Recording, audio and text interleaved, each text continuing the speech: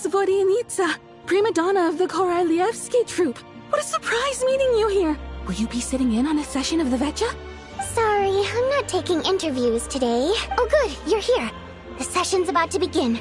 Let's get inside. Please wait, Miss Vodyanitsa. Could you introduce me to your new friend?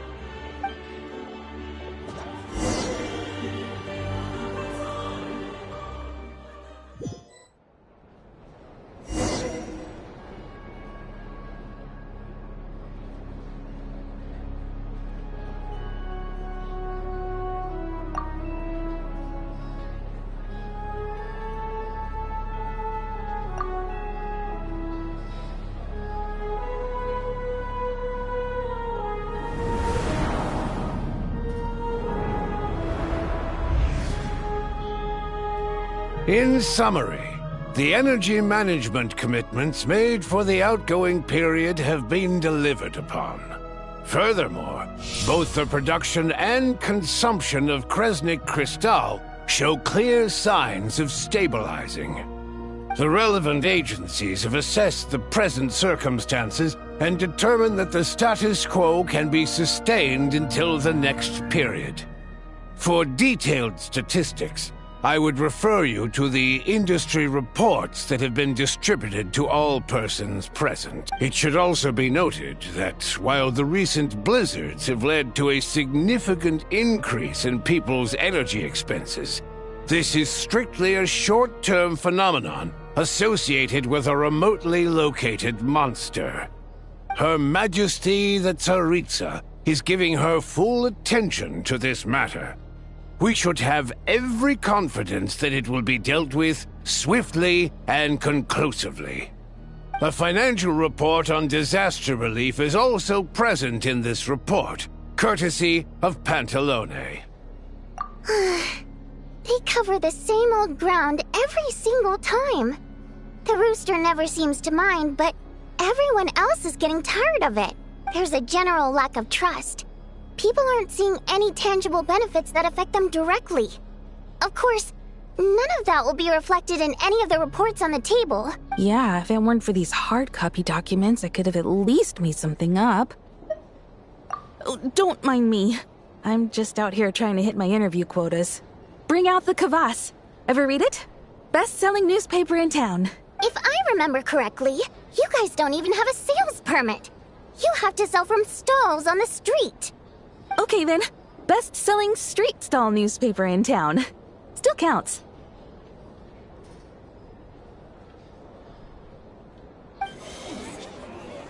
Order! We will now open the floor to the representatives. If there are no further substantive issues to discuss, we will then proceed to a vote on this motion. Snezhnaya has a long tradition of treating members of the Fatui armed forces and their dependents favorably. But recent surveys shows that Fatui families in remote areas have access to 15% less crystal than the average civilian family in Snezhnograd. It's been said many times before, but it bears repeating now. There needs to be a clear and consistent rationale behind how crystal is allocated, or we will soon face immense public backlash. Perhaps you wouldn't need to keep repeating yourself if you would hear me out for once. I say again, true consistency exists only in principle. In the real world, fairness is relative. You appear to treat resource allocation as a simple function of production and population. So what about when the equipment used in production breaks down? Have you factored that into your equation? And do you even know how long it's been since Snezhnaya last conducted a census? If I knew the answers to questions like that, I'm sure I'd be a very wealthy man. And I doubt I'd be going by child. I'd like to bring the focus back to the specific issue I raised. Or do you wish to deny that favorable treatment for Fatui dependents is our long-standing policy? It's easy to be a critic when there's no accountability. That seems to be a running theme in the anti-Project Stuja cohort. Defeat the ringleader and all other problems will magically resolve themselves. That's what they seem to think. But in case you aren't aware, not one jot in my report would change whether Project Stuja continues or not. So you have no intention whatsoever of finding a solution to this problem?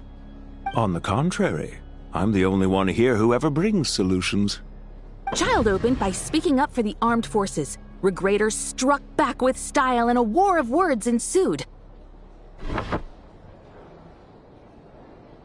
Our reporter was live on the scene to get the audience's reaction as it all unfolded. Who do you support? The people have spoken! Regrator delivered a deft rebuttal to Child, as we've seen so many times before. But how could Child take this lying down? Now you see why they don't have a sales permit. However this reporter wants to spin things, I haven't forgotten that Tartaglia was representing the Northland Bank when we first met in Liyue, so surely their relationship can't always have been this strained. You two are getting off topic. Let's focus on what the data is saying. Mr. Pantalone, may I speak on your behalf? Oh, please do. I'm more than happy to save my breath. Crystal distribution policy undergoes modifications with each new period. The ultimate goal being to find the most reasonable method of allocation, which I believe is what Mr. Tartaglia also seeks. But I fear many may have been misled on this topic by extremist activists. To clarify, Project Stuja is not the root cause of the problem. It is merely a framework for resource distribution. The most recent reports all point to Snezhnaya's resilience and adaptability during this period of fine-tuning, and give clear indications that a distribution framework is improving with each iteration. To make drastic adjustments without first considering the risks would likely do more harm than good. It would be a waste of the hard-won experience we've gained to date. Renowned scholar of finance, Arapov spoke up to clarify the fiscal logic, clearly alluding to social organizations like the Rokot in his words. With the notorious Lelex still active to this day, should the Rokot be held responsible? No, there is someone else to blame. She's just rephrasing what Mr. Pantalone said. The Rokot are the critics he accuses of taking no responsibility for their actions. As for Lilik, you won't have heard of him yet. He's currently the most famous member of the Rokot. Well, more like infamous. Ending Project Stuja has become an obsession for him.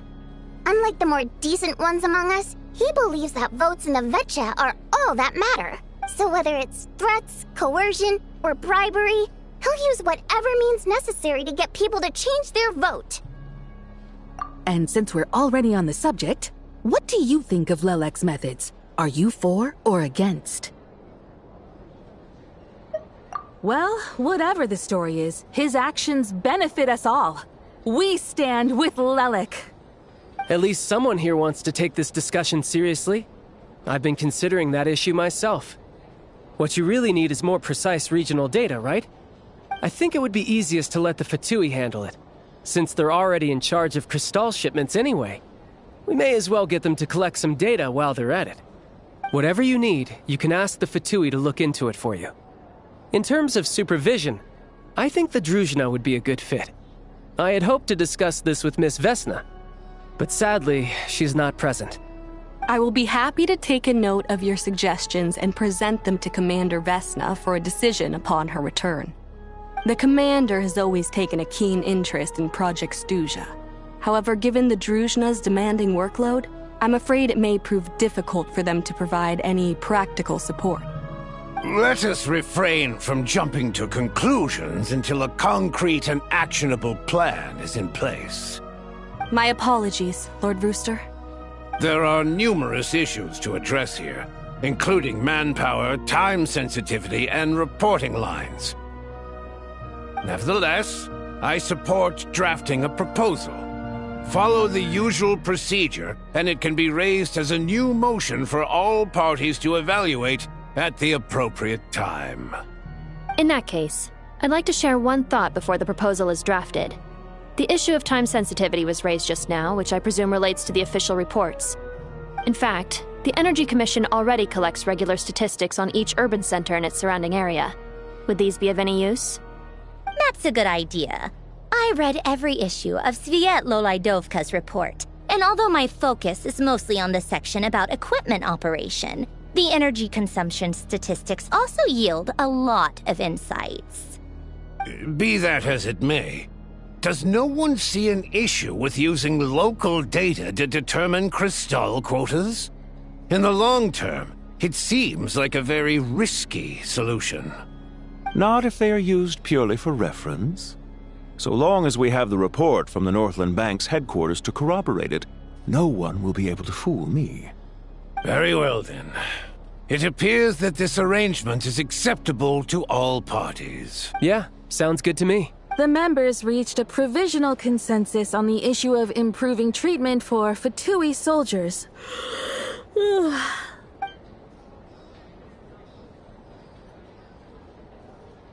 Today, the prima donna of the Korailievsky troupe attended a session of the Snezhnograd Vecha in the company of a most charming young lady. The question on all our minds is, what is the true nature of their relationship? Write anything like that again, and I'm revoking your permission to interview the troupe. Got it?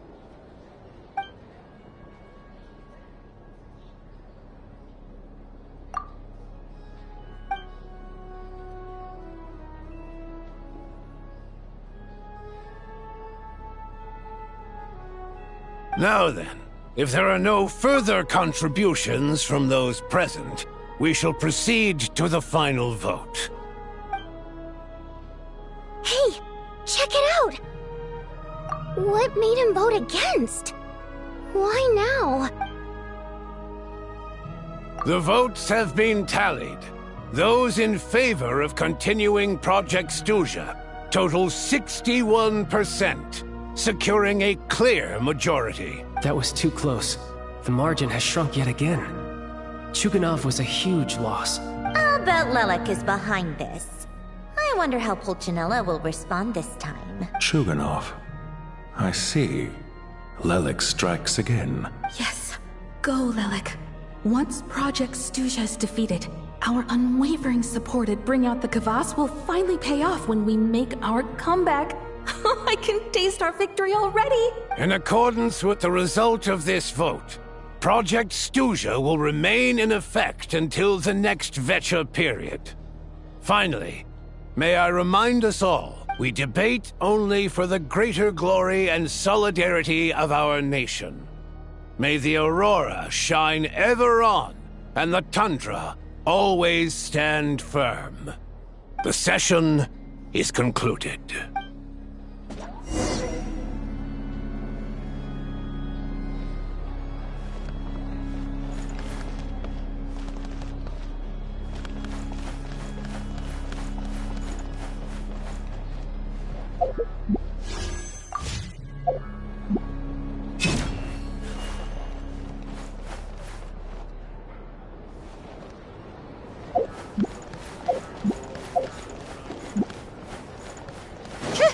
Huh?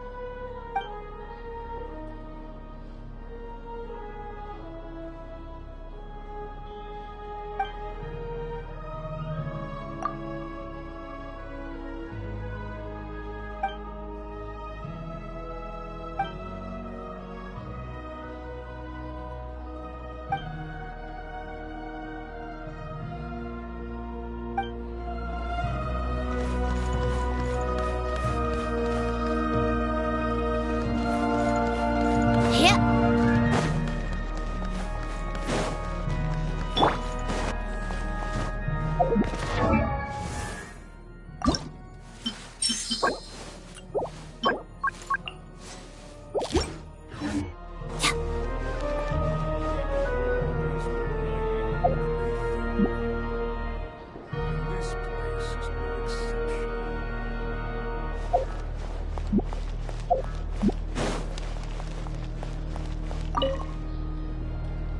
have to say, I really wasn't expecting Chulkanov to vote against Project Stusha.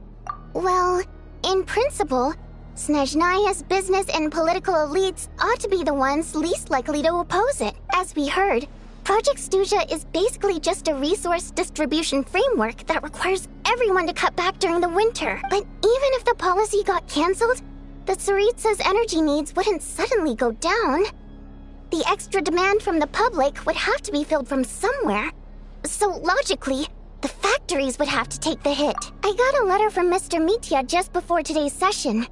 He said he's confirmed that there are issues around overtime and excessive energy consumption at the Iskra manufacturing plant. In a situation like this, once the Rooster receives the report, he'll order the factory to halt production and submit to an investigation before issuing a penalty. But that's a week-long process, and thus didn't make it onto the Vetcha agenda this time. I don't think he suspects anything so far.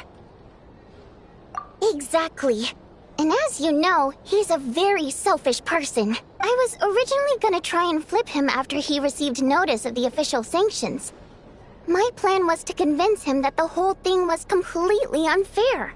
Rather than just sit back and take the hit while his factory stopped production, he'd be better off voting to end Project Stusha. At least that way, no one else would be able to make any money either, because all the factories would suddenly have more limited energy to work with. But now, he's already voted against it, which means someone must have used more forceful means to change his vote. Just like with everyone else who flipped.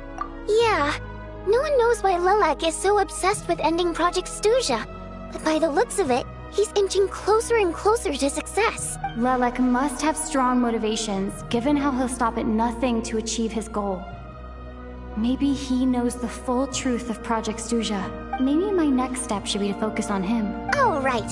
What are your plans for the rest of the day? Shall we head out? Hey, comrade. I noticed you were here during the debate. I didn't take you for a political enthusiast. Greetings, Harbingers. I just happened to have some free time today, and my new friend here thought it might be fun to check out the Vetcha. Ah, Odette must have introduced you. Looks like you two are getting along pretty well. I'll leave you to catch up. I should head back to the troop. Sure. Break a leg and all that. Thought it might be fun to check out the Vetcha, did you? Things are never that simple with you, Traveler. There's no way you're here for kicks and giggles. Tell me I'm wrong. Oh, yeah. To some, he's a captivating enigma. To others, he's the bane of their existence. No one ever thought that some anonymous nobody from the Rokot could cause such a stir. Huh? You want to look into Lelik? Then I'm sure his days of anonymity are numbered. What do you think, Sandrone? Fine by me, I guess. If the Traveler actually manages to expose Lelik, it'll be doing Pulcinella a favor. In return, it seems fair to let her in on what we've learned so far. My thoughts exactly. Sharing is caring, after all. Head back to Glupov and grab the files on Lelik. It's easier to just pull the records than go through the rigmarole of getting the Traveler a visitor's permit. As you command, child, sir. In that case, since we're going to be waiting anyway, I'll have someone brew a pot of black tea.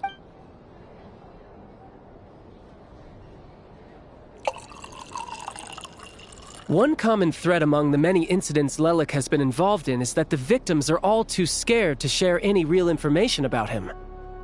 Clearly, he must have threatened them in some way. His modus operandi is to silently infiltrate the scene and leave a threatening letter behind. But neither the letters nor the crime scenes ever yield any clues to his identity. So all these files have to offer are short statements by the people affected. They don't give us a lot to go on. If nothing else, it shows we're dealing with a trained professional who's versed in counter-surveillance. Yes, and to that point, he often strikes in highly secure locations.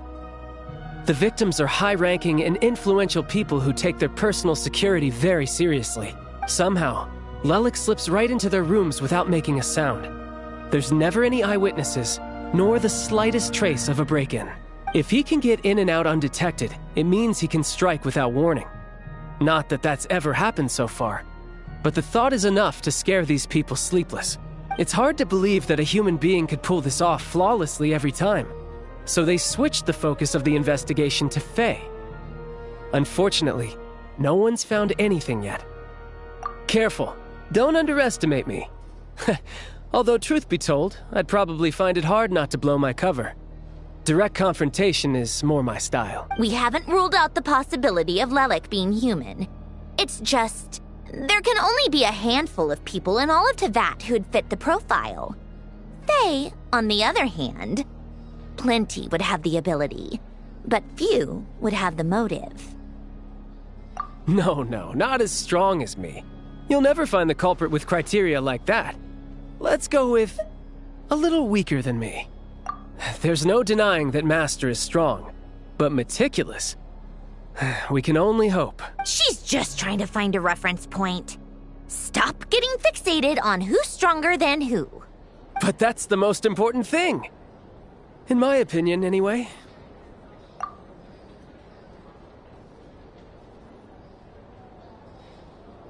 Odette. Yeah, that seems about right. Her skills are solid, and she's always calm under pressure. Except she's Fatui, so the likelihood of her working against us is pretty low. But yeah, much more accurate than your previous example, at least. No, wait a moment.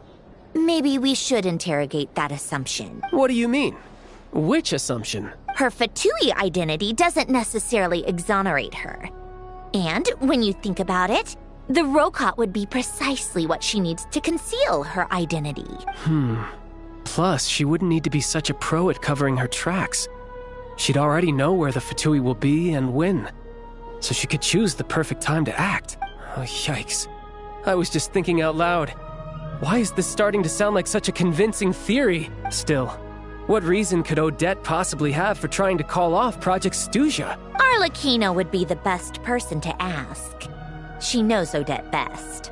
Rosaline used to open up to her in private about her struggles with Odette. As I'm sure you can imagine, Arlecchino is quite a lot better with children than Rosaline was. She gave her some tips on how to handle the situation, and Rosaline managed to reach a settlement with Odette before leaving. So I suppose there were at least no lifelong regrets left behind. Beyond that, I don't know the details about that side of things. But I do know that Odette definitely has a motive to hold a grudge against Project Snezhnaya. The reason being, her father passed away during the early stages of the project. That was back before it had been named Project Snezhnaya, when things were still being worked out. But in essence, it's remained the same ever since. The more you know. Rosaline was always so self-centered. I never understood why she started paying so much attention to Odette. Is that such a surprise? If you cast your mind back, you may remember that Rosaline and I weren't exactly close. We had tea together a few times, but that was about it. Odette's past is no secret. Her father was a Fatus and her mother was a very famous ballerina. On the surface, it looks like she followed right in her parents' footsteps. But the truth is quite a different story. After her father passed away on a mission, her mother was overcome with grief. She broke her leg during a performance and could never dance again. Odette was only interested in ballet at the time, but this tragedy left the family with both breadwinners gone. They could barely make ends meet. Per Capitano's policy, family members of Fatui who died in the line of duty had to be appropriately accommodated and provided with adequate assistance. So, regardless of how Rosaline may have felt about it, it fell to her to resolve the issue of Odette's family's livelihood. In the end, the solution they agreed upon was to have Odette join the Fatui. Right, because the alternative would have been a one-off compensation payment, I guess. In that sense, joining up was definitely the better option. Still, she must have had mixed feelings about it, right? If she doesn't even like the Fatui... It's just a theory. A possibility. But as a motive for Odette to become Lelik, it holds up. That said, I have no idea where Odette's head is at right now, or what her conflict with Rosaline was about. Plenty of people were on bad terms with Rosaline. I have no intention of trying to figure it all out. Yes, but there's not much point in discussing that now. Yeah, back to Lelik. Since our investigations so far have turned up next to nothing, we've got nothing to lose by trying a new angle. Funnily enough, Tonya and I had actually made plans to go to the theater tomorrow to watch Odette's rehearsal. Unfortunately, thanks to this Lelik situation, I'll be stuck working overtime again. Which means you can go in my place. No point wasting the ticket. Plus, you'll get to meet Tonya. Spirit Seeker. Quite the classic ballet. It was passed down through Odette's mother's family for generations, though it hasn't been performed in years. But Odette's been practicing it diligently, and it's finally ready for a return to the stage. Excitement is through the roof. Tickets for the official performance sold out long ago. Tonya's excited for it too. She's desperate to see it no matter what. Personally, it's not really my kind of thing, but since she's my little sister, I had to figure something out. I've actually seen it several times before. The story's pretty straightforward. The lead character follows a trail of clues left behind by a spirit, gradually recovering her memories along the way. It's a tale of love and regret. So not exactly reinventing the wheel, at least by today's standards. But when that classic melody kicks in and the lead character begins to dance, it always gets me. It really is beautiful. Not an easy dance to do justice to, though. I know it's always been Odette's dream to perform this piece, but I'm not sure she's really ready. In that case, I think that even if she is Lelik, we should wait until her performance is over before we respond. I'll let you take it from here, comrade.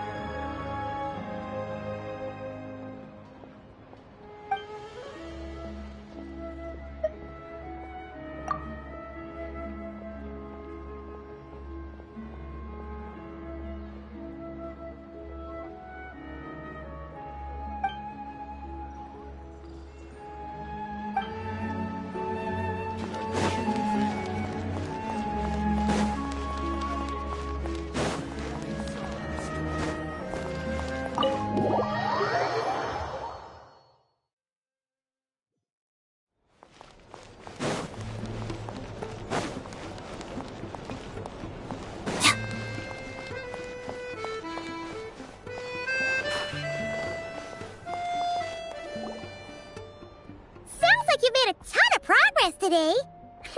It's good that everything's going so smoothly. Next step is to head back to the theater and get a clear answer from Odette. Either way, Paimon doesn't get the sense that she's a bad person. Sure, she might have done some pretty extreme things, but Paimon bet she has her reasons. Maybe this is going too far, but like, with everything she's managed to do so far, wouldn't it make more sense in theory to be even more, you know, heavy-handed? Why leave a letter when she could, well, we know there are plenty of other ways to keep people in line, right? The point is, she could have gone further, but she didn't. So, if it is her, she's got some principles at least. Yeah! Well, all you can do is follow the facts wherever they lead. No change, really. But that thing Paimon told you about yesterday? Paimon feels like she can sense it more clearly now. Hearing you talk about your day makes Paimon itch for an adventure. If only she could be there with you so we could experience it all together. Yeah, I wish you could be there too. I'm not used to adventuring alone. But don't worry, we'll get to the bottom of this. Guess it's just one of those things. Never mind. Paimon will behave herself and keep resting.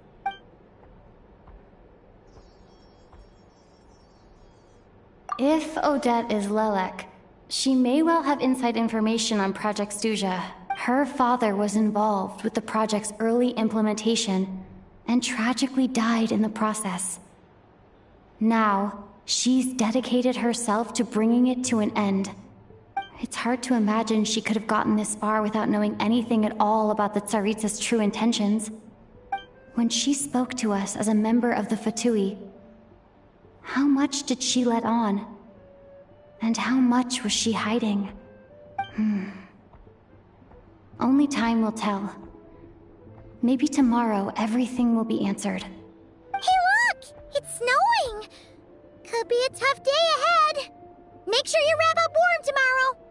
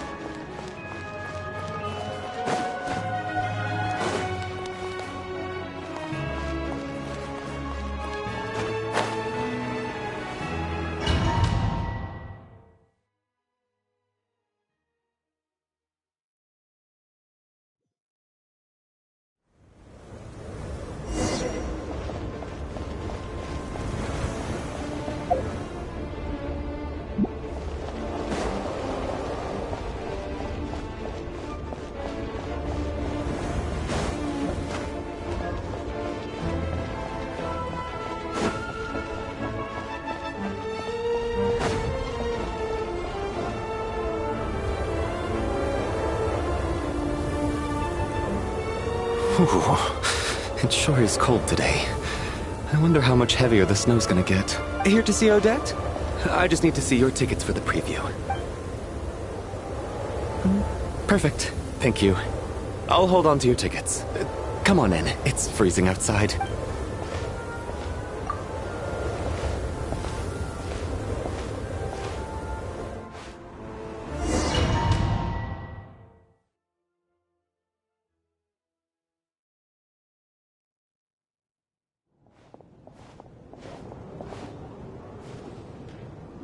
I think I'll leave the Lelek question until after the show's over.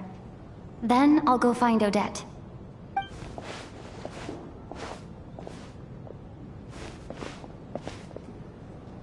Child said he was originally going to come with Tonya, so I'm guessing Tonya's already here somewhere. Is there anyone here who looks like a Tonya? Let's see. It's a small audience. Makes sense for a preview. But wait, I do see some familiar faces. Mr. Chuganov's back again by the looks of it. Oh, and is that Mitya? And that Fatui officer, Valeri. Guess he must be playing cat and mouse with Mitya again. Oh no, it looks like the show's starting, and I still haven't found Tonya. Never mind. I'll just have to take a seat for now and see if I can catch her afterwards.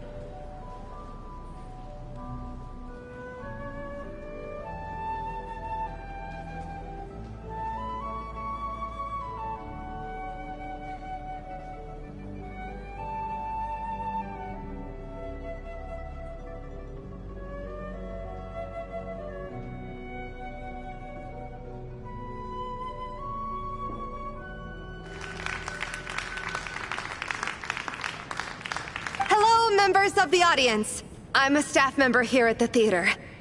Today's performance was a very special one for us, as it marks the first attempt in a long time to revive the classic Snezhnayan ballet, Spirit Seeker.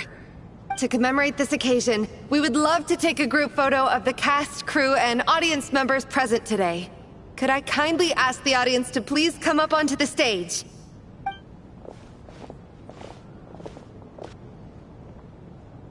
All right, everyone, huddle in a little more. Now, look at the camera. 1, 2, 3.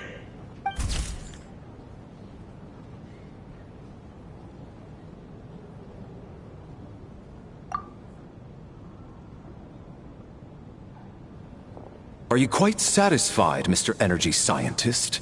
I rather hope you don't have any other escape plans to add to my workload today. What are you talking about, Sarge? This was simply my way of inviting you to watch Miss Odette's new show with me. And wasn't the performance spectacular? In the future, I heartily encourage you to take a leaf out of my book. Find some soul-nourishing pastimes to enrich your time outside of work. It was indeed a fine performance, but I must correct you on one point. This is not time outside of work. These are working hours. Working hours and non-working hours are just a social construct. Human technology can never advance if we're too rigid in our thinking, Sarge. May we leave now? Already? I mean, I was kinda hoping to soak up the atmosphere for a little longer, but... No? Okay, guess I'm pushing my luck. Didn't seem like too much to ask, but fair enough. Off we go then, Sarge. Back to the land of working hours. Lead the way. That has to be her. She's the only person in the audience around Tonya's age. Excuse me? Are you Tonya? Huh? Your brother's busy today, so I took his ticket. Don't worry about him. He's fine. Oh, okay. Sorry for the trouble. What's wrong? Are you sick? No, I'm fine. It's nothing. Maybe she caught a cold on the way here because of the weather?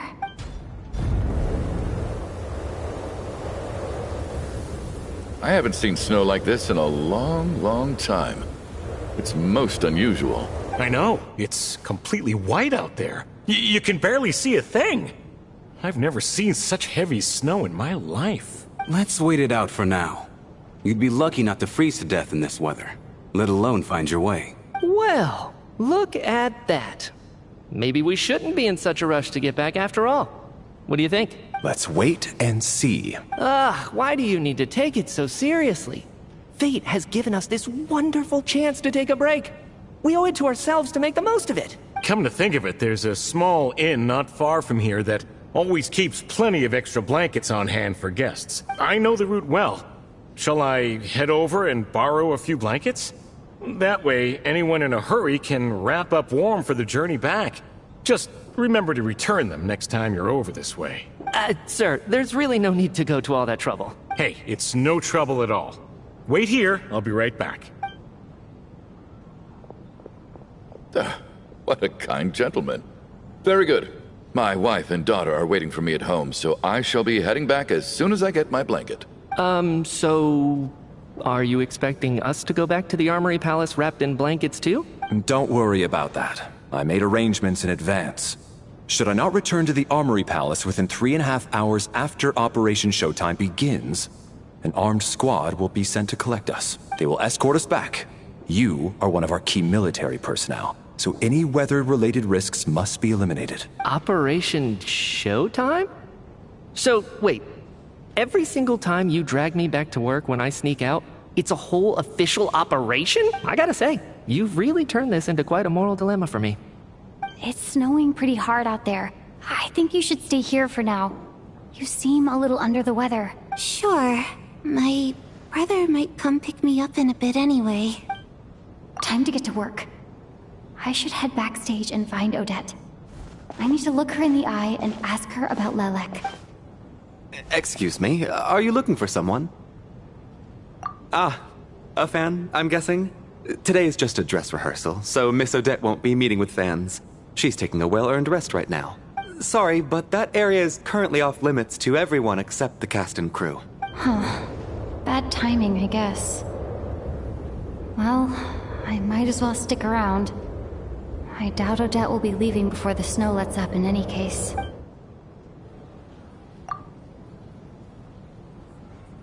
What happened to the gentleman who went to fetch the blankets? How has he still not returned? I was thinking the same thing.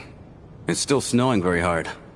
Do you think something might have happened to him? Whatever the reason for his delay, I must say I hate nothing more than people who make empty promises and fail to deliver. Well, I have to treat my employees like that on occasion, but that's different.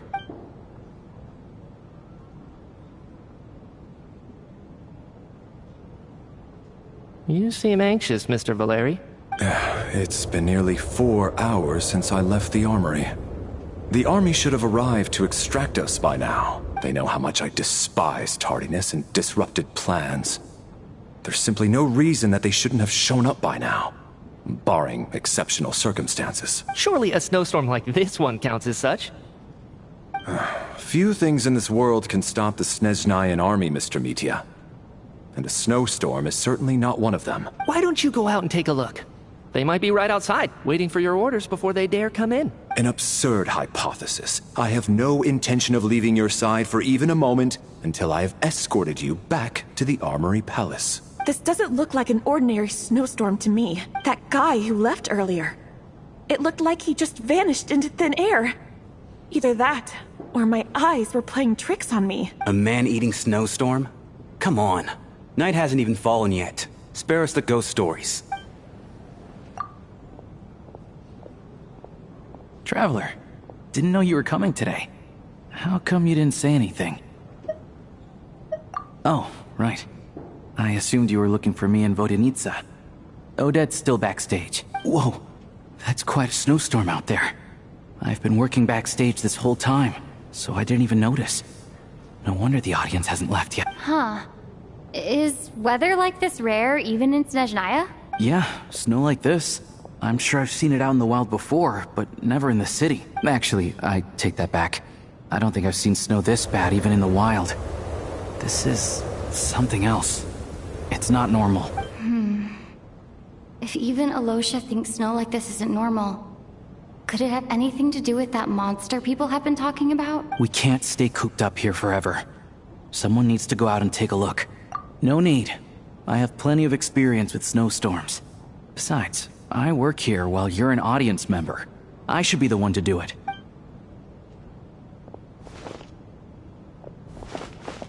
Everyone by the door. Careful not to let the snow soak into your shoes. In a snowstorm, you gotta look after your toes above all else. Heading out, my man? Be careful. I've been told the snowstorm eats people alive. Thanks for the advice. I am planning to be careful. I just want to take a quick look at the situation out there.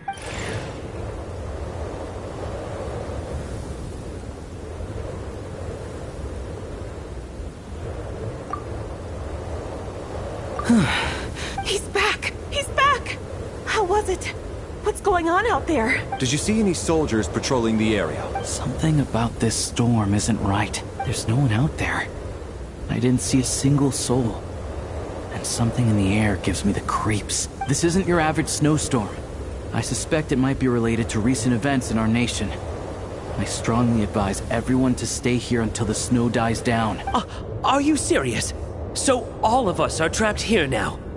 That sounds a little far-fetched to me. You want to go outside and see? I, for one, am not risking my neck in that weather. This just turned from a minor delay into a major hassle. We can only hope that our friend who went to fetch the blankets just ditched us and went home. Is it really that bad? But my daughter, I won't be able to read her a bedtime story tonight. Huh? What are you all still doing here? Whoa! It's snowing hard! So now we're stuck here? Oh, this is terrible! Luckily, it was just a dress rehearsal today, so there aren't too many people here. On the bright side, the theater's always well stocked with supplies. If the snow still doesn't let up as we get into the evening, you can spend the night here, everyone. At least, I assume that's alright? Odette? Fine by me. This seems like a sensible backup plan under the circumstances. My thanks to the theater for being so accommodating. What are you staring outside and praying for, my man? You anxious to get home too? Oh, Your Majesty the Tsaritsa, I beg you, please do not let tonight's snowstorm stop. This is a golden opportunity to spend the night under the same roof as the two top stars in all of Snezhnaya. It's a once-in-a-lifetime experience. I think I've changed my mind.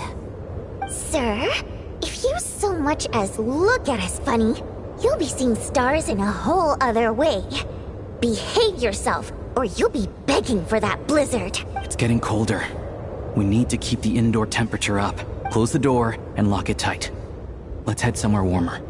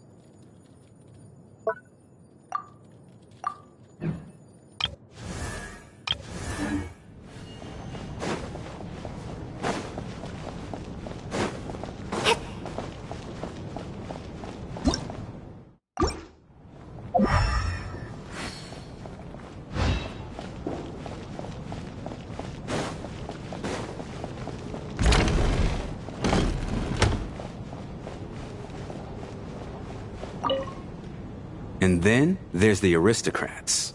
Easiest of all to deal with. You don't need to use any force whatsoever. All you have to do is show them the rope you plan to tie them up with. Do you know why? I don't.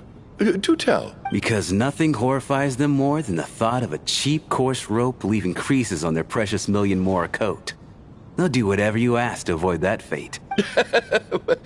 Unexpected, but funny nonetheless. Tell me another one. Well, look at that. I got myself a new listener. Hey there. Let me introduce myself. The name's Shram, and I'm a mercenary. The kind that gets paid to do odd jobs for rich folks. And I am Chuganov, an entrepreneur.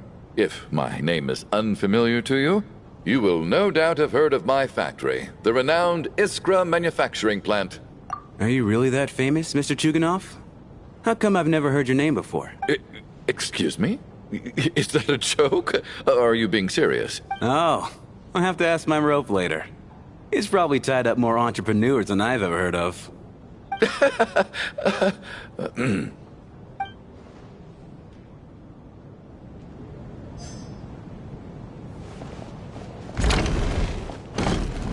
How are you feeling, Tonya? I'm fine. Sorry to worry you. I'm used to it by this point. I take medicine for it. My brother usually helps to get it ready for me. Child must take great care of his sister. He's never mentioned Tonya's illness, though. You know, I actually find this whole thing kind of exciting. Stuck in a strange place thanks to a snowstorm. Having to spend the night with a bunch of interesting characters. It's pretty cool, don't you think? Kids, huh? My brother always says I'm not mature enough. Maybe he's right. I'm fine, really. Just got a little overexcited. Look after yourself. Otherwise, your brother will come after me.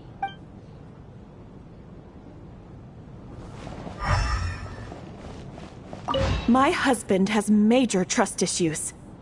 To him, I doubt even this snowstorm is a good enough excuse for me to stay out all night. That's the price of marrying into wealth. You'll get used to it. I'm not about to stop you if you want to leave. But don't drag me along. Hello? Can I help you?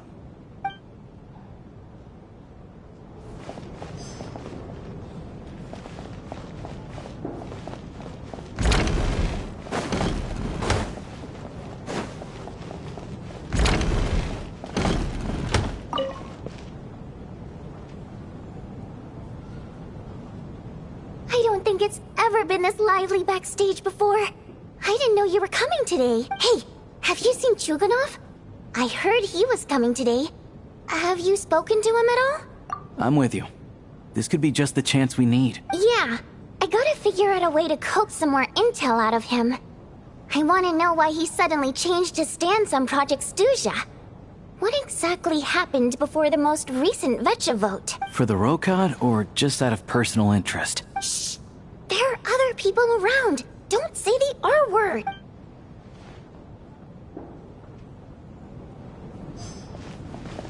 This is highly irregular.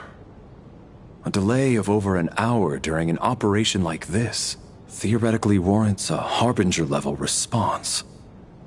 I wonder what the issue is. The storm, or something else. Sarge, the day you learn to let go and just enjoy moments like this is the day you'll finally understand the meaning of life. Why, hello, ma'am. I believe you were the one sitting at a nearby table back at Podvorye restaurant. Any friend of the theater's star performers is a friend of mine. It's a pleasure to meet you. I'm Mitya, from the Energy Commission. Greetings. Major Valeri, head of the Special Assignments Battalion. Armory Palace Royal Grenadier Guards, 1st Regiment. I am here to ensure Mr. Mitya's personal safety. Miss Traveler, I cannot help but notice that Miss Odette is stealing glances at me. Any idea what that could be about? I've racked my brains, but I can't think of anything I might have done to offend her. Perhaps she noticed me spacing out during her performance? What? You mean I really did do something to upset her? Well, thanks for letting me know. So, Mr. Mitya, is your work related to Project Snezhnaya? Yes, that's right. The higher-ups in the Fatui transferred me from the Energy Commission to the Armory Palace because they wanted me to... Really? I can't even talk about that? Pretty sure it counts as part of my private life. All right, I won't say anything. Sorry, Traveler. As you can see, I'm afraid this pleasant chat will have to end here.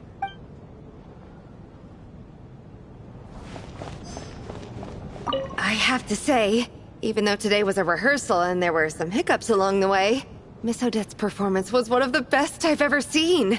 Even compared to an actual show. Oh, I couldn't agree more. Especially considering the weight of the subject matter.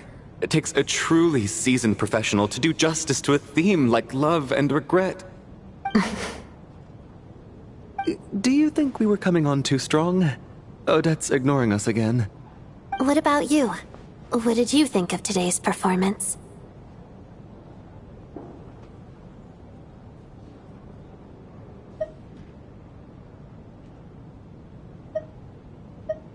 Huh. That's actually a more insightful critique than I was expecting. My mother would agree. She's always thought that was my biggest flaw. Maybe I need to work on making my facial expressions appear more natural. I'll make sure to save a ticket for you when the show's performance ready. This doesn't seem like the time or place to bring up the subject of Lelek. I need a chance to speak with her in private. So unfair. Talk about double standards. And now it looks like I've been spotted.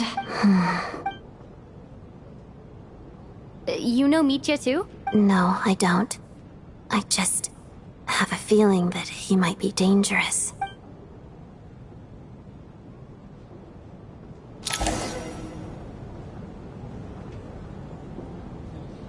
How's it looking, Alosha? No change from this afternoon. Heavy snow with no sign of slowing down. May I have your attention, please? The storm is unlikely to stop tonight, and it'll be even more dangerous outside at night than it was during the day. We at the theater owe everyone here a duty of care. Therefore, we strongly suggest that you stay on site overnight and avoid going outside unless absolutely necessary. In a few short moments, we'll give you a tour of the theater's various quarters. You can choose to sleep in the VIP room, the office, or backstage. Or on the stage if you'd prefer. We won't mind. I'll pass on sleeping on the stage. What if the snow is stopped by tomorrow morning? The early birds in the audience might think we're part of some experimental new show. A drama about sleeping? That could be fun. Maybe we could come up with a title for the production. Not bad. Clear selling point at least. Could be a big hit. Anyone who doesn't wish to sleep on the stage, please follow me. I'll show you to the rooms. I guess I'll call it a night. Though, I feel like I won't sleep very well without Paimon here. I'm sure she'll be worried that I haven't made it back yet. But as long as she looks out the window, she'll probably realize what's holding me up. I wonder if she's feeling any better yet? At least she hasn't been getting any worse. Still, I should try and get back first thing tomorrow morning.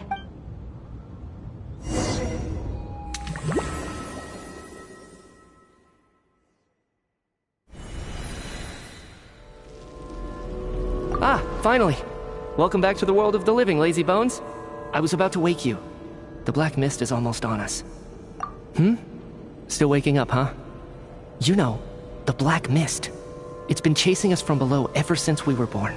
You're just dozy. There's no way you've forgotten. Come on, let's keep heading up. Onwards and upwards is the only way to survive. Don't listen to a word those black mist cultists say. Here we go again. That endless march toward survival. What's going on? That black mist down there is creeping me out.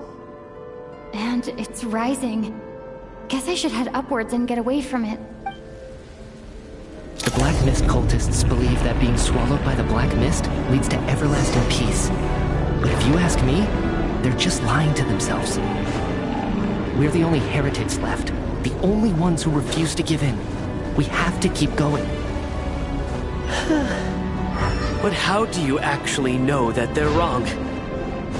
Dangerous question there, Torgoth. The moment your faith wavers, you start a chain reaction that ends in the collapse of your will. Put the question out of your mind. Stay strong, and believe that the black mist means certain death. Okay, but it's not my mind that's the problem. My body's about to give up on me. It's already starting to falter.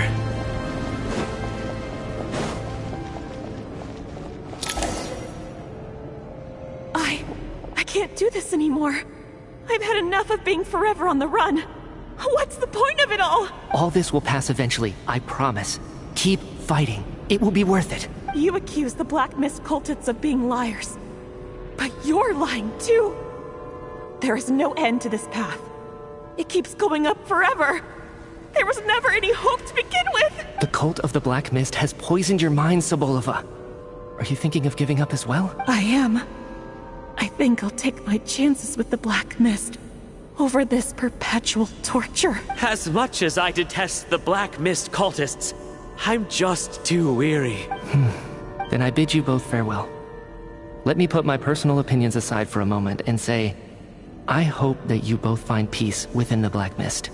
Fate always appears so impossibly complicated. But at moments like this, its raw simplicity is laid bare. Their fate was sealed from the instant they entertained doubt. From then on, the outcome was both inevitable and irreversible.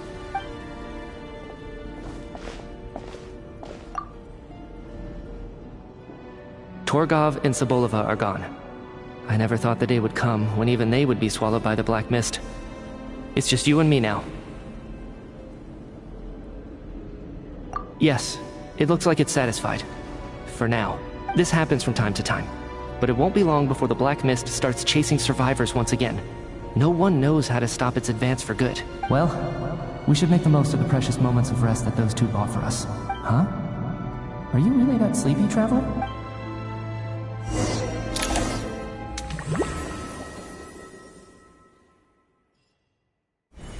Ah! Help! Somebody, come quick! What is it, Chuganov? What's wrong?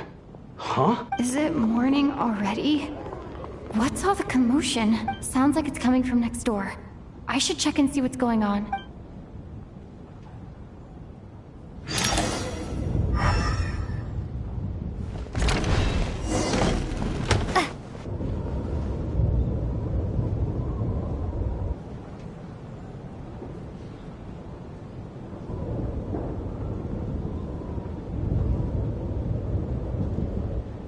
Don't look, Miss Tonya. Stay here. Okay. What happened to them?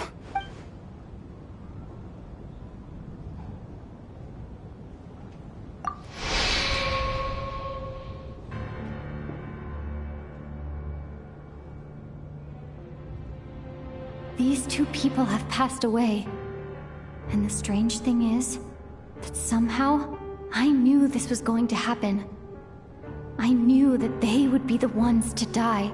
Have I seen this moment before? Or did I have some kind of premonition? I can't remember what it was. Let me take a look.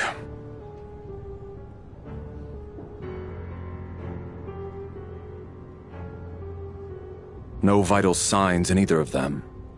They're dead. The cause of death, however, remains unclear. No wounds on the bodies. No signs of a struggle, and no skin discoloration caused by the buildup of toxins. But just last night, they were chatting and joking away. This is so sudden. Could they have had pre-existing medical conditions? Even then, the odds of them both dying of sudden complications on the same night are extremely low. It's hard to believe that they died of natural causes, nor does this appear to be a suicide. Who was the first to discover the bodies? It was me. But these deaths have nothing to do with me, officer. I got up early because I wanted to see if the snow had stopped. Then I noticed that the door to this room was open, and it looked like there was a man and woman inside. I just went over to see what was going on. I had no idea they were... I can corroborate this. I was doing my morning exercises near the stage. When I saw Mr. Chuganov heading this way, I followed him. I can also confirm that I didn't see a single person approach that room before him. The snowstorm was raging all night, and it's still going now. There's no way someone could have come in from outside, correct? You mean an intruder? No, not possible. I slept by the door last night as a precaution. There's no way I wouldn't have noticed if anyone had tried to open it. Everyone, split into pairs and search the theater for anyone in hiding or any signs of suspicious activity. I'll follow up with a full search of my own shortly. Go. There is no time to waste.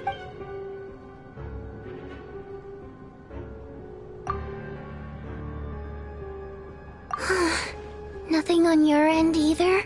Backstage is clear. No signs of suspicious activity. We checked the basement. Also clear. I don't think there's anywhere here that a living person could hide. Are we certain that the theater doesn't have a back door? Or any tunnel or passageway wide enough for a person to fit through? No, there's nothing like that. If people were sneaking in through some secret tunnel to avoid buying a ticket, we'd have sealed it off ages ago. I also checked the windows. All of them are locked from the inside, and there's no sign of anyone entering or leaving. It sounds like we can safely rule out the intruder theory. If anyone came in during the night in this weather, there'd be no way for them to avoid leaving footprints or water stains. This can only mean one thing. It's like one of those murder mysteries you see in novels and plays, isn't it? The ones where the killer is one of us. We can't quite jump to that conclusion just yet. Could he be right? It's hard to imagine something like that happening in real life. Set in a theater during a snowstorm, a murder takes place and the killer is among us. It's such a classic trope that it seems unbelievable. Looking at who the killer targeted and the clean entry and exit, it all adds up. I know what this is. It's obvious now that I think about it. What is? What have you figured out? Both victims were wealthy, well-known local merchants. And the door was deliberately left open so I would discover the bodies and witness the crime scene first thing in the morning. Such ruthless methods. This was your doing, wasn't it? Lelik. Lelik? You mean Lelik is among us? And he's the killer? Lelik. I know this code name. Member of the Rokot, anti-Project Snezhnaya. Always works alone. I've read the case files at the Armory Palace. Walk me through your reasoning, Mr. Chuganov. What do you know about Lelik? What now, huh? What now, Lelik? What more do you want from me? I already voted against Project Snezhnaya at the Snezhnograd. You snuck into my house the other day while I was asleep. Left a threatening letter. And I did all that you asked. But Project Snezhnaya cannot be so easily shaken. Not with the rooster in charge. So he really was threatened by Lelik. That makes sense. And now you're resorting to murder to threaten me. Isn't that right? I knew it. The Rokot despises the rich. The lives of the wealthy are but refuse in your eyes. Show yourself! Which one of you is Lelik, Tell me! I'll do whatever you want! Just stop playing these mind games!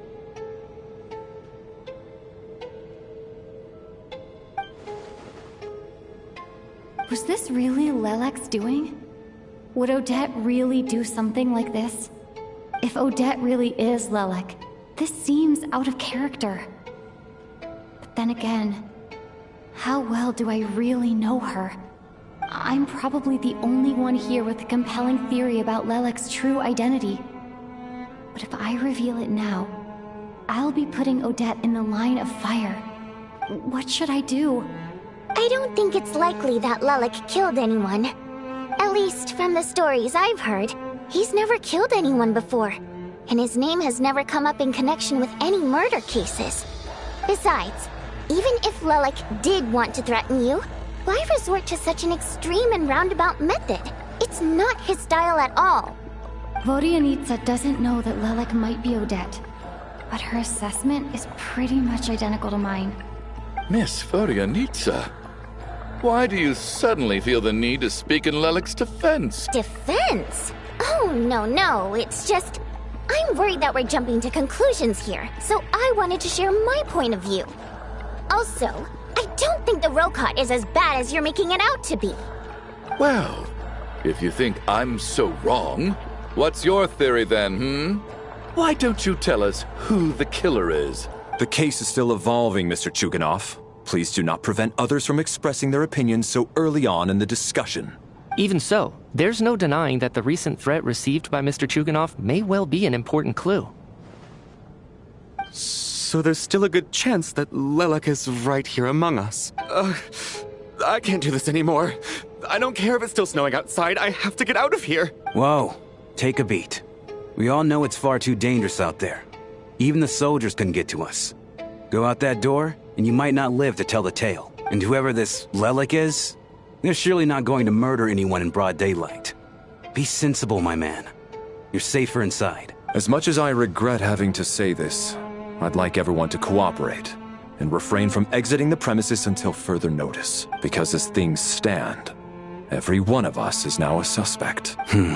Unless anyone has further information to share, let's adjourn for now. Feel free to keep searching for clues, but make sure you don't go off alone.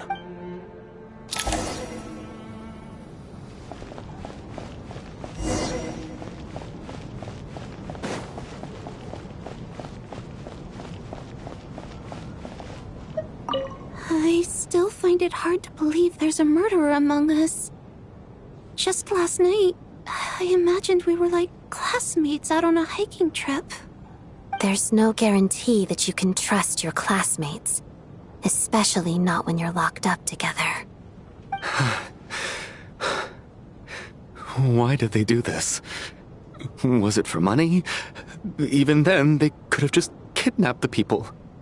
They didn't have to die.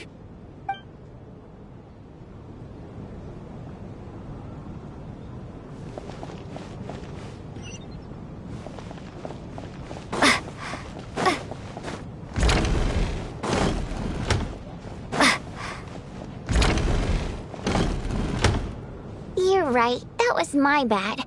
It was a knee-jerk reaction. I didn't think it through. Luckily, no one suspected my identity. Oh, phew. It's just you. I thought someone was eavesdropping. Since Vodianitsa and I were on the same page earlier, I think I should share my thoughts with the Rokot members first.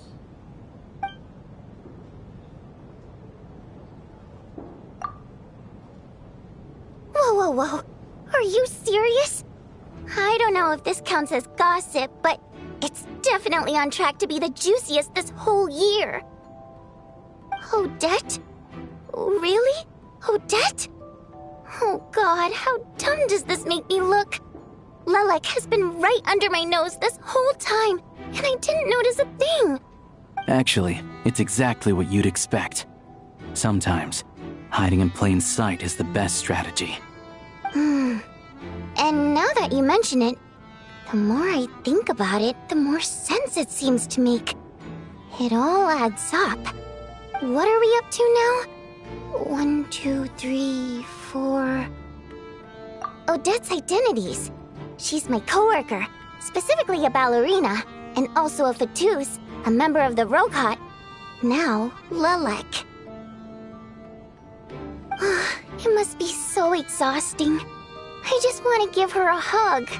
I guess since I've always known her as a member of the Fatui, it never even crossed my mind that she could be involved with the Rokot, let alone be Lelek. I don't understand. If she's with the Fatui, what reason could she have for being so opposed to Project Stusha? Probably best if you ask her that in person. Well, since you waited until now to bring this up instead of announcing it to everyone earlier, does that mean we're all on the same page here?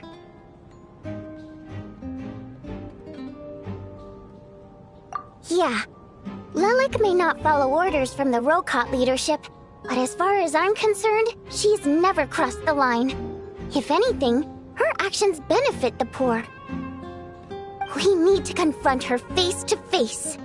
Do you think she'd really admit to being Lelek? I don't know. We'll have to see how it goes. For now, we'll work on the assumption that she didn't kill anyone, and see how much she's willing to tell us.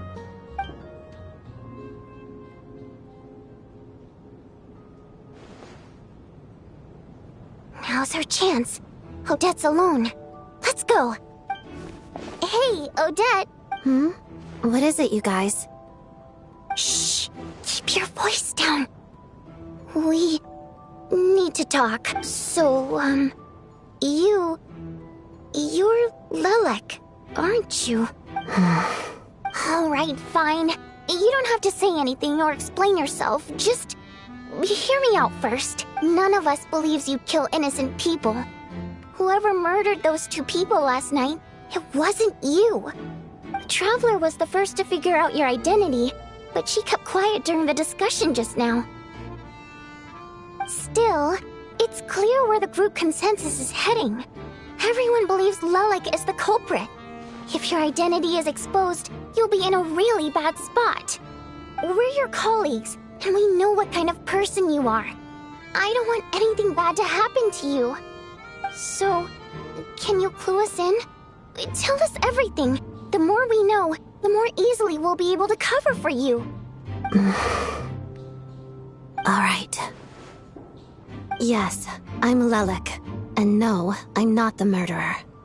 And thanks, but I don't need you to cover for me. Actually, I'm planning to reveal my identity.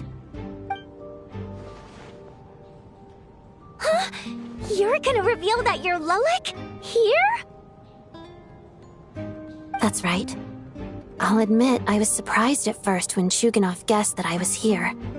It was just a lucky guess, but it caught me off guard. But after taking some time to assess the situation and confirm where everyone stands, I don't believe I have anything to worry about. Are you sure you don't need a second opinion? Given the circumstances... Mr. Valeri! What?!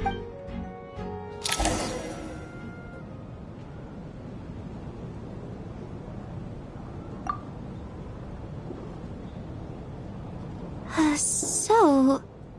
Odette is Lelek? I don't know what game you're playing, but you've got a lot of nerve. It's just one identity. So what if it's exposed? I can disappear and adopt a new identity anytime I please. I made my peace with this when I chose to become Lelek, but more importantly, I promise I am not the murderer. Which means that someone else is. So, if anyone still insists that I did this, you'd best produce the evidence now. Otherwise, I suggest that you bite your tongue. Because if you really believe I killed 2 people without making a sound or leaving a trace, pointing fingers at me would surely only make you my next target. Is this really the truth, Miss Odette? That's confidence, all right. I believe you. A real no-nonsense attitude. I can see why Marionette said that she's on track to inherit the title of the Fair Lady. Are you seriously buying this? Hey, officer! She just admitted to being Lelek. Aren't you going to do something about this? I do have one question, Miss Odette. Why have you chosen this moment to come forward and reveal your identity? If I didn't say anything, everyone would be focusing all their efforts on finding Lelek, and that is exactly what the real culprit wants. I don't want to be the scapegoat who lets the murderer get away with this crime. Despite all the accusations, she made the smart choice. A remarkable display of rational thinking under pressure. Clearly, Odette's talent extends far beyond the art of dance. She thought so far ahead. Ugh, why do I always feel like I'm one step behind her in everything? You've convinced me. Dealing with the murder case remains the top priority right now. Let's put the name Lelek and all related incidents aside until further notice. Nevertheless, the group still considers you the prime suspect. I assume you have no quarrel with that, Miss Odette? I understand. You're welcome to keep an eye on me around the clock. I have no objections. Mr. Chuganov? For my wife and daughter's sake, I'll let you off the hook for now. But don't think you're forgiven for breaking into my house and threatening me. Just wait till we get out of here, Lelek. We'll settle the score then.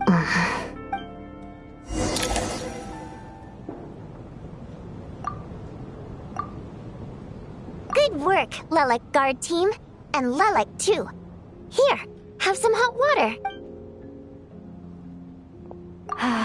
Turns out Valeri knew about my exploits, so now I've been told I have to guard Lelek with him. Shouldn't you be facing my way if you're guarding me? At the moment, It looks more like you're my bodyguards. If the true culprit is indeed still at large, as you have claimed, we must keep our guard up against them also. Don't worry, Tonya. We'll get through this. Once the snow stops, the officials will step in. The investigation will get easier, and then we'll be safe.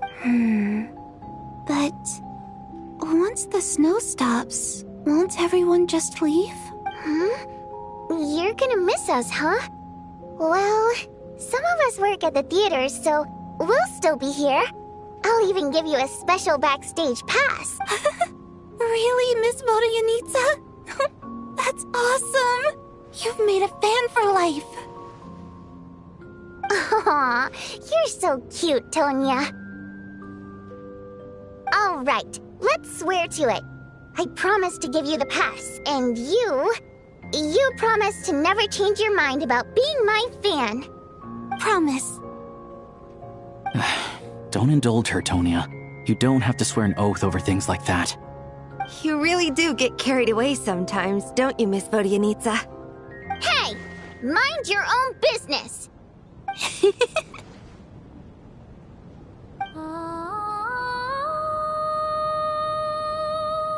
Don't be nervous, Miss Water Imp. Everyone's here. There's nothing to be afraid of. Excuse me? Do I look nervous? Don't be ridiculous. No. You sound nervous, lass. Oh. Wait, but how... Okay, plenty of people know that I'm a water imp, but still... How come you understand our primary mode of expression? Primary mode of expression. I've not come across that concept before.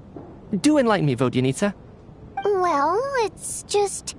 We water imps tend to communicate our emotions to each other by singing, rather than facial expressions. The emotions we convey through song take precedence over our facial expressions. So, we think of it as our primary mode of expression. I'm impressed, Shram. I didn't take you for a man of culture, but you're clearly rather learned. It's not about being cultured or not. The thing is, this mode of expression can usually only be understood by other water imps. It's not a simple case of a song sounding happy or sad. And yet, you're clearly human, Mr. Shram. It's really not the big deal you're making it out to be. I think I just have a knack for it. Plus, I have a... very close friend who's a water imp. A delightful lady. But keep that a secret.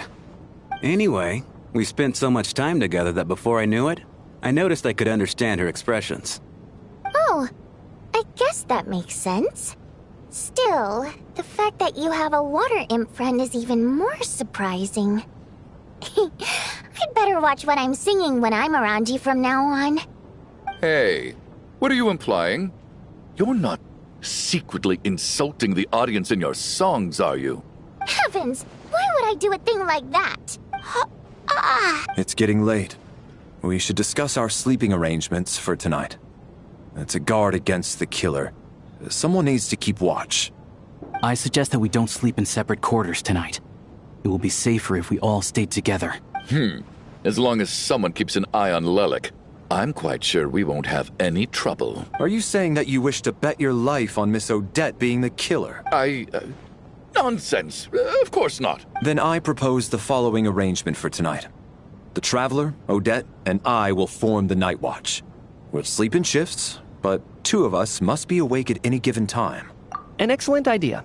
This allows us to handle the Night Watch while also keeping an eye on Lelik. Meanwhile, the rule of taking shifts in pairs resolves the other issue. Namely that we can't necessarily trust the Traveler or Valeri either. I expect that plan took you quite some time to come up with, didn't it? Actually, our field combat manual outlines a similar approach. Although the scenario there involves guarding prisoners overnight during field operations. That being said, I must clarify that I harbor no disrespect towards you personally, Miss Odette. In fact, Lelik's numerous covert operations make fine textbook examples for military agents. I care less about respect and more about the fact that you just robbed me of 2/3 of my sleep tonight. I'm calling dibs on being the first to rest. Good night.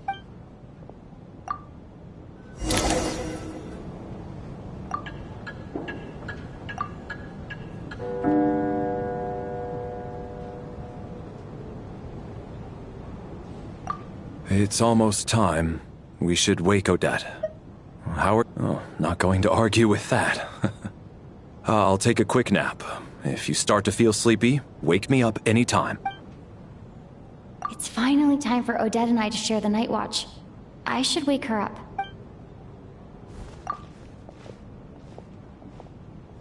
I came here to get information from her in the first place. Maybe I should think about what questions I want to ask before she wakes up. How long are you gonna keep staring at me? Couldn't sleep. My mind's been running haywire. Plus, there's something I've been meaning to talk to you about. I had a hunch that you wanted a conversation too. Let's take this chance to clear the air, shall we? I just had a simple question for you, really. It's... Rosaline. In her final moments, did she have any... last words? Or anything? I see. Well, that was all. No, she was utterly ruthless in pursuing her goals. That kind of person should be hard to miss. And yet, even though I never approved of her methods, and she was an abrasive person, the fact remains that I am indebted to her. Oh, she told you. I guess that makes sense. I think she and Rosaline were on pretty good terms. Yes. Rosaline wasn't the kind to gossip about this sort of thing. Not when I was a child. I had to join the Fatui for the sake of my mother and me. I trained under Rosaline. It was extremely grueling, and it didn't exactly come naturally to me. All I could do was try to ignore the biting cold and practice. I was a newcomer who'd managed to make a good first impression on a harbinger. There was pressure to live up to her expectations. To be worthy of the fair lady's reputation. Every day was a struggle against the cold, pain, and fatigue. And most nights, I struggled to fall asleep. After enduring all that, I've become almost immune to the sensation of pain. I suppose that was the cost of survival. Surely, any child who had to experience that would grow to hate her lot in life, don't you think? So, I put an equal amount of effort into my ballet. Because in my young mind, that was the only way to defy my fate. It was my way of telling her, the Fatui's demands and your expectations of me are not what I wish for.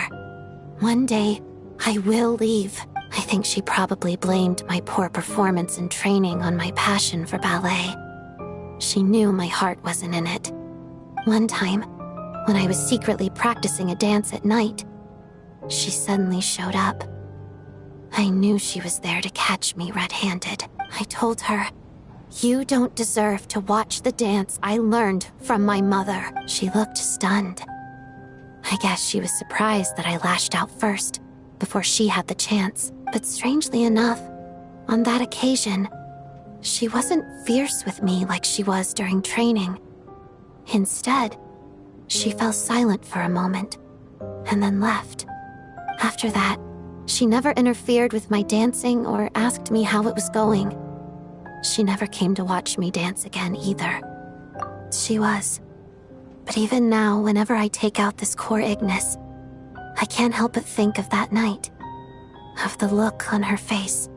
Sort of. Although gift might be too kind a term. This is her flame sealed within ice. A symbol of her favor, yes, but also her way of keeping an eye on people. She knew the location of every piece of core Ignis.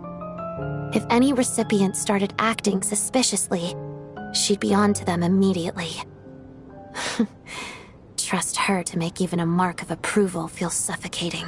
So, when news of Rosaline's death reached Snezhnaya, many people immediately crushed their core Ignis. It gave them a profound sense of relief, like they'd broken free from her shackles. But I kept mine. With my sensitivity to pain being as dull as it is, The warmth from this core Ignis is one of the few things I can still feel clearly. I still wonder, did she really come to stop me that night? I wasn't sure, but I was scared. So I said some really awful things. I guess she didn't leave anything behind. Not that I expected her to. It's fine. It's just a bit of a shame that we couldn't settle our differences before the end. She did. Are you sure she was talking about this event? No, she didn't. I didn't even find out that she'd gone to Mondstadt until a while after she'd left. Wait, in that case... Okay, I will. Thanks for letting me know. There's something I'm trying to figure out. I'm beginning to suspect that Paimon's mystery illness is being caused by the energy research behind Project Stuja. Paimon's very important to me, so I have to get to the bottom of this. I figured that since you're Lelek, you might know something about all this. The ultimate goal of this energy experiment is to create a weapon for the final battle. The weapon's construction was completed in Nodcry. Now, all that remains is to arm it with a sufficiently powerful energy. Yes, the weapon's development and all the related experiments are overseen by Lord Piero, the Jester, and the lab is located deep within the Armory Palace. I'm not sure why this experiment would be making Paimon feel unwell, though. The best way to get to the bottom of it would be to go there in person. Once we get out of here, I'll help you apply for an entry permit. And I'm hardly the organization's proudest member, as you know. You answered my question about Rosaline. I want to do you a favor in return. It's that simple. Huh? What's wrong? Are you not feeling well? You two seem to be hitting it off. I thought you were sleeping. Of course I was. In the military, one learns to fall asleep quickly, even in the most inhospitable environments. It's vital to staying alert and energized. Why? Even if he was awake, he can't have overheard us, right? Well, thank you both for keeping watch. Traveler, I'll take over for now. It's your turn to get some sleep. Sure.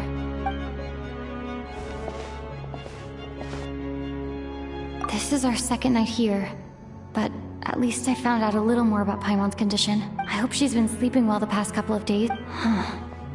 Why do I feel like I'm being watched? Seriously? Is this Never mind. I'd better try and get some sleep myself.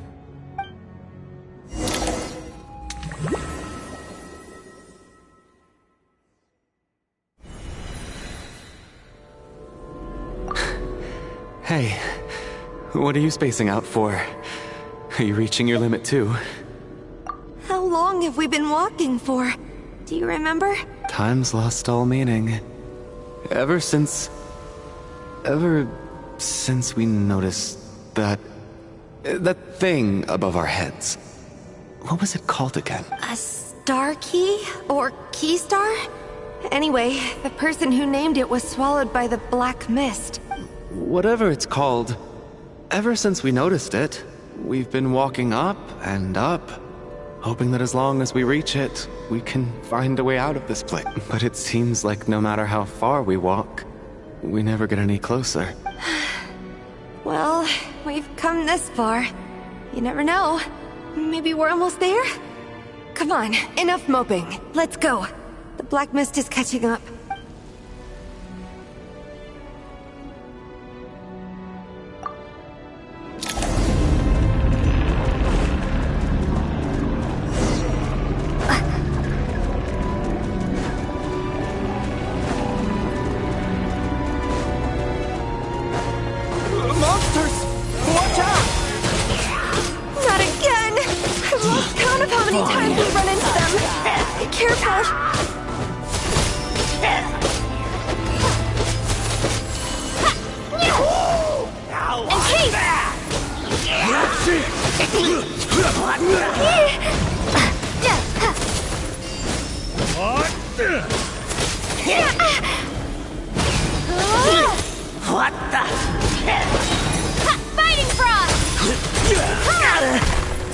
Tough guy.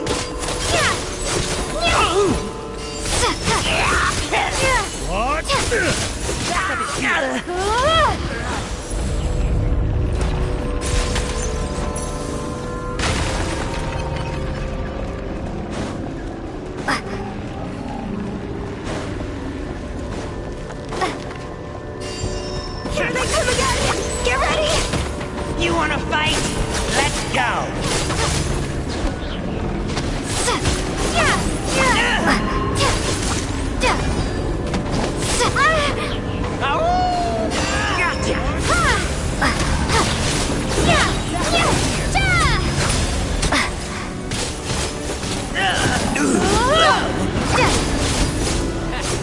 Having second thoughts? What the?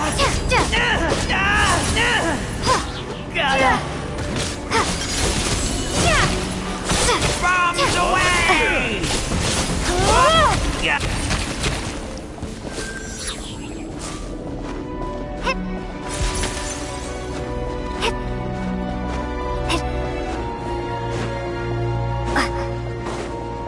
Monsters ahead of us.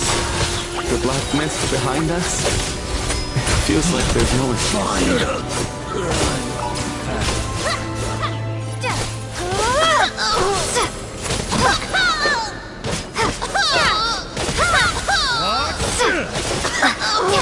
Back of it here.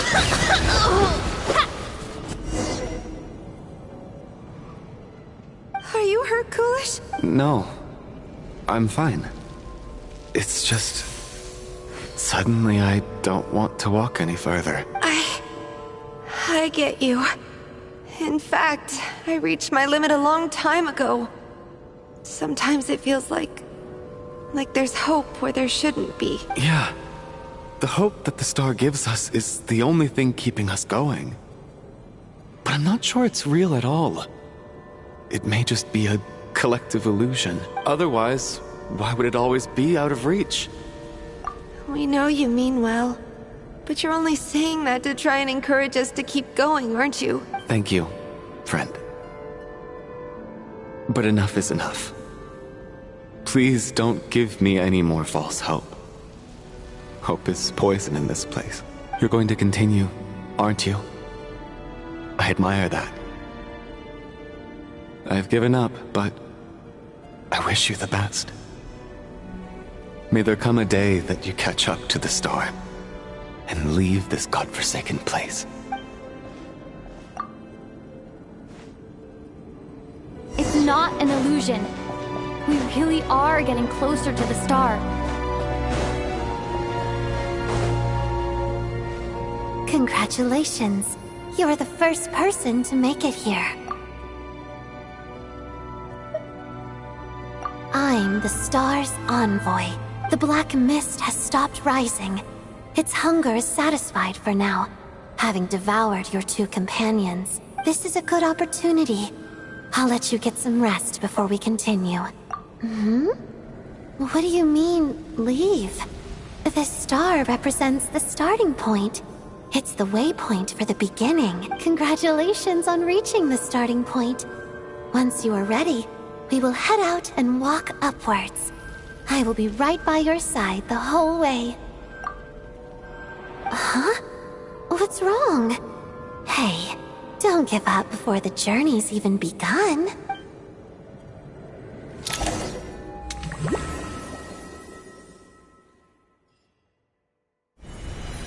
Rampana! Rampana! Is that Vodyanitsa's voice? What happened? Coolish, wake up! Please wake up!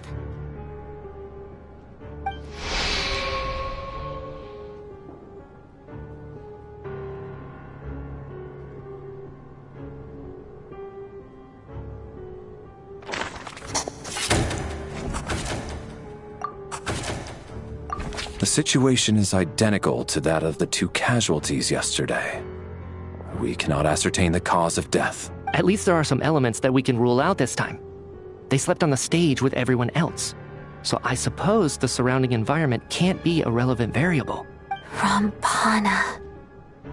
foolish. Weren't some of us keeping watch last night? 3 of us, in fact. How could you not notice something was wrong? I'm as confused as you are.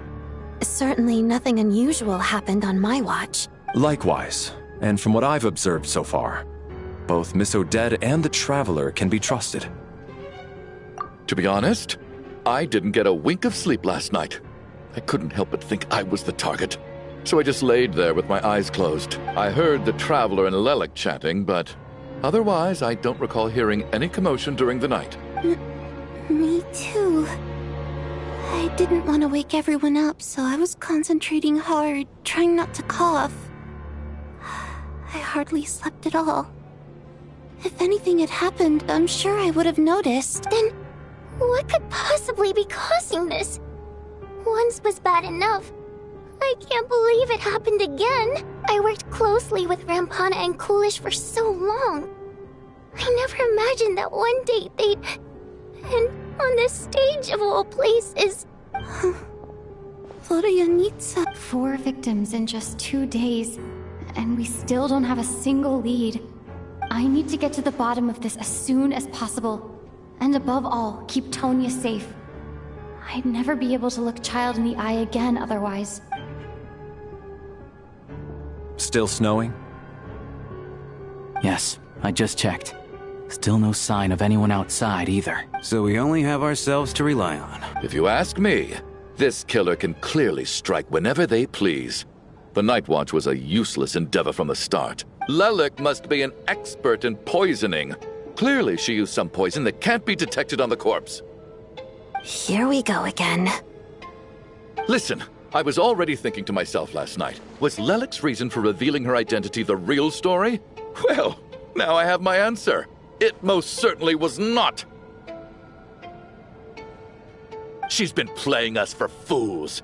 You get off on this, don't you? Revealing your identity, only to carry on with your killing spree? That's a hideous thought. One that only a hideous mind like yours could dream up.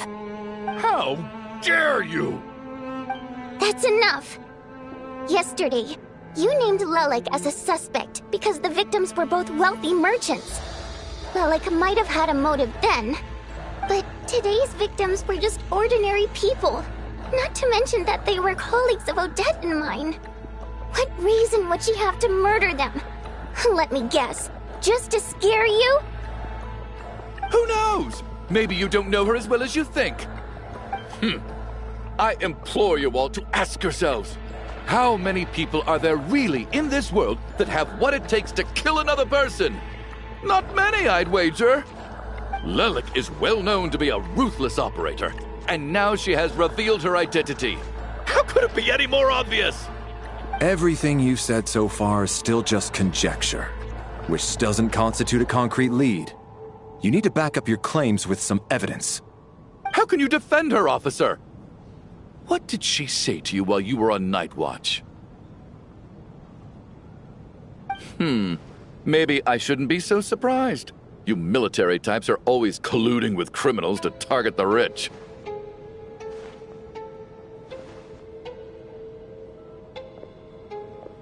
All so you can get your grubby paws on our hard-earned fortunes, then tell us to fall in line. The Fatui, the Druzhna, and the Rokot. Thugs, the lot of you.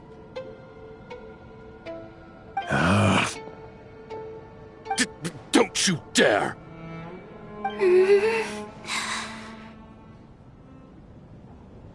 Sir, but... you were the one who told us not to stop other people from expressing their opinions yesterday.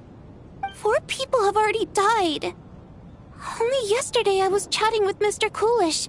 Then we woke up in the morning and he's... turning against one another is the last thing we should be doing right now. Little girl.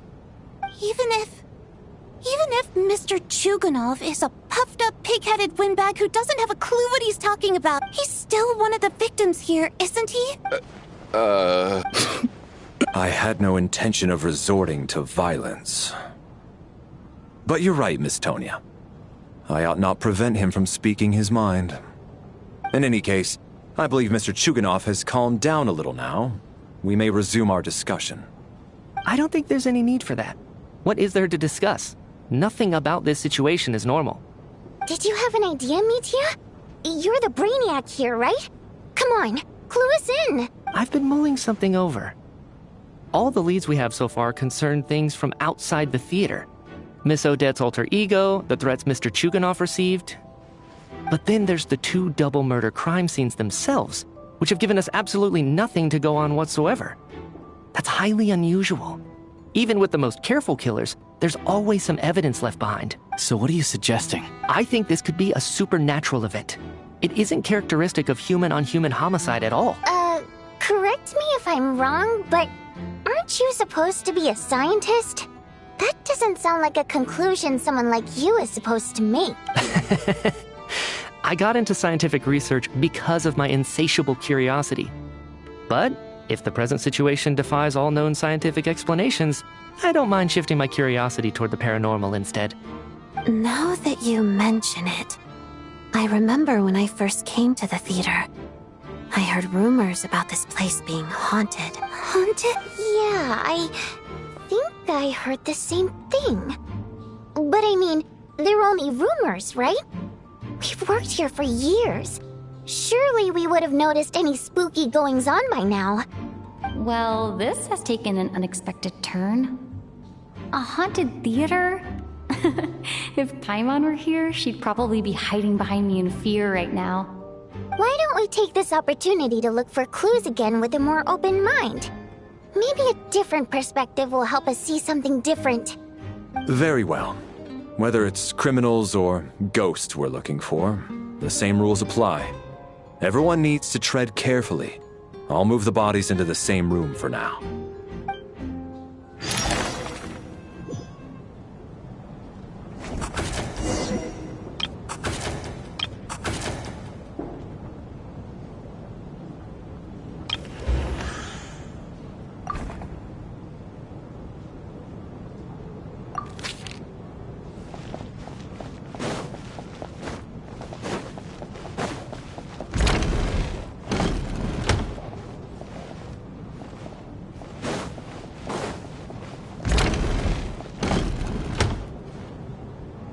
Valeri, come take a look at this.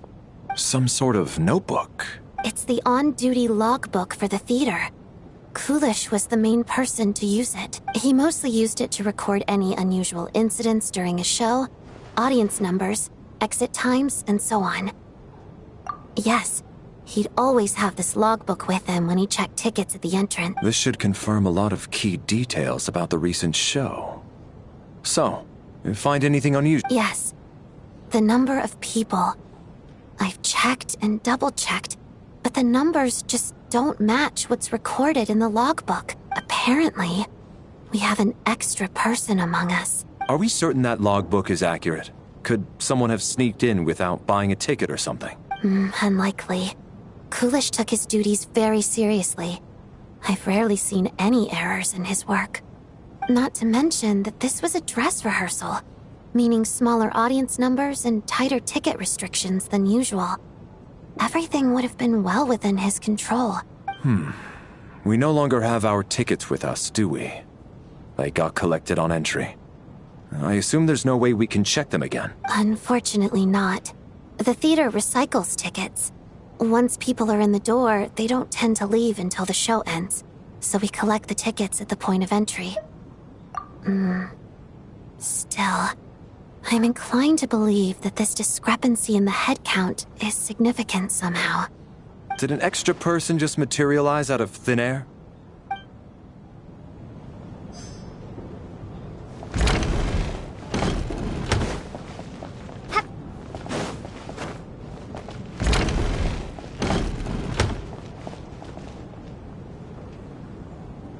Ah, Traveler.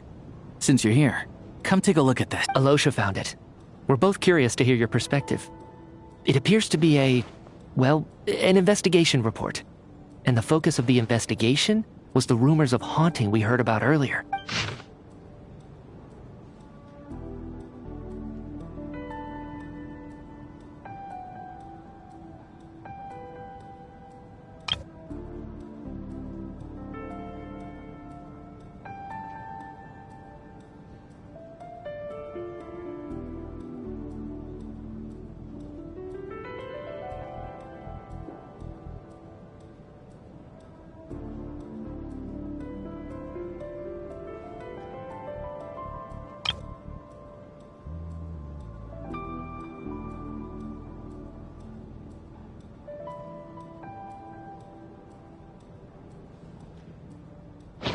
Investigation report, huh?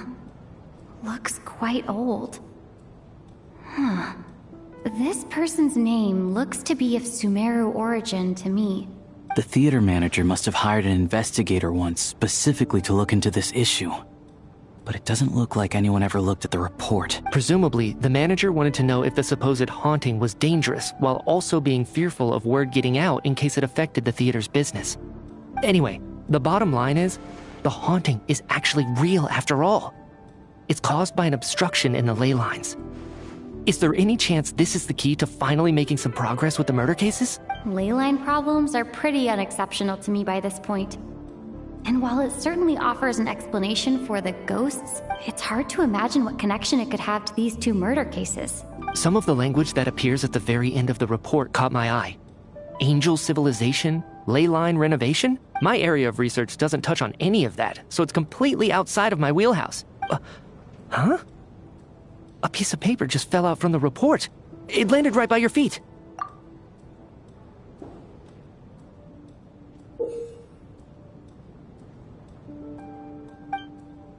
How unnerving. It was tucked inside the report, so it must be a note left by the author. Death is near. Is that supposed to be what's going on here? With us, in the theater? But if so, how did the author foresee it? Could he predict the future somehow? Maybe things are more complicated than we thought. No, wait a second. If we take the report and the note at face value, they completely contradict one another. The report definitively concludes that the hauntings in the theater are harmless and cannot affect the real world. But the note seems to be warning of potential danger. The question is, what exactly does the note mean by death?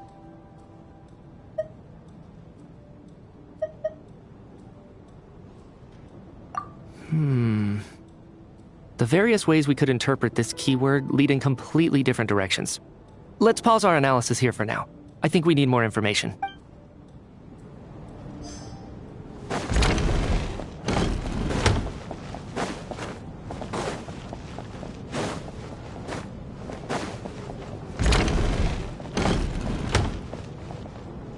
Tonya? Did you find anything? Not yet. Still looking. So... Are we supposed to be looking for something paranormal? I think I'd prefer teaming up with you than looking around on my own. This looks like somebody's notebook. Shall we read it together?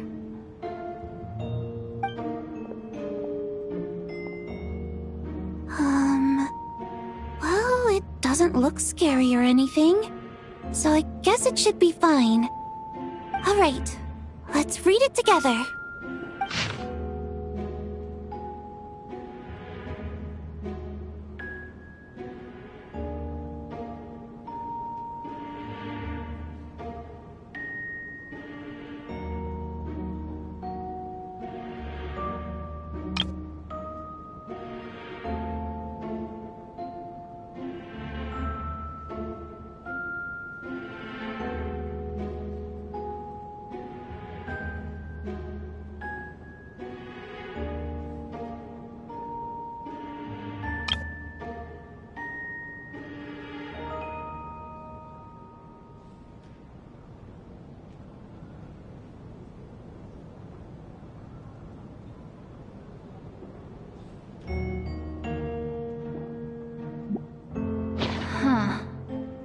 This has to be Vodyanitsa's writing, surely.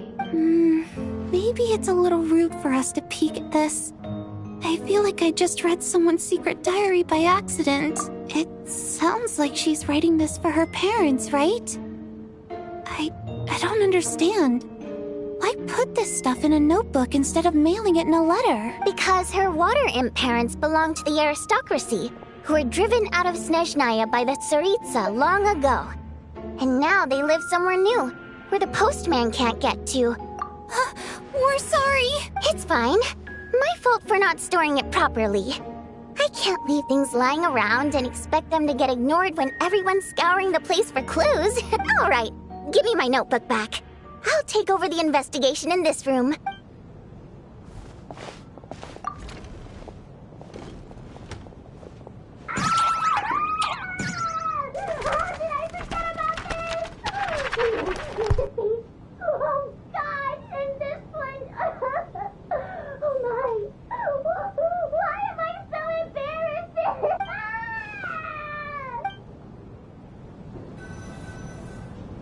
If we take all this together, it's not impossible, is it?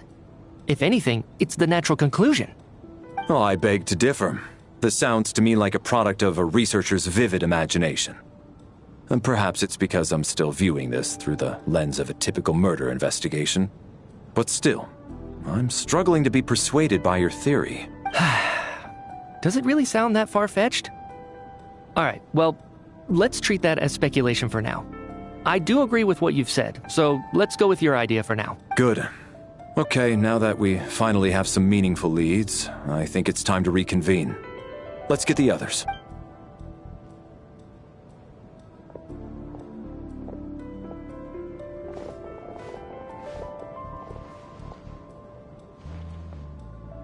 So, that's about everything we've discovered so far. I'll share my theory first.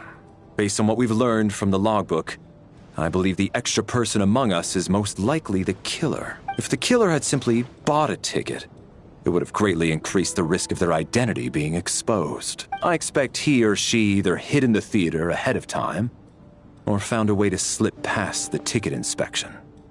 They then blended in with the group and waited for an opportunity to strike. What about the note found in the investigation report? Any thoughts on how that fits in? The killer may have simply planted it there as some sort of sick joke. I've seen my fair share of psychopathic killers. They love playing cryptic mind games. So, it has nothing to do with the haunting of the theater after all. This theory makes sense to me. If we have an audience member unaccounted for, chances are they didn't come here to watch the show. Could it really be that simple? So, in other words, all we have to do is find out who got in here without a ticket, and all our problems will be solved? Then let me make one thing clear. All the theater staff should be well aware that I came here for the rehearsal legitimately, yes? There's no way I'm the one who didn't have a ticket. It's true. I hear you used every trick in the book to get a hold of that ticket, too. Everything short of throwing a temper tantrum and rolling around on the floor at the entrance. I most certainly did not degrade myself in such a way. Probably a stupid question, but I might as well ask. Did anyone here get in without having their ticket checked? Guess it was naive of me to expect them to just admit to it. Especially after the unprompted Lelic reveal. Once was already a miracle. Twice would be unfathomable.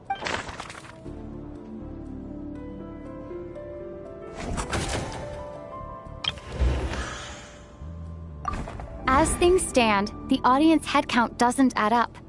I guess we can rule out the theater staff members.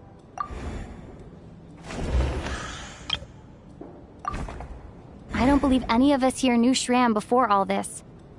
If no one can verify Shram's identity... Mr. Shram, did you really go through the ticket inspection to get in here? Huh?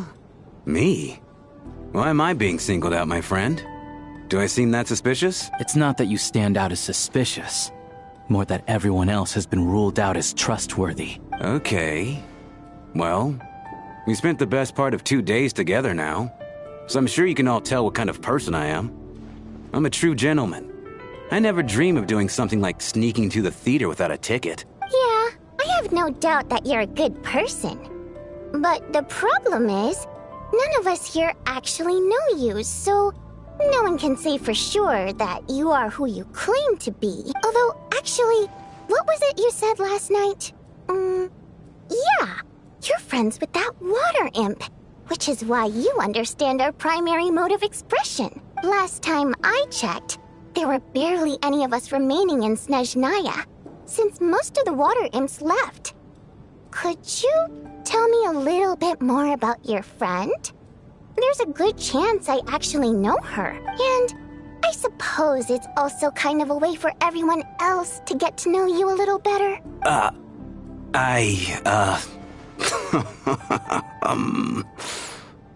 Good grief. Are you blushing? Pull yourself together, man. Stop giggling like a teenage boy. It's revolting. Hey, revolting is a little strong. All right, fine. I'll admit it. That water imp friend of mine, the truth is, we're dating. I was just the bodyguard hired by our family. But the stars must have aligned, because sparks began to fly between me and their daughter. Never in my wildest dreams did I think I'd get so lucky. We don't need details. Just get to the point. Okay. I'm just a little hesitant to reveal her name, that's all. You know how it is. These are delicate times, even with me to protect her. If word gets out that she's dating a human, both the Fae and human factions will give her a hard time. Really? Wait, no. That can't be. Huh? Shram, what the devil are you talking about? Why is everyone looking at me like that? Surely you can understand where I'm coming from. Delicate times? Factions? Yes. You know, the Civil War. Last time I checked, the Fae and the humans were still at each other's throats. If I'm not mistaken, the last significant civil war in Snezhnaya history was over 400 years ago, when Her Majesty the Tsaritsa had just taken the throne and was consolidating her reign. What do you mean, 400 years ago? What's going on here? Is Shram from the past? All right, Mr. Mitya, you win this round. As far-fetched as it is, it appears that your theory may be correct. I'm just as amazed as you are. I didn't even believe it myself, to be honest. Is someone going to explain what's going on here? From the look on your face, you figured it out too, haven't you, Traveler?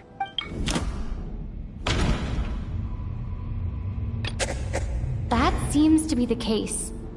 Shram's the extra person, but there's no way of learning his identity from this clue.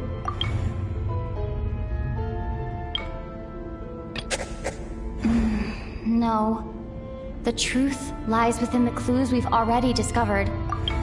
The theater's ley lines have been modified to block souls within its grounds from returning to them.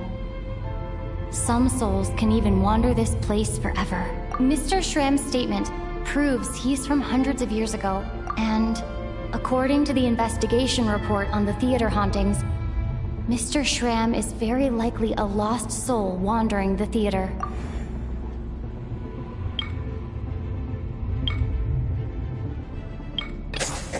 For some unknown reason, the soul that has been wandering the theater due to the leyline issues has joined our group and blended in. Yeah, that must be the immediate reason why the ticket count doesn't match the number of people present.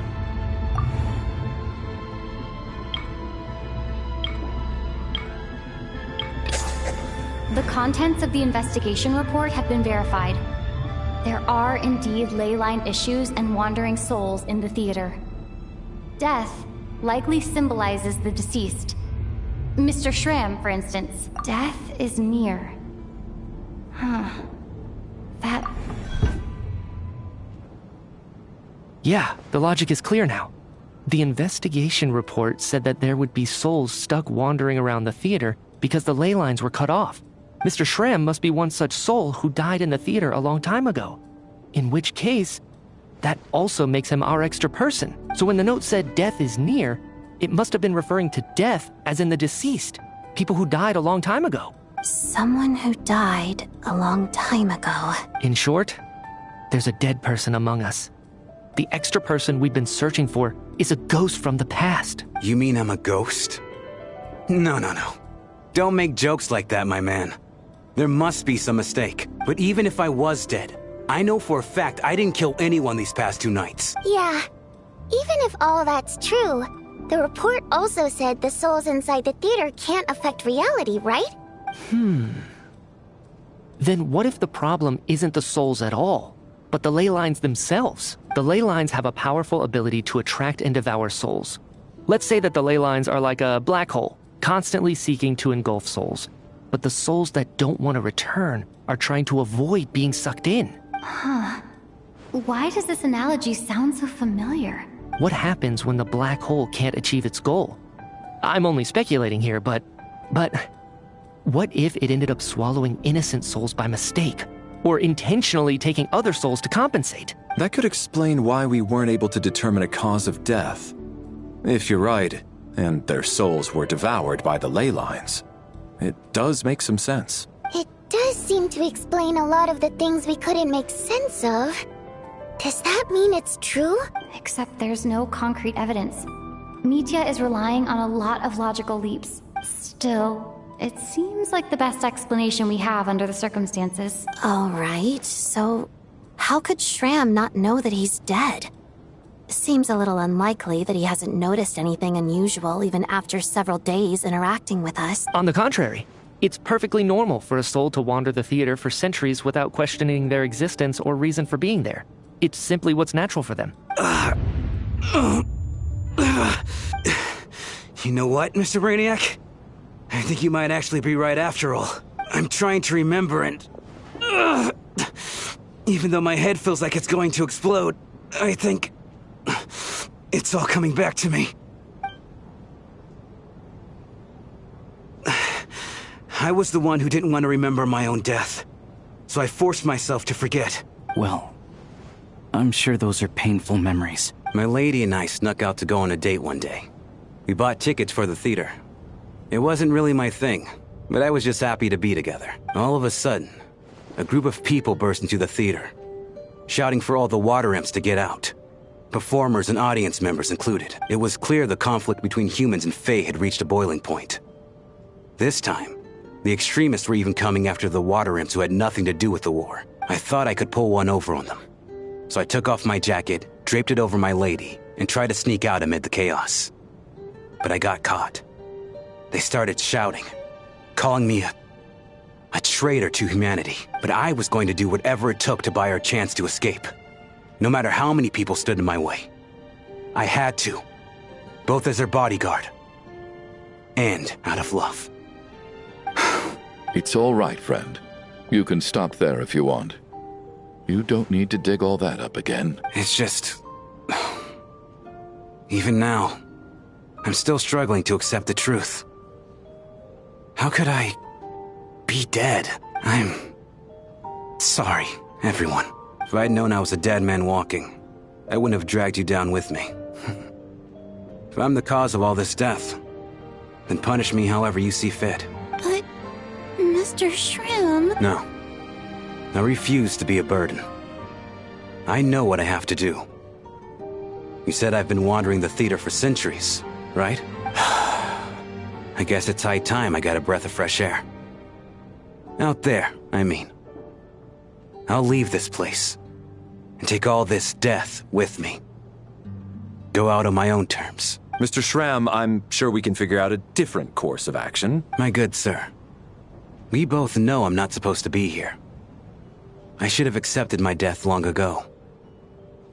One way or another, this has to end.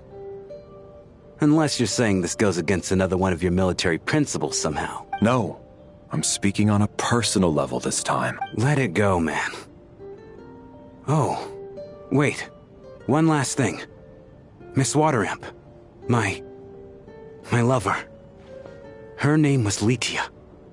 Litia Ozarova. Do you know what happened to her? Ozarova. Oh, Auntie Ozarova. That's what we all called her. I remember her as a very kind elder. She had a bunch of kids, too. I'm so glad she survived. And she had lots of kids? Good. That's... good. I could hardly expect her to stay single just because of what happened to me, right? As long as she went on to be happy. That's all that matters. Besides, I'm dead. My soul has been wandering around here for so long because I was worried about her. But now, I can go without regret. There's no need to see me off, my friends. I've enjoyed our time together over these past few days. Perhaps we'll meet again in the next life.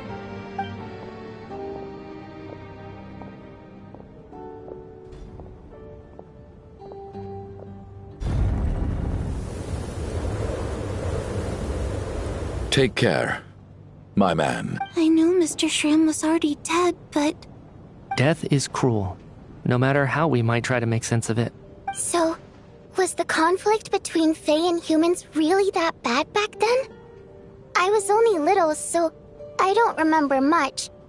It's terrible to think that so many innocent people had their lives turned upside down. Even the historical records about that time period don't say much about it. All people know is that the Tsaritsa founded the Fatui, drove out most of the Fey aristocracy without explanation, then used her terrifying power to suppress the humans. It seems to me like the Tsaritsa chose to make herself the enemy. She downplayed the conflict, directing whatever animosity both sides had for each other at herself instead. That's also why, despite how brutal the conflict was at the time, there hasn't been much lingering tension between humans and Fey since. Things have been fairly harmonious for the past few centuries. So, the Tsaritsa banished the Fey to protect the Fey living in the city? She offered herself up to be hated in exchange for peace. Maybe it's not quite as bad as it sounds. I don't think Her Majesty is too concerned if mortals hate her or not. And besides, there are very few who truly do. All this time, I had no idea. All right. If Mitia's theory is correct, then I think we can consider this matter settled. Let's all take a break. Ugh, if only this blasted storm wasn't still raging on.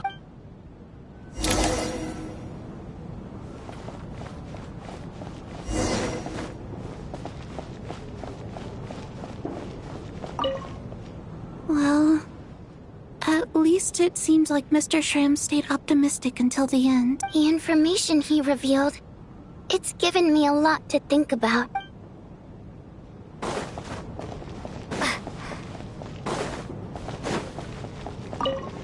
Even though Shram was already deceased, his decision to walk into the snowstorm was still... This is one of the few times I don't feel at all happy to have my theory proven true.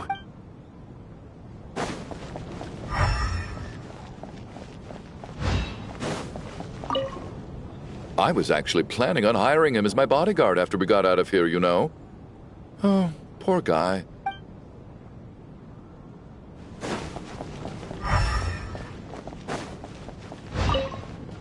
At least the lingering regret that kept him here has been put to rest. That's not necessarily a bad thing.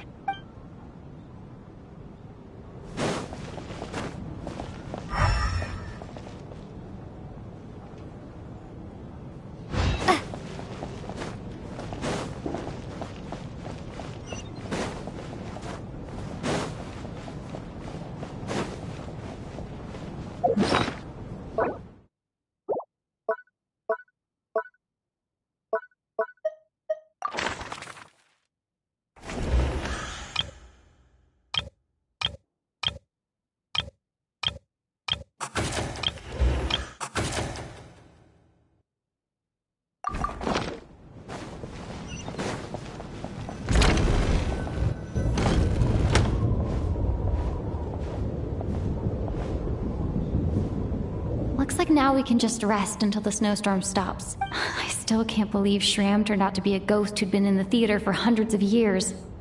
To think he was dead this whole time. What a strange turn of events. Knock knock. Knock knock. You know the door isn't closed, right? You don't have to knock. Think of it as a signal then. When I'm entering someone else's room and I knock, I'm here as Odette. Thanks. So, why did you come to find me? Is there something I can help with? Vodyanitsa said you knew about my secret identity from the start. But when everyone was discussing who Lelik could be, you were worried that revealing what you knew would be unfair to me, so you kept it to yourself, right?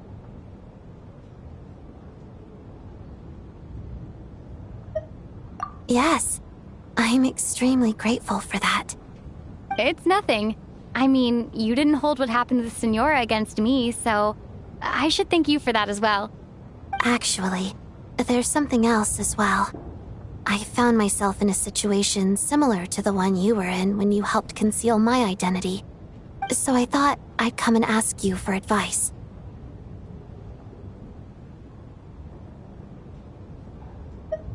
It's about Mitia. Before all of this, the last time I saw him, he was dead. As I'm sure you know, my goal as Lelik was to stop Project Stuja. Well, when I found out the tech lead for the experiment behind Project Stuja was Mitia, I immediately started planning to track him down and threaten him to back out. I often saw him around the theater, but I soon concluded that making my move there would risk exposing my identity. So I decided to infiltrate the Armory Palace and go directly to his lab. That way, the threat would be much more effective. Well, I suppose there was a bit of luck involved, but I am a Fatus, so I already had some familiarity with the building's layout. But when I finally made it to his lab, Mitya seemed to be dead. I checked his breathing and his pulse. He had no vital signs whatsoever. I'm certain of that. I thought maybe another anti-Project Stuja activist had beaten me to it, and chosen a much more brutal method. So I made myself scarce. That's why you were so on guard around Mitya that first night here. Yes. When I saw him sitting in the audience during the performance, I could barely contain the shock. To me, it was a miracle. Somehow, he'd come back from the dead. But then, the murder started happening and things got so complicated that it wasn't really at the front of my mind. That is, until Mitya himself said there must be a dead person among us. Then, I couldn't ignore it any longer. And yet, you thought that bringing it up right away would single Mitya out. Just like when everyone was suspecting Lelek. Exactly. I thought there could be something I was missing. Besides, we soon figured out that Mr. Schramm was a ghost. And we knew there was only one extra person. So we thought he had to be the one. But now it seems like there's another candidate. I understand why you kept it to yourself. There was so much information being thrown around during that discussion. Bringing up Mitya would have just introduced more confusion. So, what do you think we should do? Let me confirm one thing first. When was it that you found Mitya dead? Around a week ago. Sometime in the afternoon. A week ago? That's earlier than I thought. I saw him just a few days ago at a restaurant. That definitely would have been after you found him dead. He seemed completely normal to me. Chatting with Vodjanitsa, trying to avoid Valeri. So he was definitely alive on that day. Huh. Well, all I can say is I know what I saw. Here's a thought. The reason we even suspected a dead person could be among us was because of the problem with the theater's ley lines. But Mitya's death happened inside the Armory Palace. The ley line issue affecting the theater shouldn't reach that far. You're right. I guess he doesn't fit the profile of the person we were searching for. I think the chances of it being him are very low. Surely he can't have died for real in the Armory Palace. Unless... Unless what? Unless he really did come back from the dead. You're right. Do you think we need to disclose this to the others? Huh, what's this? A private meet and greet? Where do I line up? That's not what's going on here. Well, I was just making the rounds. Thought I'd try to lighten the mood a bit. Vodjanitsa's handing out food if you're hungry.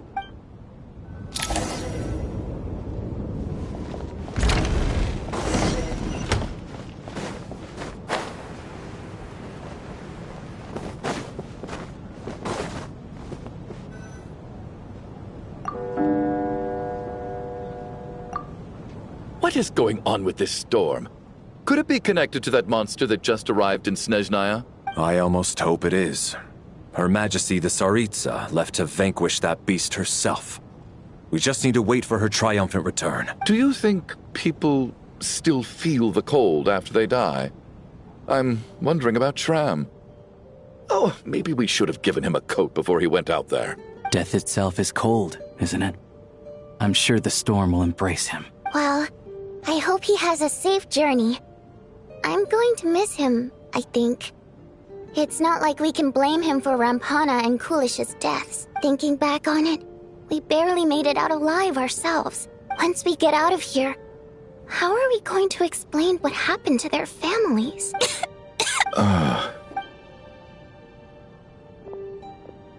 Are you okay? Here, take this. I've never used it. Thanks. Look who's Miss Mr. Nice Guy all of a sudden. Is it because Tonya stood up for you this morning? At least you know how to return a favor. Yeah, without Tonya, who knows how badly he would have been hurt. I told you already, I never intended to resort to violence. Duh, bunch of rascals. Little girl? I was rather surprised when you spoke up for me this morning. Oh, no need to thank. I've been, too embarrassed to admit it, but so kind to everyone. But never lets her old man off the hook. Unless my wife and I are, especially when she was little. Every time I took her out. All right, easy now. How long have you had that cough, Tonya? I don't know. Are you taking anything for it? Yeah. I'll be fine once I see my brother. He's gonna pick some frost fairy flower leaves and brew a tonic for me. I'll feel much better once I drink that. I see. That's good to hear, then. We should probably discuss arrangements for tonight. Now that the deceased has left our midst, there shouldn't be any more incidents. However, out of an abundance of caution, I'll keep watch. Shouldn't we take shifts? I can take one if needed. No need. I managed to get a nap in earlier, so I have plenty of energy right now. After all the...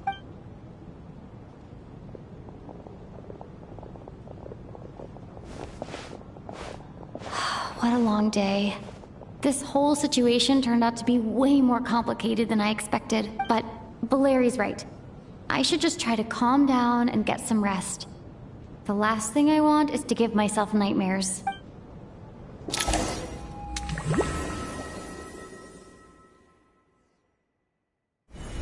She's awake. She's awake! Get over here, you big lug, and take a look! If you must call me something, call me Mr. Door. The Black Mist is coming. You need to go. Are you all right? Can you walk? We just got attacked by monsters on our way up. That Mr. Door fellow protected us. He just seemed to come out of nowhere. Not much of a talker, but when it comes to taking down monsters, that man doesn't hold back. Curses! The Black Mist is catching up to us. We need to keep going. Mr. Door, I don't believe I've ever seen you around here before. Why is that? There's no need to try to get to know me. I'm just Mr. Door. I have to... Mr. Door! Looking for trouble! Get rid of them! I can just push these ones off. Having second thoughts? Anyway, we're lucky to have you here. Thanks for saving us earlier. You asked for it! No need to thank me. This is where my duty lies. Get a lot of this!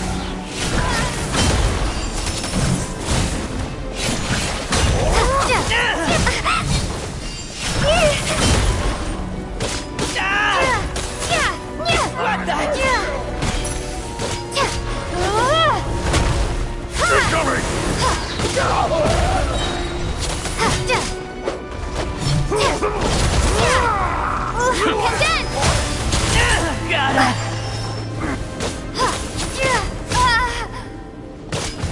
Cryostorm!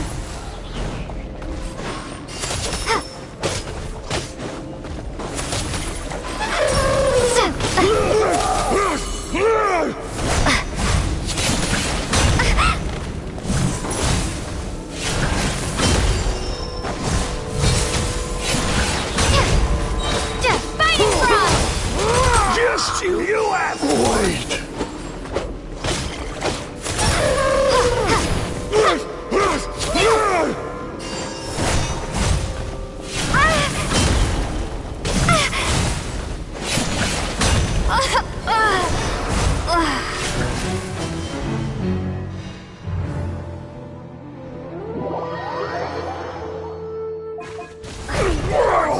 Blade!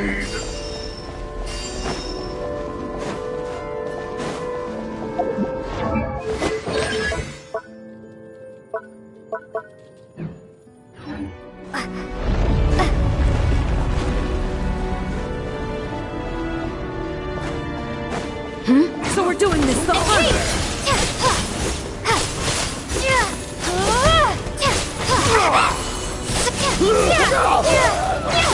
Oh, remarkable work, Mr. Door.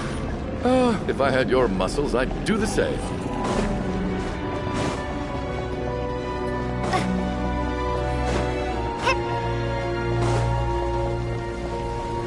Are none of these doors the one you're looking for? No.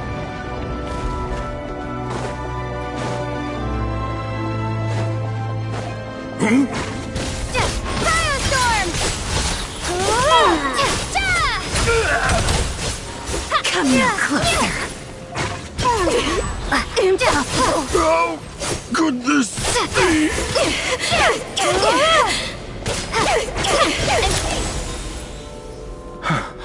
I'm so exhausted. Wait, look! There's more monsters down there. Are they coming from within the black mist? No, no! They're gaining on us. Quick, keep going, or they'll be at our heels any second.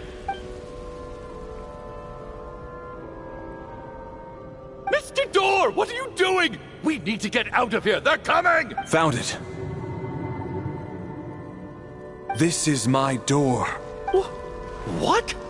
You mean you're going to stay here? I am a door. This is where my duty lies. No! You saved us. We can't leave you behind. You must keep going. A door can only keep things out for so long. You must make haste. But... Oh, you're right. Let's go. We can't let Mr. Door's sacrifice be in vain.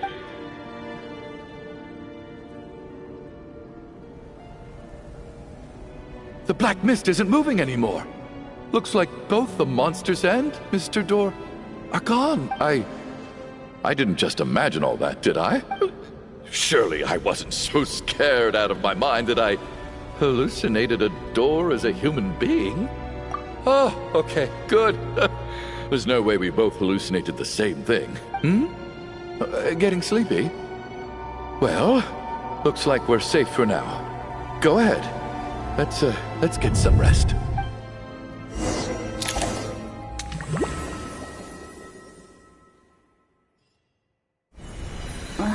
What time is it? Is it morning? I think I had a nightmare. Oh, I guess everyone's still asleep. These past 2 days have been exhausting. Valeri's keeping watch though, so he's probably the only one awake. Valeri?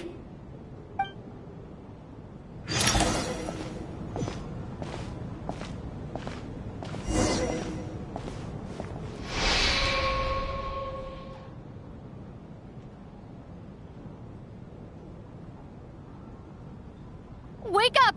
Everyone needs to wake up!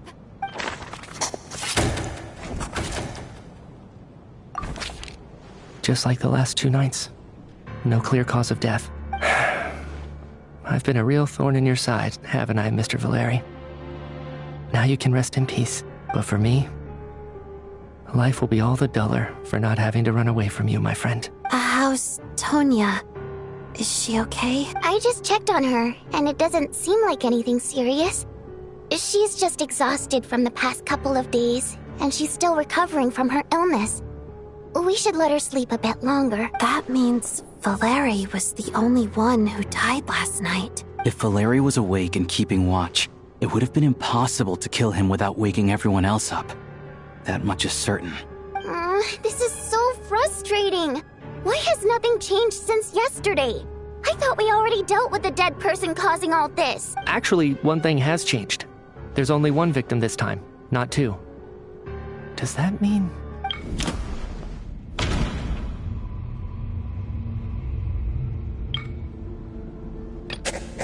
But Mr. Schramm was already deceased to start with.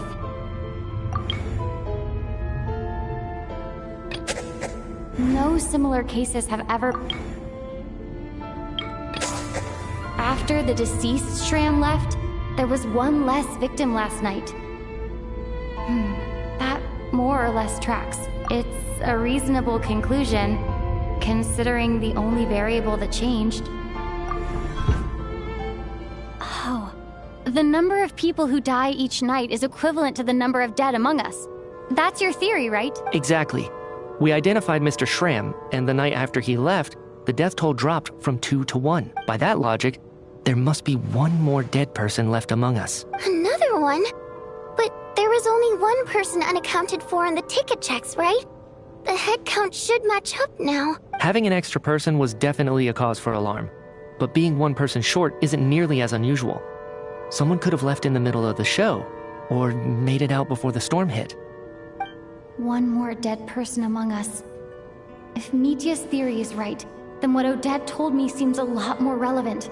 It's just, at the time, we had no reason to think there was more than one dead person. If only we'd taken it more seriously as a possibility, maybe this could have been avoided. I'm sorry. This is my fault. I had information that could have been helpful, but I held back. I should have brought it up right away. I'm partly to blame as well. I was too quick to dismiss Odette's concerns. What is this about? What have you two been getting up to behind my back? Sounds like there's some big news you've been keeping from the rest of us. Well, we're all ears.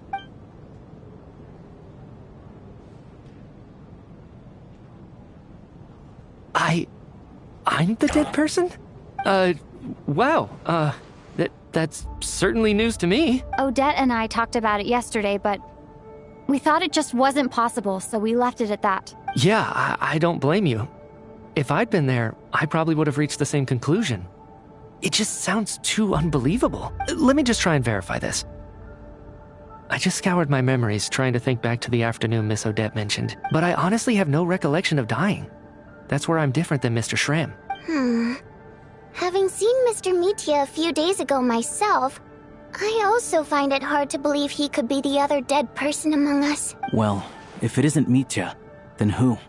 Do we vote on it? If you don't mind me asking, Traveler, I believe you mentioned that you know Tonya's brother. Had you ever met her before all this? No, never. Wait, are you saying... Now just 1 minute. I know where this is going.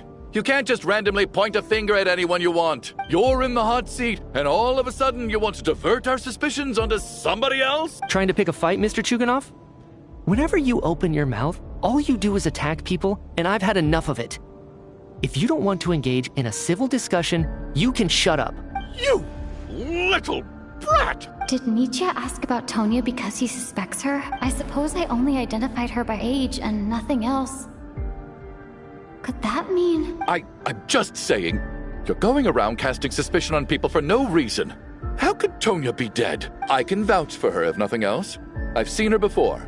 She's the sister of that Harbinger, isn't she? The one called Child. Oh, really? You're telling the truth? Since being here, I don't think I ever mentioned she was Child's sister specifically. Does Chuganov actually know her? If Chuganov can vouch for her, then it can't be Tonya either. In which case, it seems unlikely that there's another dead person among us at all. Miss Odette, could you go over that afternoon with me one more time, when you found me dead? No problem.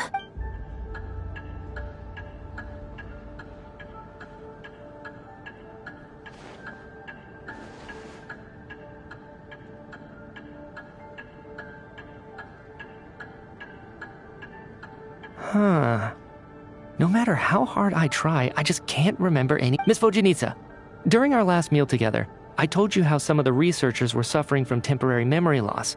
Do you remember? Oh, yeah. You said it was hindering the progress of your experiments. You thought they were just under too much stress or something. Right. And even though I don't remember dying that day, I'm pretty sure I experienced something like amnesia. Some of my memories from that afternoon are missing. Are you suggesting you're missing the memory of your... Of course. How am I only just realizing this? Humans aren't necessarily aware of their own death. You mean being silently assassinated, or dying in your sleep? Situations like that? The researcher's amnesia. Suddenly it all makes sense. I must thank you, Odette. I think your perspective just helped me reach a breakthrough on a series of issues that have been troubling me for quite some time. All right. It's decided then. I'll be the one to leave today. Oh, leave? Hey, wait a minute. Aren't you rushing into this? What if you're wrong? You'll pay with your life. Come on, kid. Aren't you gonna fight for your life? This seems like a rash decision. I have other reasons beyond what's been discussed. In fact, thinking back, I remember during Miss Odette's performance, while I was sitting in the audience stalls, a brilliant new idea for my research popped into my mind. But then, my train of thought suddenly cut off. I can't remember it now at all, and I didn't take any notes. I guess that must be another instance of temporary amnesia. No. Hold on. I see where you're going with this. You're suggesting that each instance of temporary amnesia is a death, right? There's a glaringly obvious flaw in that idea, no?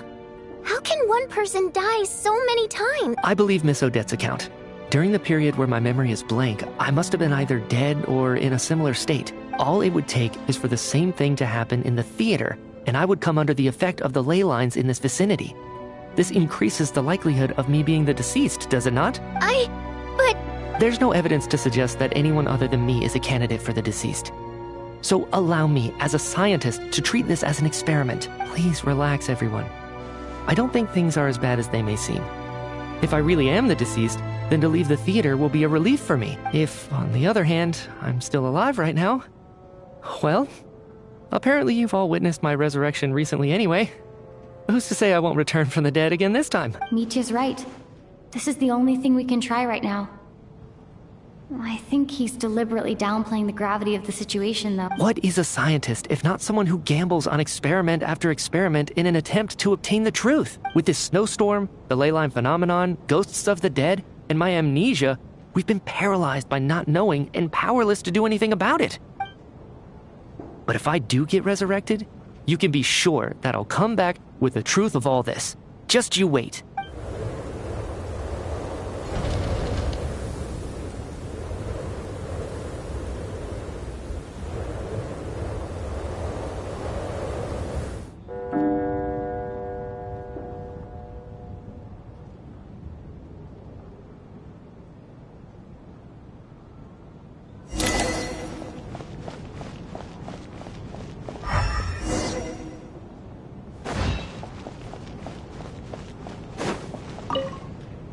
Oh, that Valeri guy was packing even more muscle than I thought. I can't believe how heavy he was. Hauling him over there nearly killed me. Oh, curse this confounded snowstorm. Go bother some other poor souls instead. What do you want? I'm not in the mood to talk right now.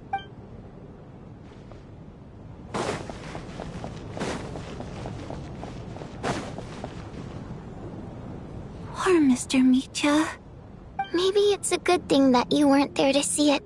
I hate goodbyes. Why does it feel like everyone around me is slowly disappearing? Maybe it's the realization that, at the end of life, everyone has to face it alone. Come to think of it, the main reason we're still alive right now is pure luck.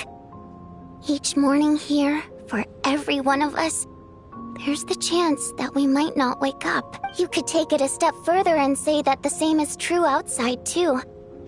Who can ever be 100% sure when they drift off to sleep that they'll open their eyes again in the morning? If I make it out of here, I'm going to cherish every moment that I'm awake and live without any regrets. Without regrets? I feel like a strange sense of anxiety has been quietly growing inside me over the last 2 days. Are you okay? You look really glum. If something's bugging you, let's talk about it. There's only a few of us left here now. After everything we've been through, what's the point in keeping things bottled up? I have a travel companion named Paimon. Alosha and Odette have met her before. She's been feeling unwell recently. You're worried about her, aren't you? That makes sense. We've been trapped in here for days. To be honest, I used to feel like I was just a spectator in this world, watching everything that happens from the sidelines.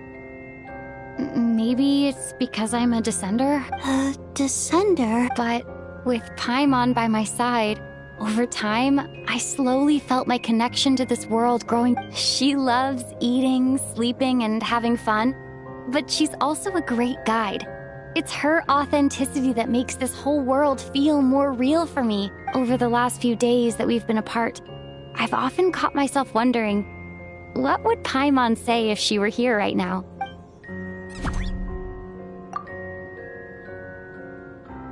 by the time I snap out of it, the conversation has already moved on and I'm still in my own little world. I'm trying to overcome this sense of detachment, but I really miss Paimon. I guess, in a way, she means the whole world to me. I bet she misses you when you're not there as well.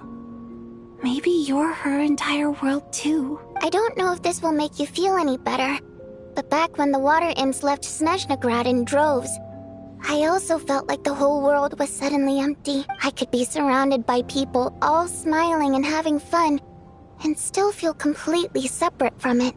Later on, I started to think, maybe accepting the fact that our loved ones won't always be with us is something that takes a lifetime. All we can do is cherish their companionship from moment to moment. So, once we get out of here, you better hurry back to our side as fast as you can.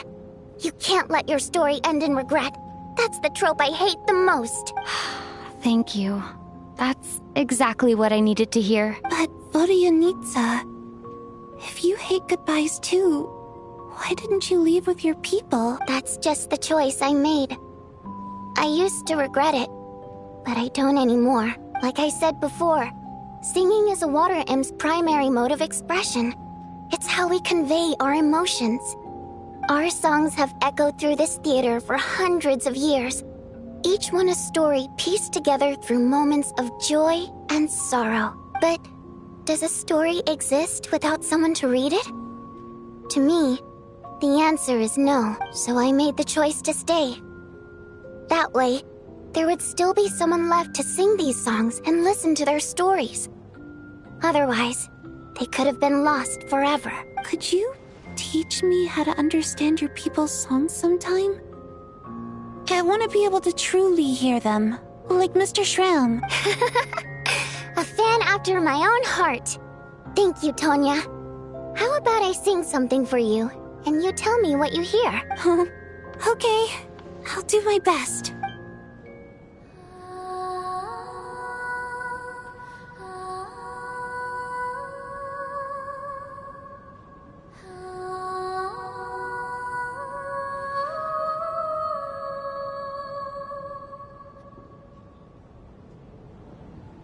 I've never heard that one before. I feel like I can hear a sense of longing. Color me impressed, Tonya. You're a keen listener. Most people can only tell if a song is happy or sad. I didn't think you'd be able to pick up on such specific details. So, what's the song about then? I've actually never performed this song in the theater before, because it has more of a ceremonial purpose for our people. It's not meant for the stage. It means something like, may those we have lost watch over us, and follow this song back home in the night, so that we might be reunited once more. No wonder I could hear that sense of longing. You sing it for loved ones who have passed away. It's getting late, Tonya, and you're not well. We should all turn in early. I suppose there's no reason to keep watch tonight. Okay, but, before I go to bed, could you sing that song a couple more times for me, Vodyanitsa? Of course. Anything for my #1 fan.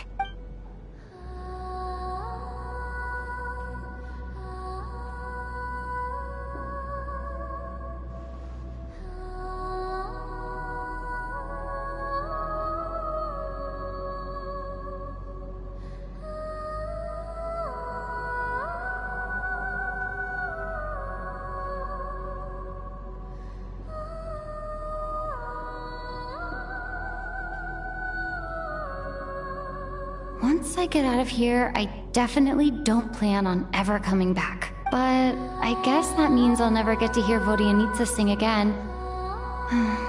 That's a sad thought. Before I fall asleep, I should cherish this moment of companionship while it lasts.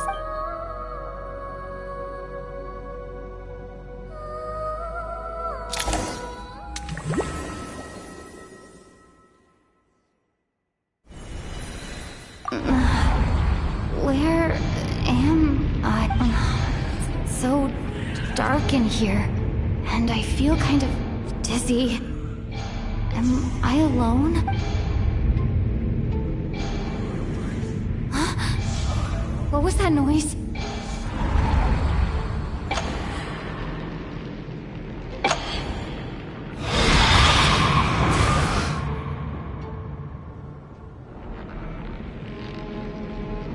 Return, O spirits.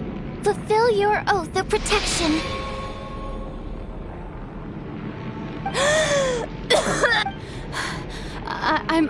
I'm alive?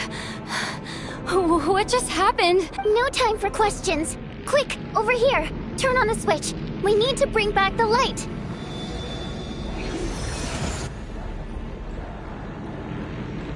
All right, we're safe.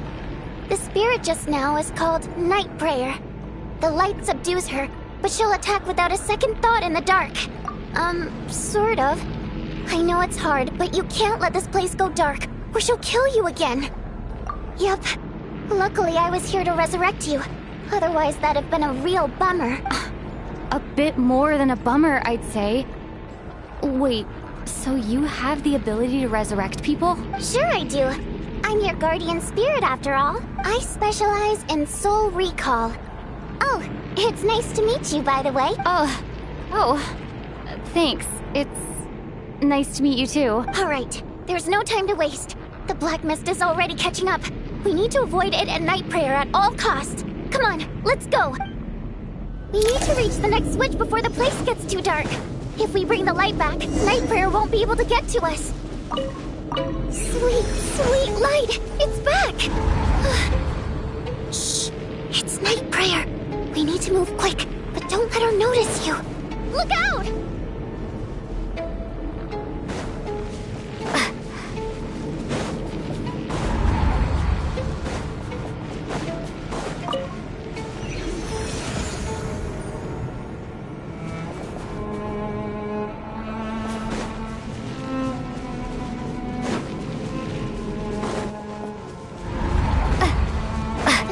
Which is over there.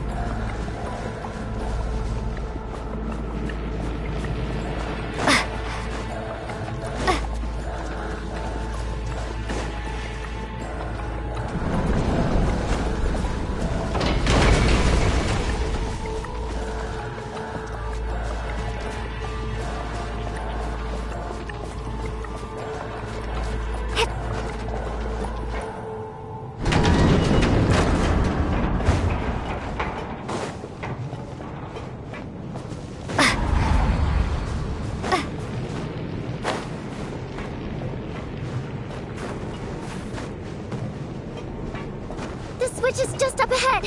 Hurry!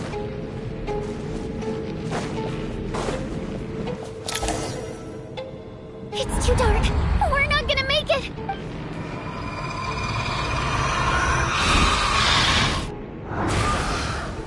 Traveler! I won't let you die like...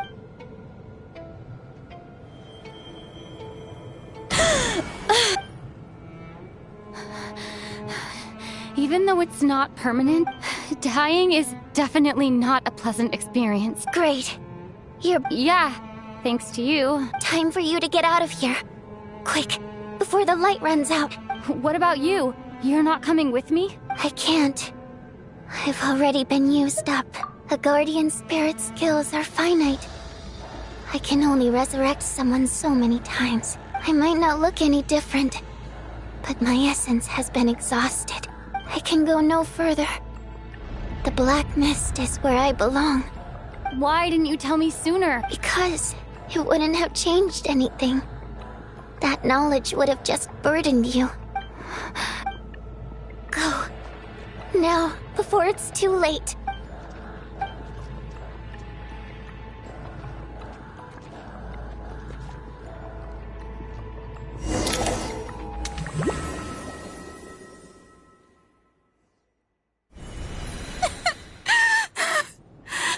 Well, I guess there's no need to inspect the body.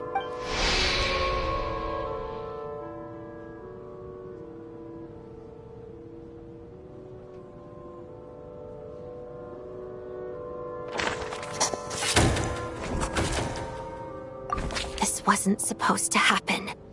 You lied to us, didn't you, Chuganov? Take a long, hard look at yourself before you go around accusing other people. I suspected you on day one, Lelik, and now look where we are. By some strange coincidence, you've never been targeted. You just happen to have survived this long? No, you should be the prime suspect. And you, little hunter, ever so content with staying on the sidelines. Yet, you were the one who stopped us from leaving from the start! Why are you trying to keep us here? Now you're just lashing out indiscriminately. That's either a sign of anxiety. Where was all this passion and bravado before? Decided to fight until the bitter end. Is that it? Is that a threat? Fine, bring it on. You think I'm afraid to die after all this? You want to kill me? Go ahead. I'd like to see you try. After all the trauma of the past few days, everyone's been pushed to the breaking point. Valeria and Nietzsche aren't here anymore. Someone else needs to step up and take charge. But first, I need to think this through.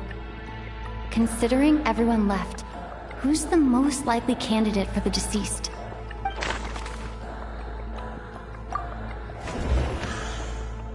He's arguably the first friend we made after arriving in Snezhnaya. While he works at the theater, we've also met him outside of it, so he can't be the deceased.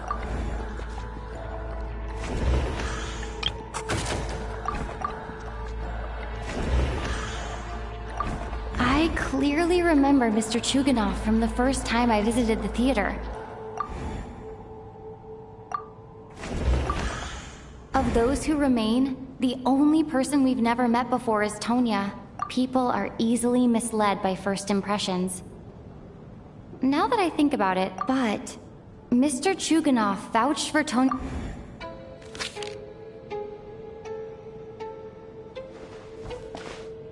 Tonya, how's Tusser been lately? Tusser? Your brother Ajax must have mentioned me in his letters home, right? Did he say anything about a blonde traveler? No. And my brother's name is Razik, not Ajax.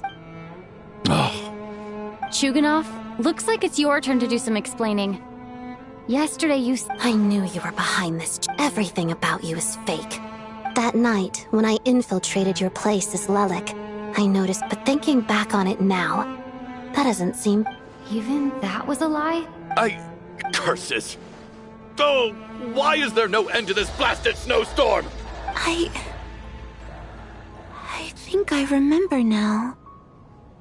The reason I'm always coughing is because I got sick with frostbite. It's not a very common illness. It's partly genetic and partly caused by the cold climate, but it can be fatal. They sent me to the hospital as soon after a while.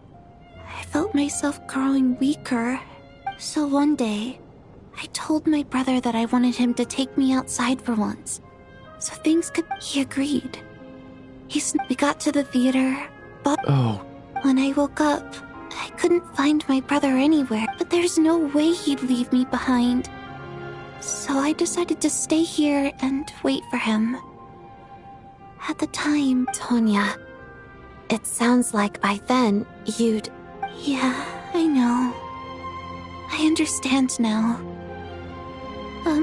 After all of that, it turns out I can't blame my brother. I'm sorry, everyone. Your name probably isn't even Tonya, is it? Didn't that ever strike you as odd over the last few days? Well, when I was little, my brother and I read a storybook, and Tonya is the name of one of the characters. When we escaped from the hospital, our family and the hospital security were looking after... So when you first approached me and said my brother had sent you, and called me Tonya, I thought he must have chosen a fake name that only the two of us would know. At least your memory of death isn't painful. Now it's your turn, Chuganov. Talk to us. You're right. I was lying. And yes, The truth of the matter is, I lost them. My daughter's name was Iskra. And before you ask, she also died from the snow cough. She was just 6 years old. After Iskra passed, my wife couldn't bear to face those memories either. One day when I came home from work and saw the empty room, I soon discovered that this was the only thing that made me feel... Nothing more than a pathetic means of escapism, I know. So explain your false testimony, then. The night before last, when I was chatting with Tonya, she mentioned that her brother would brew medicine for her from Frost Fairy, combined with her various symptoms. I suddenly understood everything. The snow cough used to be an incurable illness. I would pick Frost Fairy flower leaves to brew medicine for Iskra too. But the year after my daughter passed away, the Jester of the Fatui announced that a cure for... It turned out that all previous treatments were completely ineffective. That was the final straw for me. I just couldn't take it anymore. So, more than anyone, I know full well that in this day and age, no one in their right mind would... Poor Miss Tonya, therefore, had to have been from an era when snow cough was still a terminal illness. So, you projected your daughter onto her? Even though you... That doesn't make any sense. You knew she was already dead. What did you hope to achieve by protecting her? I just don't believe in your crackpot theories. How can you just declare a living person dead and throw them out into that snowstorm? Nitia's gone. My good buddy Shram's gone. The others I can make my peace with. But little Miss Tonya, I just want her to live. I'll be damned if I'm gonna let you cast her out into the snowstorm. Not again! Not this time! Mr. Chuganov, by the sounds of it, you've known I was dead since the night before last, right? I really liked Mr. Valeri, Mr. Mitya. I'm not happy about that. The reality is, you've been trying to fight your own demons through me. But all you've really done is trap me inside your delusion along with you. No! Listen to me. I want to save you. I do! Well, at this point, I'm quite sure that I'm dead. I don't need to be saved. The time I got to spend with all of you is more than enough for me. Despite all the bad things that kept happening, I got to meet so many interesting people and spend so many days and nights by your side. Since the day I escaped that hospital until now, this has been an adventure I never even dared to dream of. I'm very fond of you all. If it were only possible, I'd trade my soul to bring back the ones who died. If it meant things didn't have to end like this. And that's why I'm not fond of you at all, Mr. Chuganov. I'm sorry. It's them that you owe an apology to, sir. Not me. Well then, I suppose this is it. It's time for my adventure to end. I've caused enough trouble. You're leaving already? It's still early. Don't you want to stay a little longer? No thank you. Oh, and by the way, my name is Patoshka. It was nice meeting you all.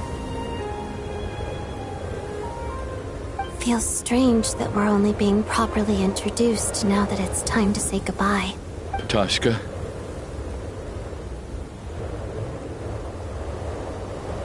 What are you doing, Chuganov? Are you crazy? Let me leave. In your dreams. Don't think you're getting off that easy when you had a hand in the deaths of so many people. The Fatui have honed quite an array of enhanced interrogation techniques since they were founded. Once we're out of here, Lelik will...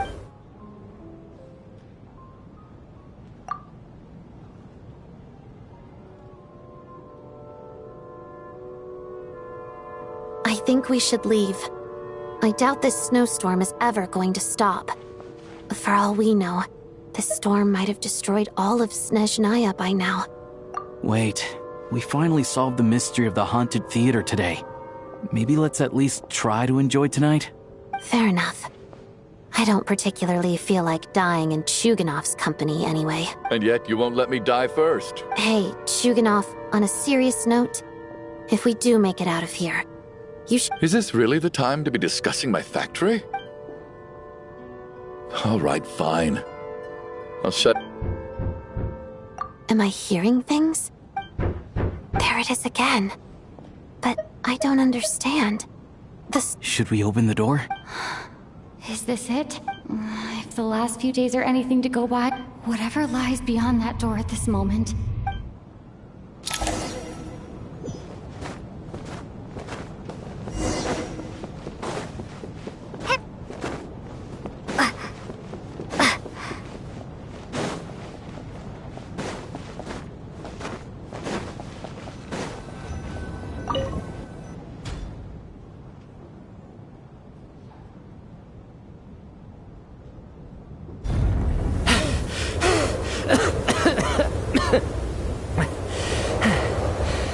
Hey, everyone.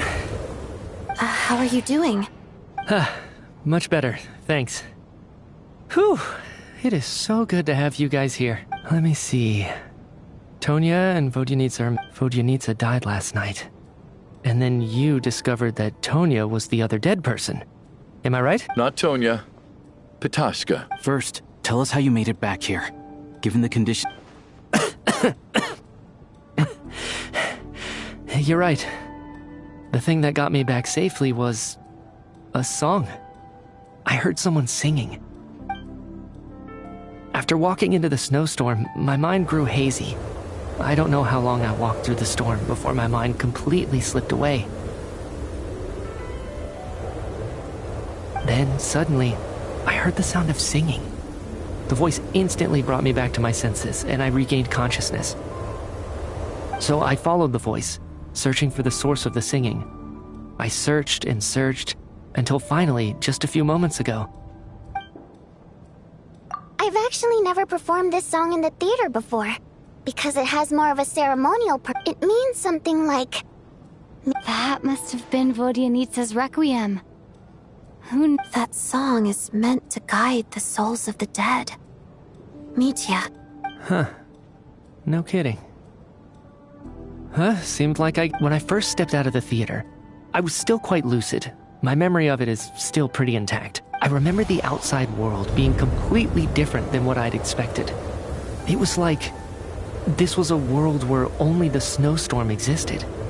There wasn't a trace of any human... I don't know how else to describe it, except to say that... And as for the Requiem, if I was guided here by Vodyanitsa's song, it can only mean... But I didn't experience a clear moment of death while I was out there. Nor do I feel any different now than before I walked into... You don't seem any different to me either. In fact, this is something I've been wondering about for a while now. Both Shram and Petashka were clearly deceased, and yet their souls didn't look or feel like ghosts at all. They were visible. This raises a truly terrible thought.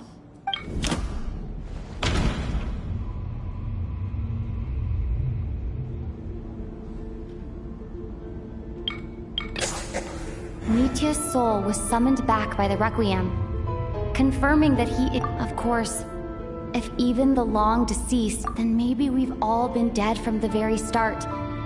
And all...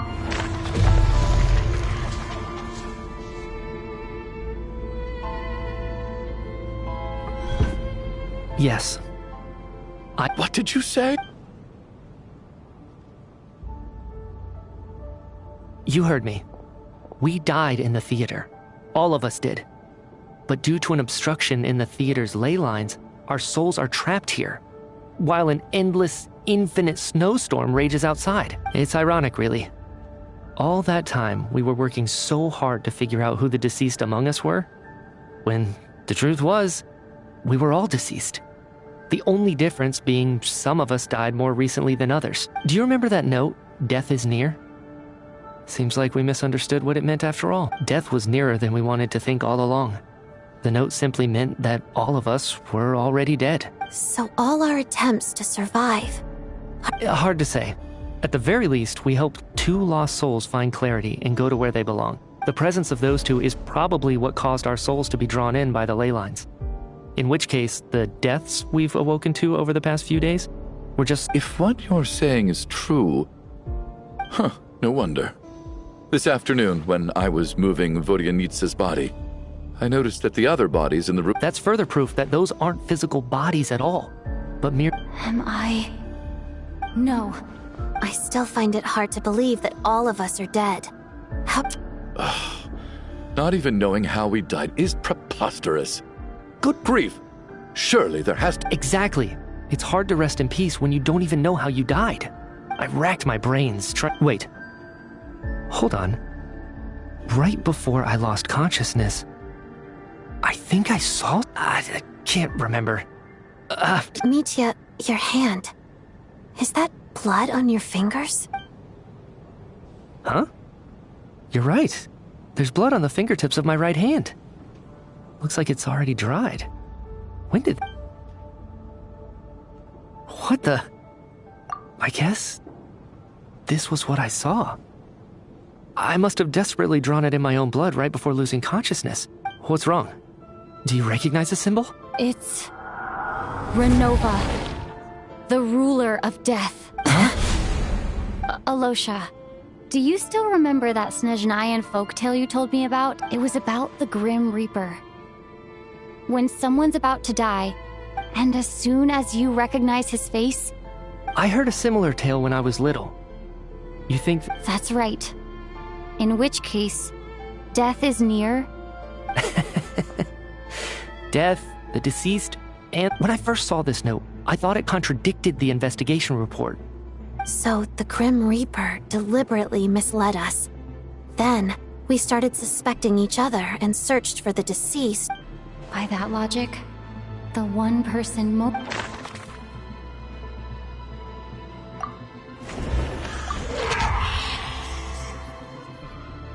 No doubt about it. It's Alosha. Looking back at how everyone has acted over the past few days, Alosha is...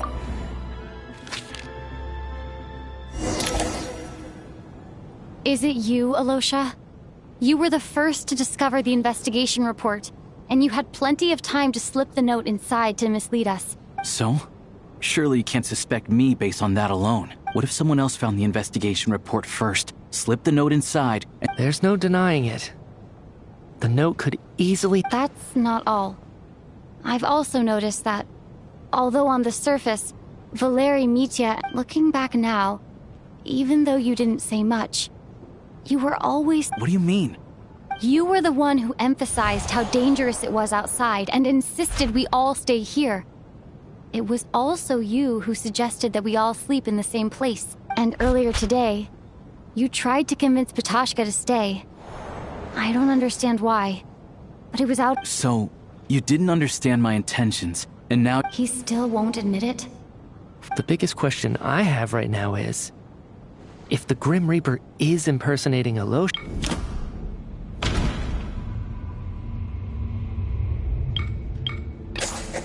That's right. This was the moment, right at the start, before any victims had even emerged. Alosha was switched with the ruler of death while everyone's guard was still down.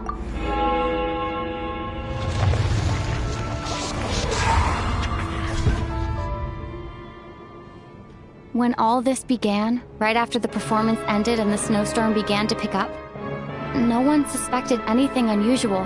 We just assumed we were snowed in.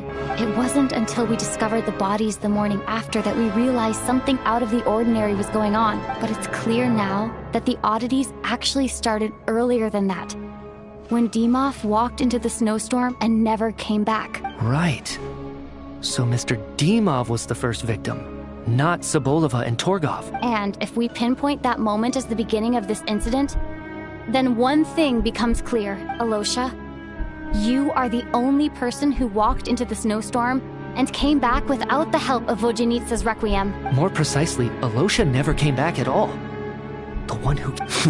Not bad. Well, since you've backed me into a corner, I suppose there's no point in keeping up the act anymore. Alosha? You're the Grim Reaper? I am no such tired cliché. Mortals should address me as the ruler of death.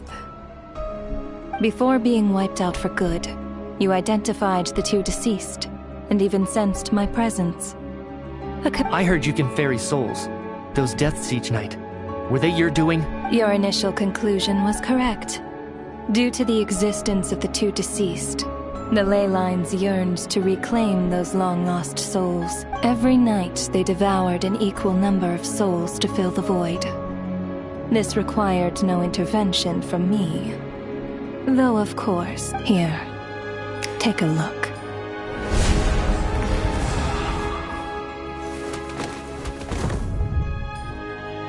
What are you doing?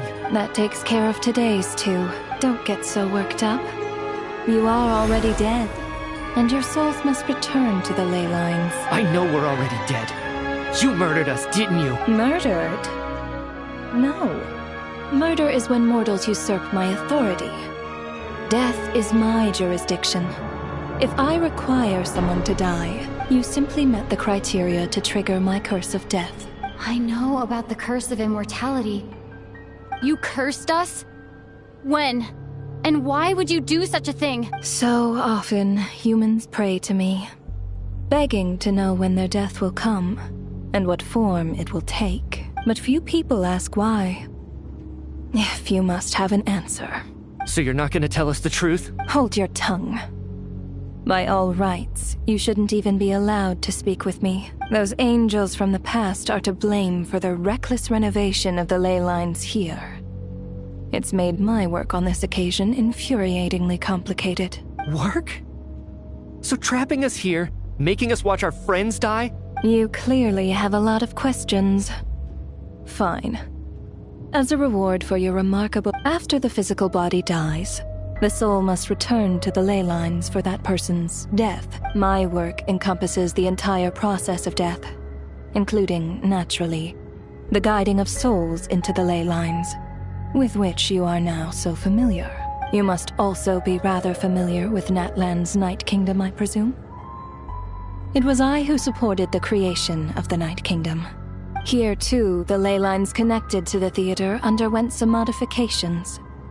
The angels hoped to make them capable of accommodating the souls of but this actually hindered their ability to accept ordinary souls. This effect manifested itself after you died from the curse in the theater, leaving you stranded in the afterlife, unable to achieve a complete death. But if souls who die from the curse of death fail to return to the ley lines within a short window of time, they will miss their chance for... Then, they will remain forever suspended between life and death, no longer subject to the authorities of either. So if you don't resolve this matter soon, and see all... Nitya is sharp. But if you have the authority to guide souls, why didn't you just show yourself and get it over with? Why hide among us in the form of Alosha? You seek to understand the mind of a god? Very well.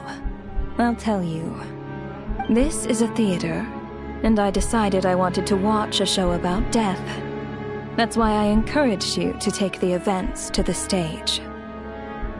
I found myself getting quite immersed. I suppose the entertainment you provided makes up for all the trouble you've caused me by being so defiant in the face of death. There. Are you happy with my answer? Can't say I am. Really? But it fits the stereotype. Just moments ago, you were complaining about how infuriatingly... Work is work, I get it. There are times when it's a huge pain, but you just have to get it done, right? That's a rather unique perspective for a human. You are in fact correct. There is a pain point in this case.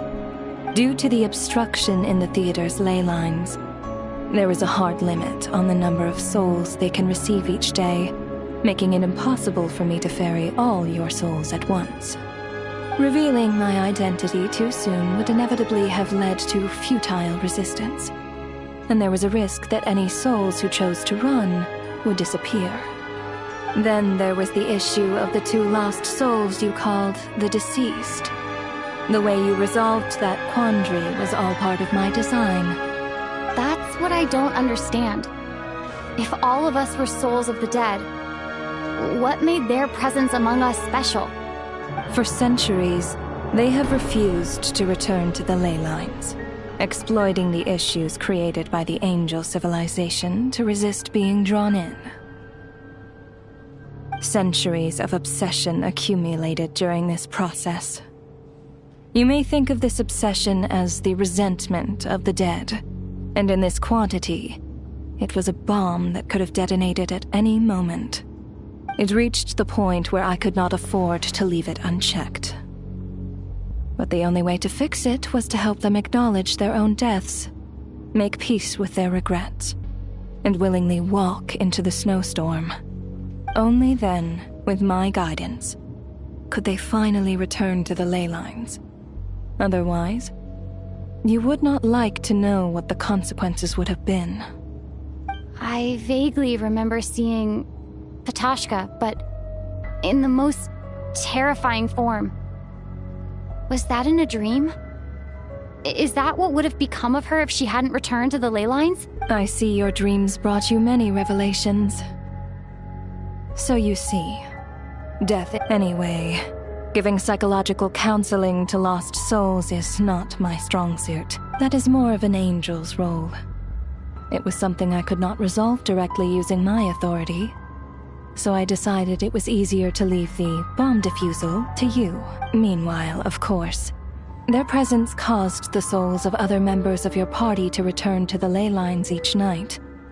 From where I stand, that was killing two birds with one stone, as both issues slowly resolved one another without me having to lift a finger. All I had to do was stay close by and keep the situation under control. Then use my authority to wrap things up at the end. And, of course, while I was at it, I thoroughly enjoyed watching this drama, dealing with death from a mortal perspective. Sounds like you had it all figured out, Grim Reaper. I just did the math.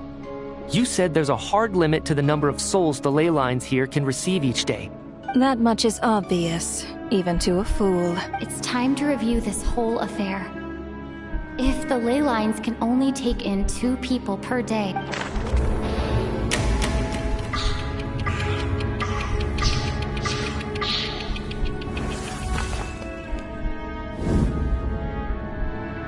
looking back now, none of us had the faintest idea at the time. From the moment the staff member named Dimov walked into the snowstorm, the incident had already begun.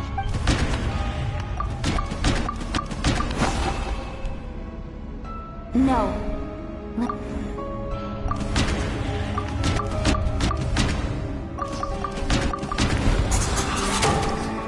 Alosha was the second to walk into the snowstorm after Dimov to investigate. During this process, the ruler of death assumed his identity.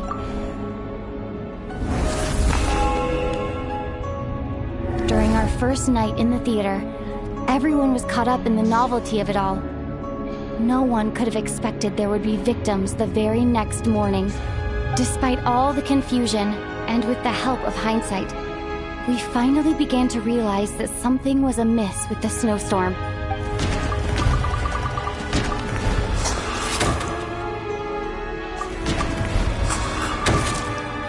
The ley lines devoured Torgov and Sobolova on the first night. At the time,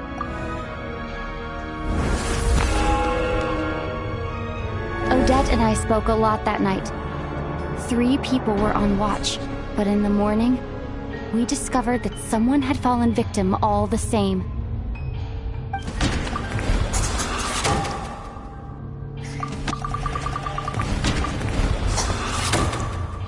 The deaths of Kulish and Ranpana caused everyone to stop suspecting Lelek. Unexplainable phenomena occurred one after another, leading Mitya to suspect that we were cut up. Later, we discovered that there seemed to be an extra person among us, and subsequently discovered the existence of the deceased. Mr. Shram realized he was...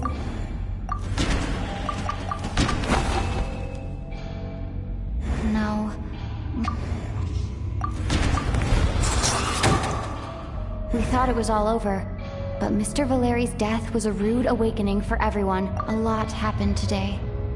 Mr. Valeri's death led up. The fact that there was more than one deceased seemed to bring us back to square one. Odette revealed some information she had been keeping to herself.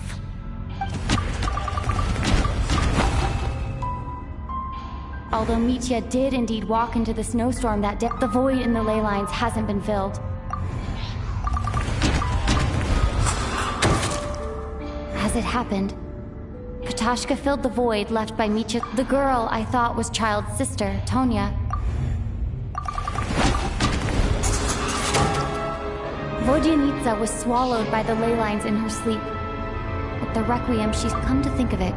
Petashka was about to walk into the snowstorm at that time, and Renova, unaware that Mitya would return, was concerned that her soul would overflow from the ley lines. That's why she used Alosha's voice. Looking back, I suppose that was an early slip-up on her part. No one could have expected anyone who walked into the snowstorm to return.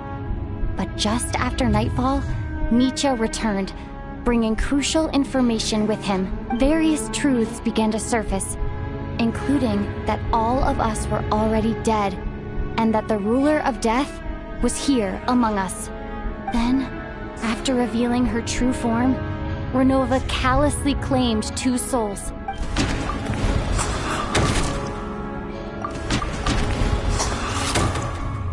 In fact, everyone was already dead by the time we took the photo.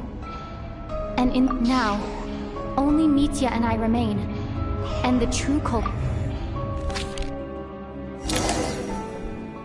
That covers everything. Your work isn't finished here yet, is it?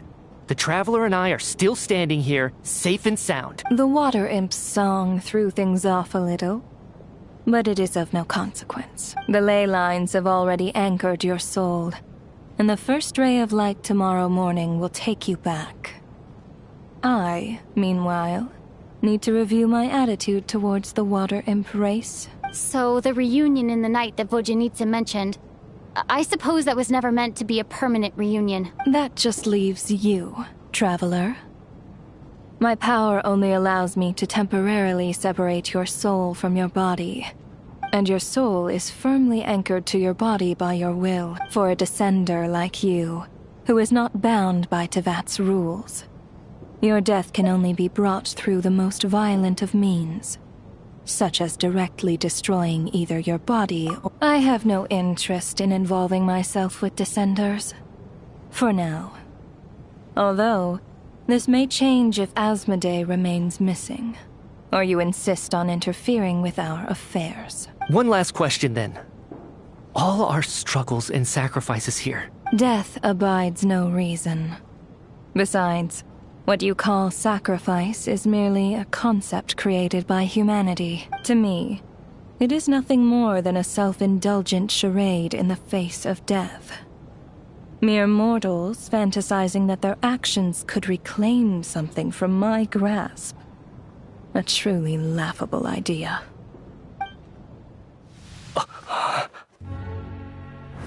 Grim Reaper, you really know how to get on my nerves. I'm not here to ingratiate myself with you. I kill merely because your deaths are necessary. Oh, you've made that quite clear.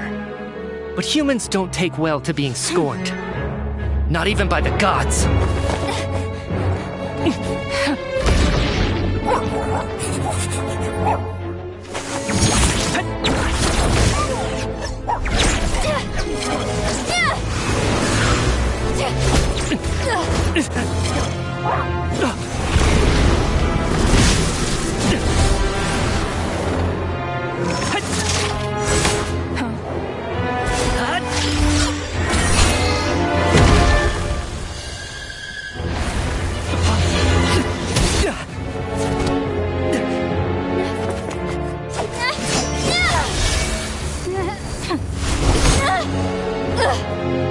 This is futile. You must know that you are powerless against me in my own domain. I suggest that you save your strength. For what? Maybe we can't change it. But if nothing else, we can at least teach you to have some respect for the dead. Audacious.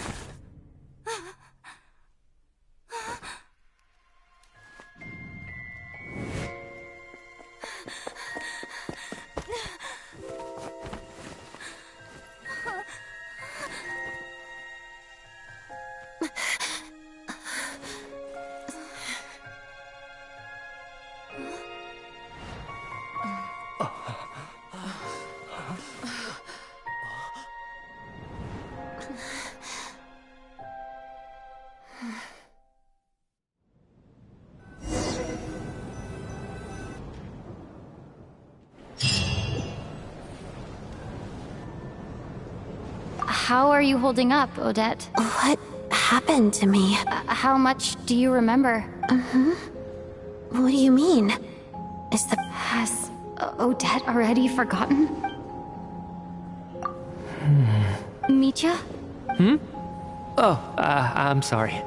I guess I spaced out there for a second. Remind me who you are? Don't you remember anything? Yeah, I remember now, comrade.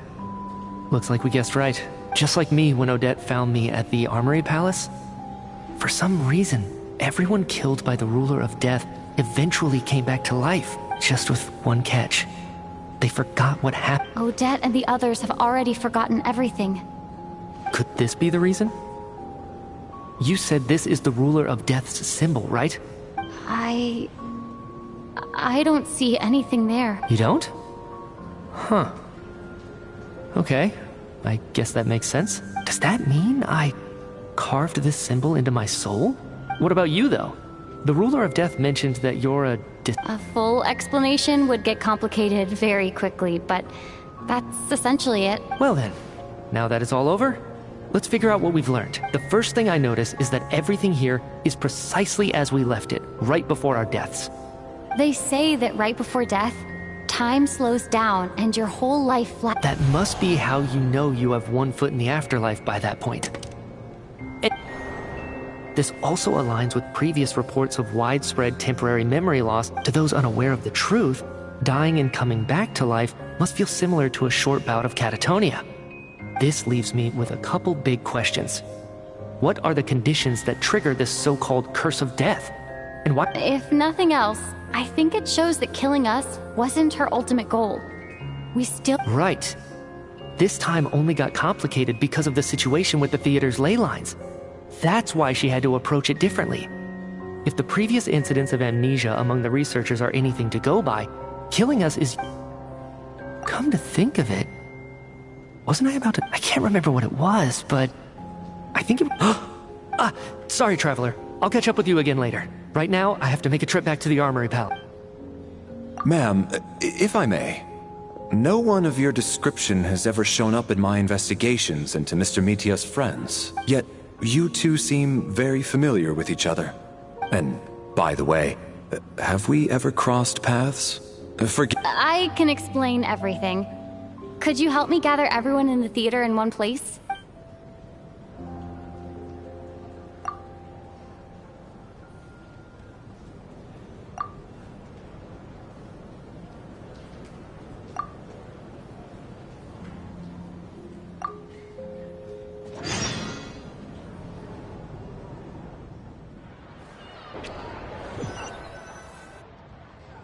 So Chuganov really is going to shut down the factory. I guess this theater incident actually did us some good after all. So, you said I promised to take you to the Armory Palace while we were in the afterlife, yes? I believe you. I think I even have a vague memory of it. Agreed. Let's check in on her first. The whole reason for our trip to the Armory Palace anyway is to figure out what...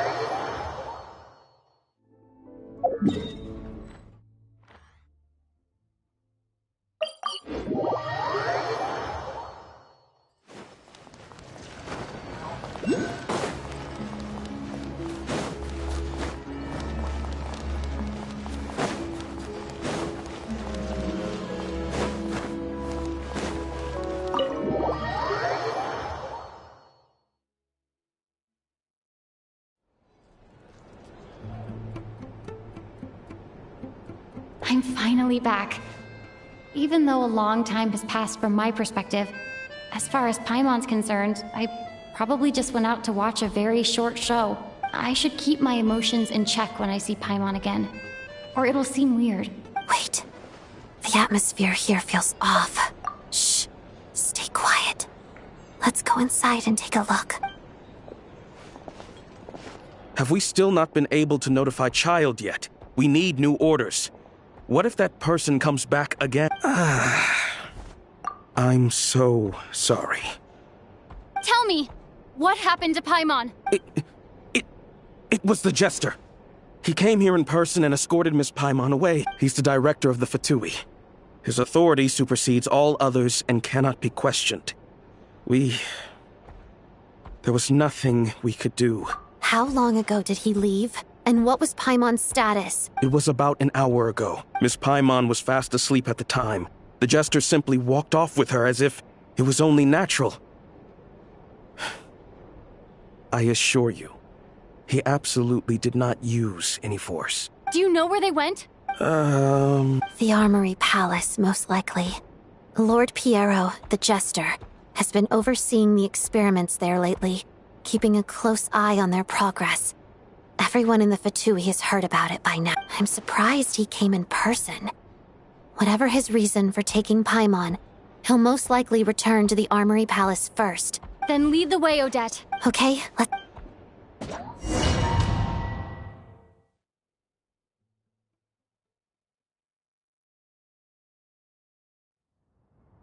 It's just up ahead. Quick, let's get inside. No, I'll go alone. You know I'm planning to force my way in. You're with the Fatui, so you should stay outside. I was hardly planning on taking you through the official channels anyway. I may be a Fatus, but Paimon's safety is paramount. Let's go. There's...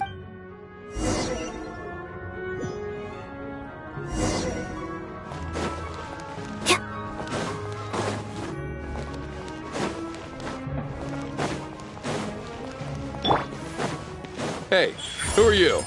This part of the Armory Palace isn't a restricted access. What do you think you're doing? No questions, please. We're short on time.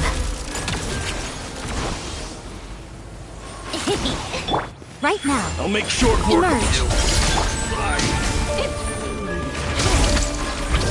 Harada.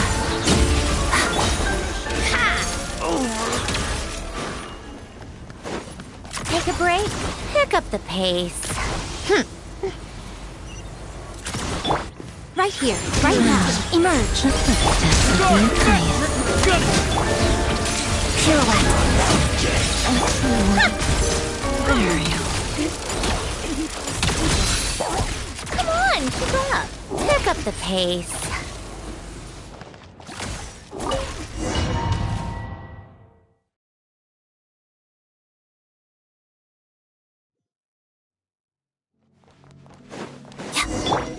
Right here.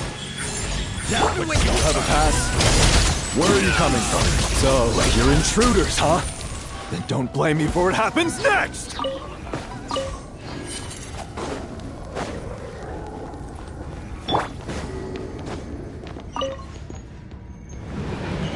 Right, the Armory Palace is hidden this deep in? This place is much bigger than I imagined. They're conducting top-secret research, after all. The deeper it's hidden, the better, is standard Fatui logic. The style doesn't really look like the Fatui's handiwork, though. They must have requisitioned some structures from a past civilization. It also... Looks like we're in for a tough fight. Stay alert!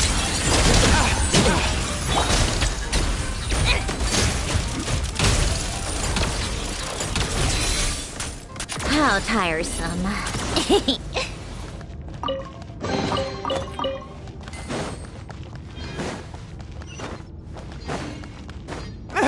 Intruders? Don't come any close! Just what are you guys trying to do here? I'm short work of your scalp! Mission over your scalp! No one interferes with the Jester's work!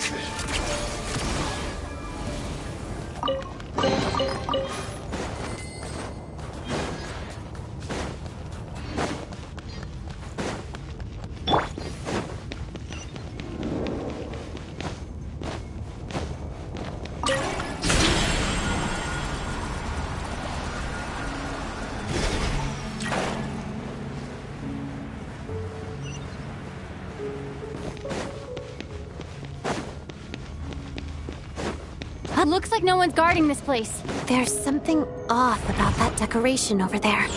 Look out! Let's deal with these before we move on.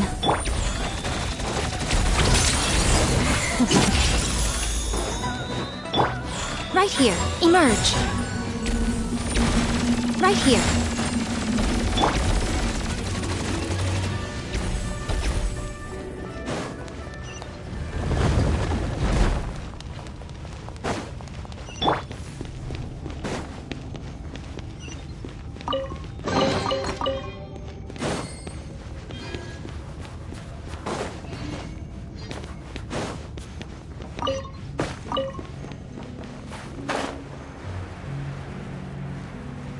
The researchers here probably don't know that we're uninvited guests.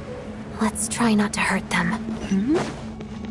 What's the big star from the theater doing here? That's Miss Odette. She's a member of the Fatui. Don't tell me you didn't know that.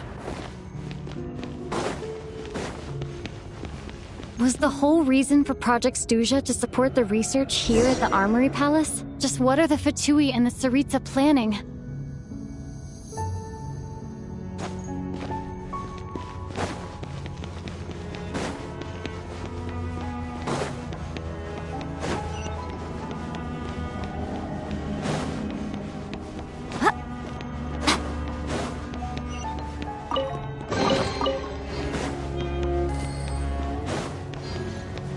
Whoa! Who are you? Never seen you around here before. Looks like there's no way through here. Maybe using the power of this prism could help?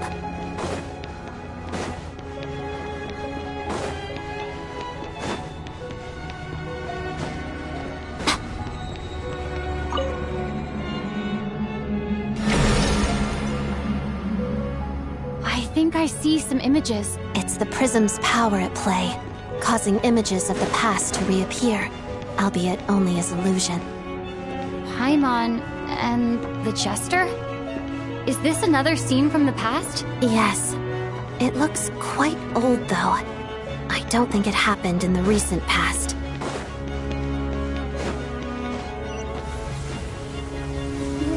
What's going on here? What happened? The source seems to be the Armory Palace. They must have started some large-scale experiment. Wait, what if this has something to do with Paimon? We need to hurry!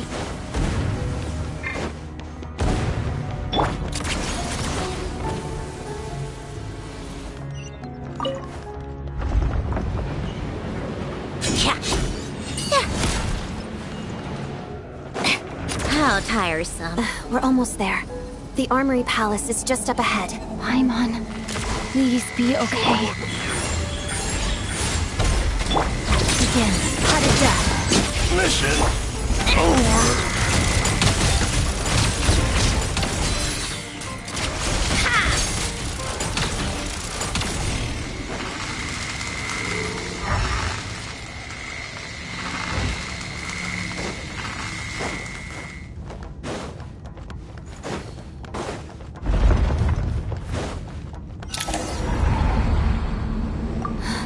What's going on? It's the curse of death. No, no. Odette.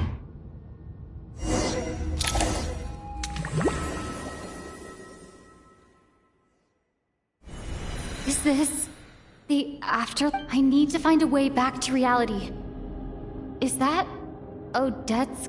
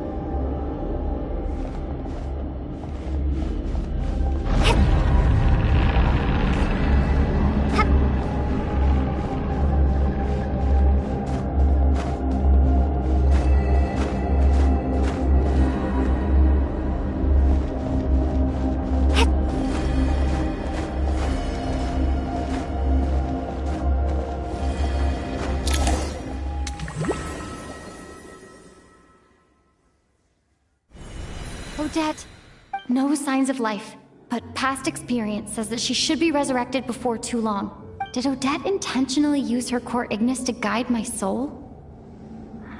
Thank you, Odette, but I'm sorry.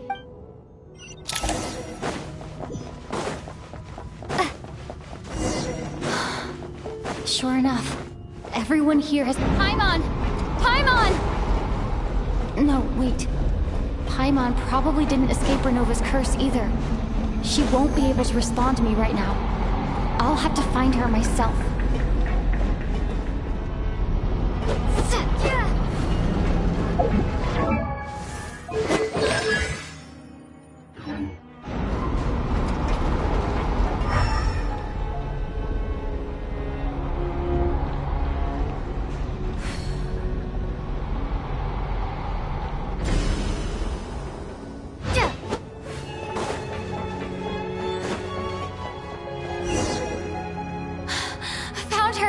Paimon really is here.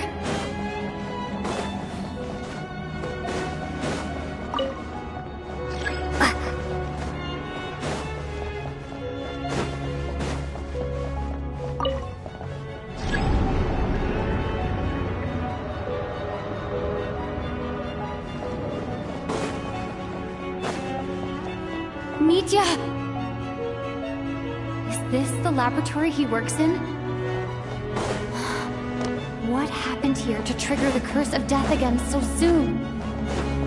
I'll have to ask him when he wakes up. Finding...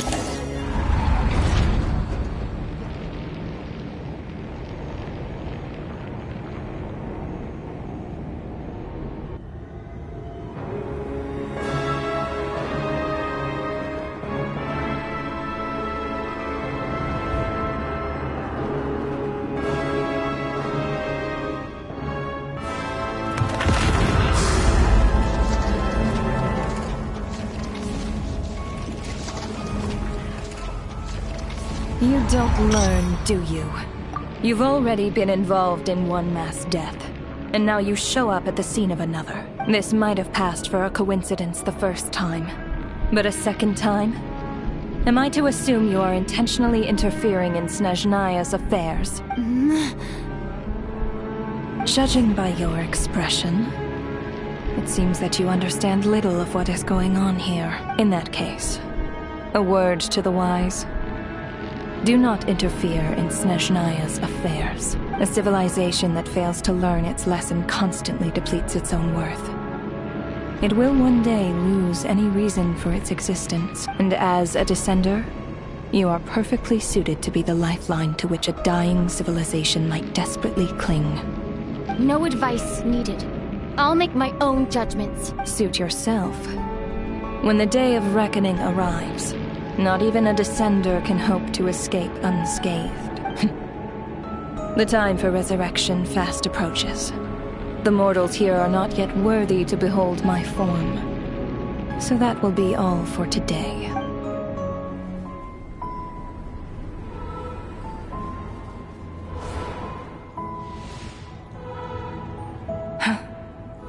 That thing is coming with me.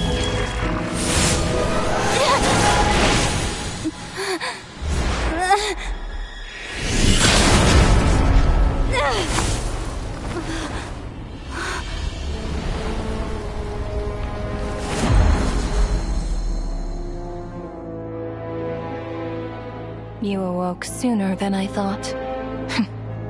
The curse of immortality is stubborn, unable to enter the ley lines, yet not content to remain a spirit.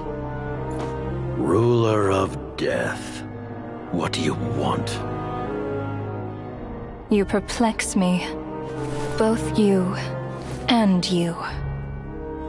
That thing may be a creation of Celestia, but it possesses none of Celestia's power, let alone authority. Your obsession with it baffles me. No matter, the resurrection will soon begin. It's worthless anyway. I'll reclaim it next time.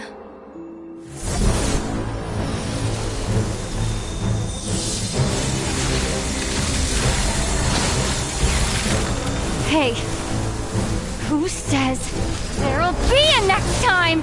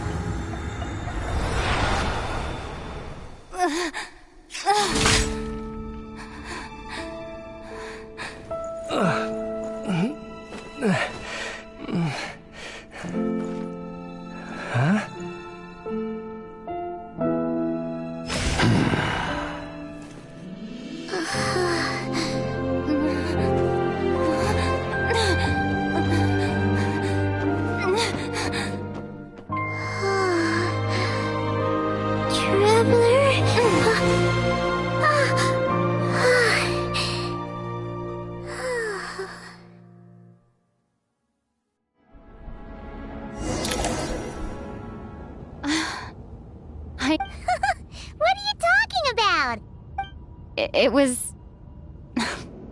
You seem to be in pretty good shape. Yeah, Paimon's back in tip-top condition. It's the weirdest thing. The jester and that guy talking to him used some kind of energy on Paimon. And she could kind of feel it canceling out that other thing that was making her feel unwell. So... Apologies for leaving in such a hurry at the theater earlier. I was in a rush to verify some theories. Rest assured that your companion is perfectly safe. We reversed the effects that the experimental energy had on her. The jester specifically instructed me to do so. I suppose this is our first official meeting, Traveler. I could not let Paimon suffer in her condition for a moment longer, and so I simply took her without explanation. But why would a big shot like you... As I said when you first arrived in Snezhnaya, we once spent some time together. Oh yeah, you did mention that. Paimon did think you seemed strangely familiar the first time we met. I'm afraid the reminiscing will have to wait. Mitya, let us continue with the report. What conclusions, if any, did you reach from conducting the final experiment of our energy research ahead of schedule? The good news is, my hypothesis regarding the Ruler of Death has been verified. As for the bad news, I recommend we suspend the experiments and Project Mistleton until further notice. Currently, we have no means with which to make a breakthrough. I say this purely as a scientist, guided by reason alone. I will trust your judgment. We shall put the project on hold until the Ruler of Death has been eliminated. Wait, what are you guys talking about? You want to get rid of Renova? Like, how? By killing her? By whatever means necessary, so long as it removes the threat she poses to us. Until then, everything we do will be in vain. After what just happened, I've ascertained Renova's goal. Or rather, the trigger condition for the Curse of Death. Okay, let's hear it. What she's doing is blocking Snezhnaya's technological progress, preventing us from possessing any means with which to threaten the heavenly principles. Just like the little lapdog she is. So, any ideas, research, or experiments that lead to technological progress can trigger the curse. Just now, for instance, I was set to launch a final phase energy experiment ahead of schedule. If the experiment was successful, we could have achieved a crucial breakthrough. As expected, though, the moment the experiment began, all the researchers, technicians, and witnesses died from the curse. All that effort, not to mention the energy and materials we relied on Project Stuzha to gather for us, went to waste. Does that mean something similar happened when we were at the theater? That's right. During the performance, I thought of an important breakthrough regarding the experiment. So the nature of the curse seems to be something like when moments of technological progress occur, all life in the vicinity is taken away. Of course, that meant the curse was normally limited to the Armory Palace. Since outsiders are forbidden from entering, this mass death phenomenon went unnoticed until Odette came along. I believe she was the first witness. The curse of death was triggered just before she infiltrated the Armory Palace that day. But you mentioned something about a final stage experiment. Doesn't that mean you've actually made some progress? That's right. Even with the gods locking certain key components out of reach, humanity can still advance technology in incremental steps accumulated over time. But, as I'm sure Renova anticipated, even incremental progress has its limits, a point where the truth you're seeking must be put to the test in an experiment. You mean the experiment you were just about to do? Yes, we were at a critical juncture, a moment where the quantitative was about to translate into fundamental qualitative change. With this single experiment, we could have brought everything we've worked for to fruition. But now, after already being forced to fumble around in the dark all this time, it feels like we've truly hit an impenetrable wall. As long as Renova's curse of death persists, we won't be able to advance the experiment or obtain any results. And with Project Snezhnaya having been in effect all this time, at our nation's current strength, repeated trial and error is simply unsustainable. Only by eliminating Renova first will it be possible to continue advancing our plans. But she's the ruler of death! She can just kill whoever— We'll see. But one thing's for sure. She definitely can't just do whatever she wants. The best proof of that is me, standing here, very much alive. You're saying— Wouldn't it be easier to just kill all of us researchers for good? Why resurrect us over and over again? Why let us advance our technology to this point? So, you're saying even the ruler of death has limitations we don't know about? Exactly. And I think that's where the key to our breakthrough lies. Regardless, the ruler of death has always been an obstacle we must overcome. Indeed, we must face life, death, time, and space. After all, our goal is the heavenly principles.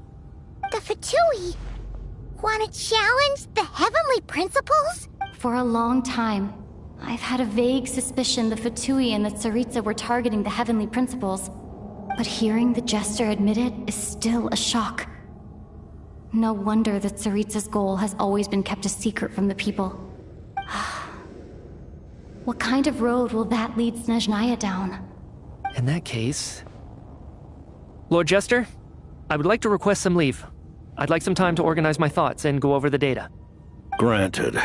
Get some rest, put the experiment out of your mind, and take care that the curse of death doesn't affect any civilians.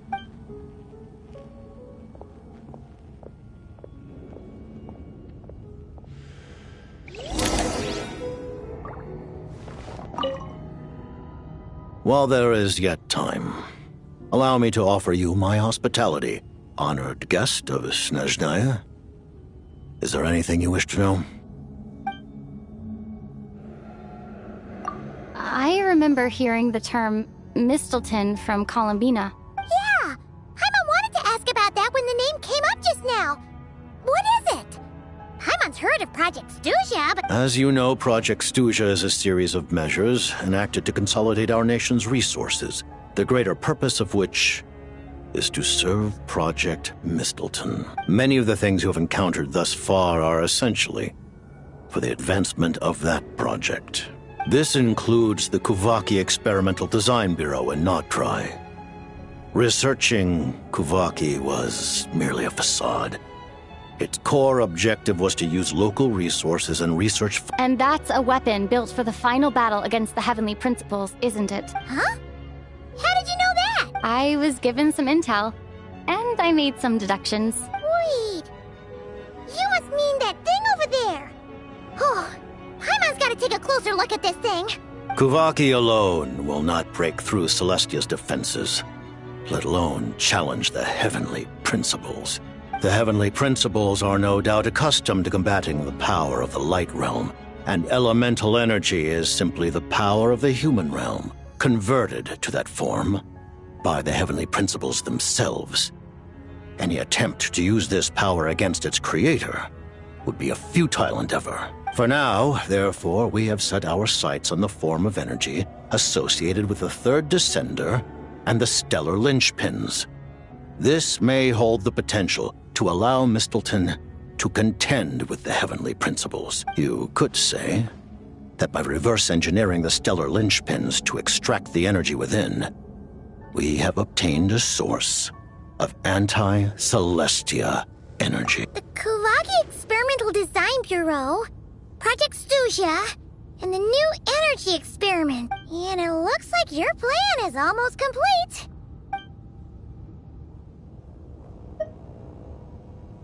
Her Majesty the Tsaritsa has embarked upon an expedition to vanquish a monster.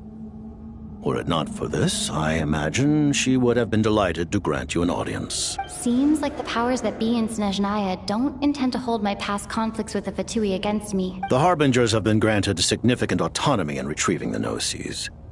But by the same token, they do not completely represent Snezhnaya's official stance. You read my mind. Speaking of the Gnosis, Paimon's been dying to ask this question since forever. Why exactly does the Tsaritsa want to collect them? Is it something to do with the fight against the heavenly principles? The Gnosis will undoubtedly serve as a key bargaining chip when she confronts the heavenly principles. Beyond that, you had best ask the Tsaritsa herself. What do you mean? Not sure. Don't you make the rules? You're the highest-ranking Harbinger! Taking on the heavenly principles is something most people wouldn't even entertain in their wildest fantasies. Why is the Tsaritsa so fixated on this? Into that today, civilization is nothing but an illusion. Something whose very existence can be negated at any moment.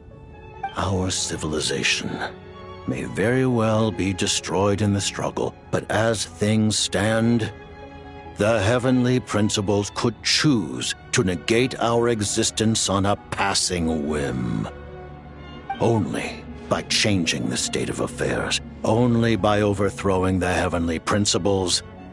Otherwise, the fate of the people of Conria and Hyperborea is a cycle doomed to repeat itself. Accepting potential destruction in return for Furthermore, perhaps this is still somewhat... Huh? All of them? Paimon knows about the curse of death you mentioned, and the curse of immortality that you and Dainsleif have. Then, the birth of the Hilly Churls, the rules of Natlan's Ode of Resurrection, those are curses too? Farina's long life seems to stem from a curse. Yes. Even a god's love for humanity is a curse the heavenly principles inflicted upon the gods. What? The Tsaritsa has always had ample reason to hate the heavenly principles. If she can seize their authority, she will reconstruct the entire world, and when that time comes, humanity will be completely liberated from curses and lies. Look forward to it. It will be a world beyond your imagination.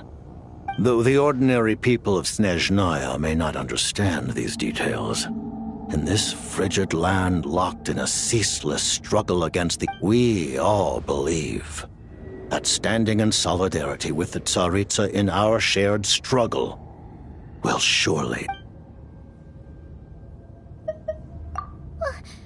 Paimon really doesn't remember. He's basically a stranger. You've got to believe... Allow me to explain. The reason Paimon reacted to the anti-Celestia energy developed by the Armory Palace is because she comes from Celestia herself. More specifically, she is one of its creations. Paimon? A creation of Celestia? Oh, right. I was blinded by anger earlier, but thinking back on it, Renova also said that Paimon is a creator. As you know, the lunar fragments in Nodcry were pulled down from the sky using Fatui technology. But the first application of this technology was in Conria over 500 years ago.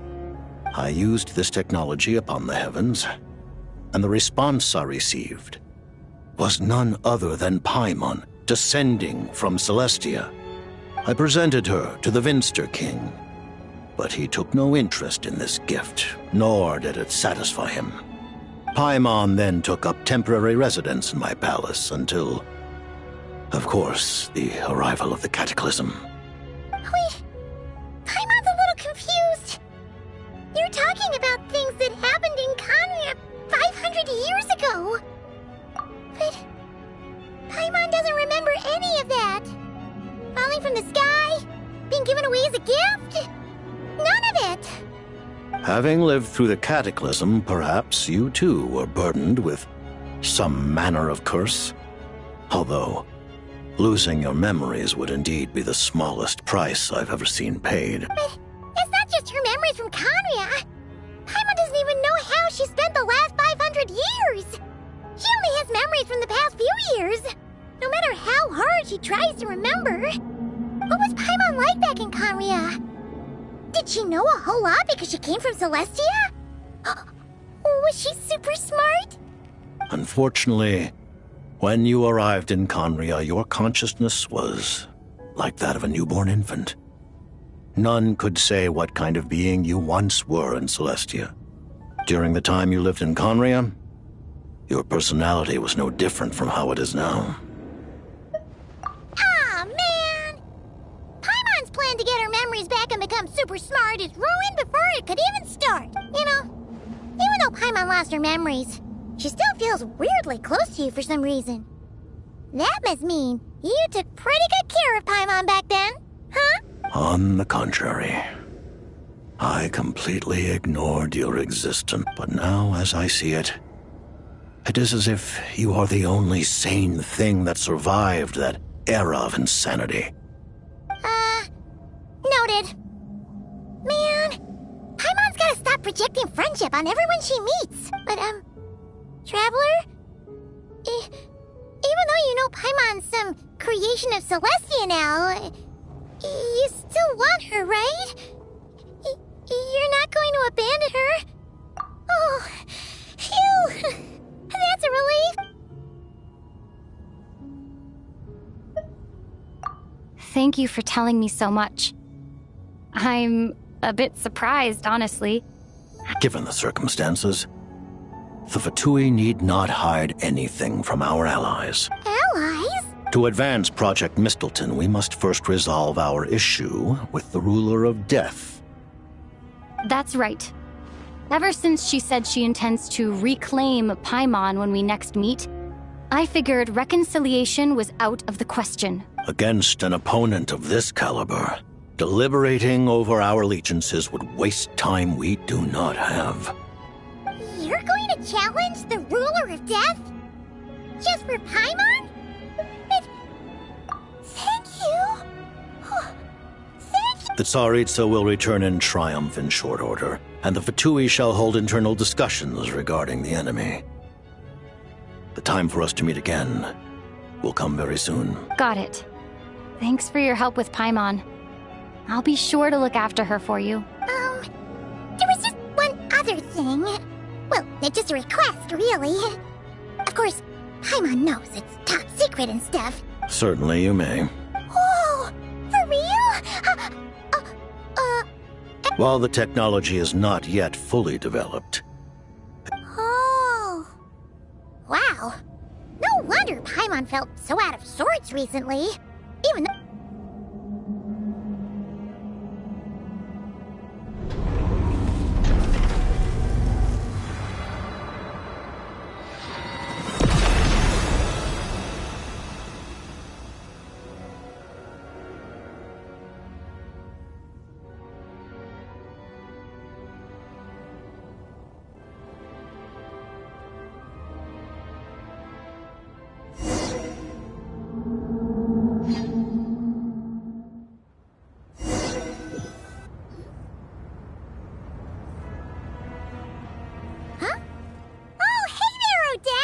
Paimon? You're okay. Thank goodness. You look well. Have you recovered? Long story short, yep, Paimon's all better. What are you doing here? That's right. When I woke up, I wanted to go in after you, but the guards had woken up as well. It would have been tough to take them on alone, and there was no easy way to sneak past them. So I returned the way I came and waited for you here. It was thanks to you that my soul found its way back to my body so quickly. Thank you. Huh. That actually worked? Nice. I just figured I'd try my luck when that ominous feeling struck me. Really, you should be thanking this thing instead. Anyway, and now that things here are all taken care of, I have other things I should get back to.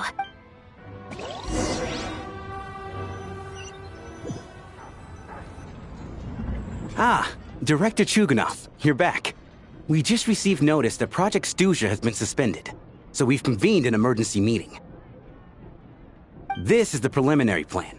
In addition to expanding production capacity, we've also discussed feasible layoff plans to optimize revenue and expenditure structure. Our calculations indicate that the factory's profits will increase by at least 30%. Just give the word, Director.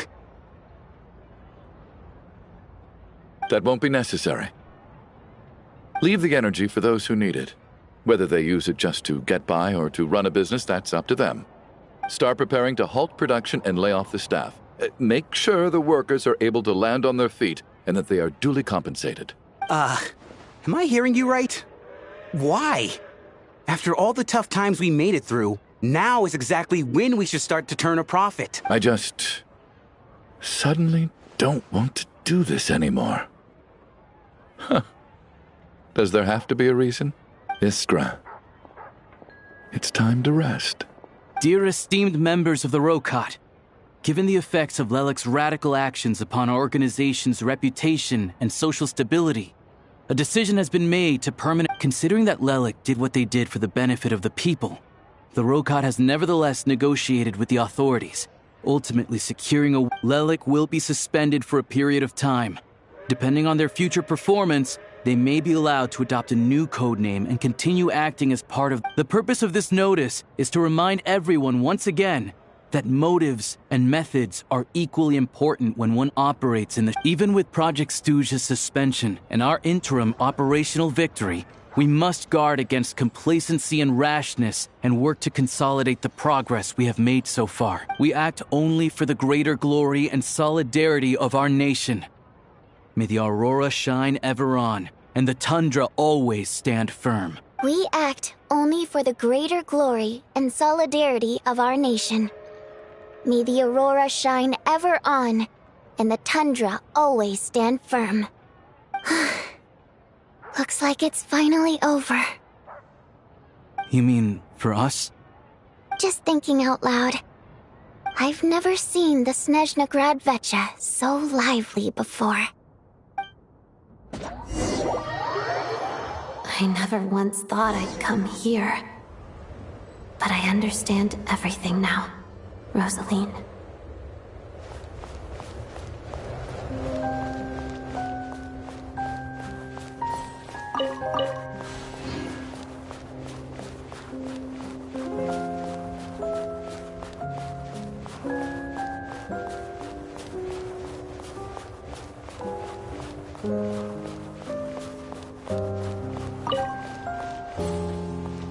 I've seen Spirit Seeker performed many times, including by your mother. Why do you bring that up all of a sudden? Even though the choreography is always identical, every dancer finds a way to make it her own.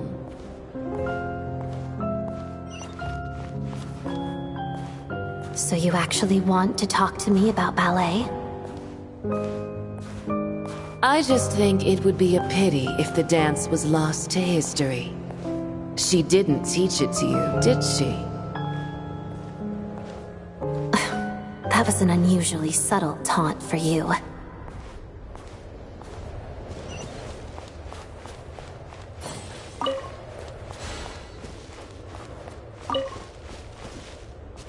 We embraced one another on the snow-swept plains, melting the ruthlessness of time. But when our bodies, in pieces, are cast to the winds, what of our love will remain behind?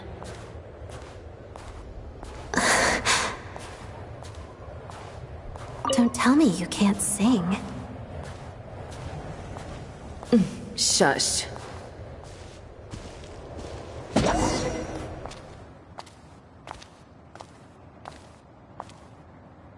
I understand her hatred.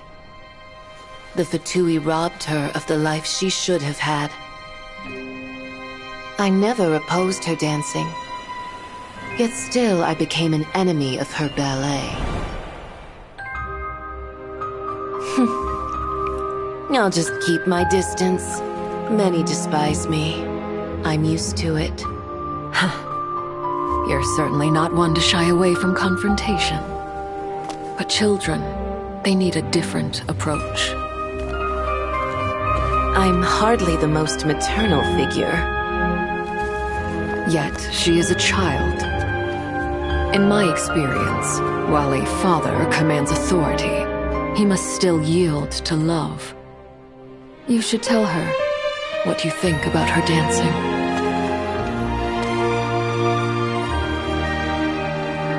Odette will soon take the stage at the Korolyevsky Theater. This could be your chance. Geonosis secured. It went smoothly. I'll be there. Have them send me an invitation.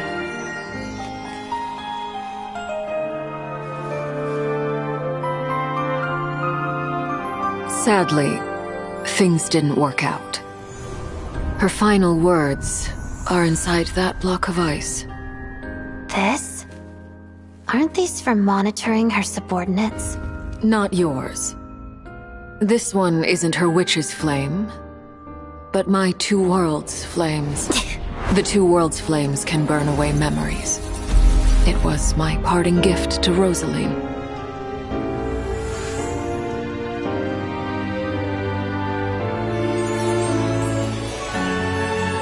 If all goes to plan, she and I will both live to see the Tsaritsa succeed. I believe she'll find peace. But if anything happens to me, she needn't follow in my footsteps. The cryo-energy will fade away in time. Then the two worlds' flames will burn away all memories of the Fatui. She'll be free to dance. She deserves this. I will handle the aftermath.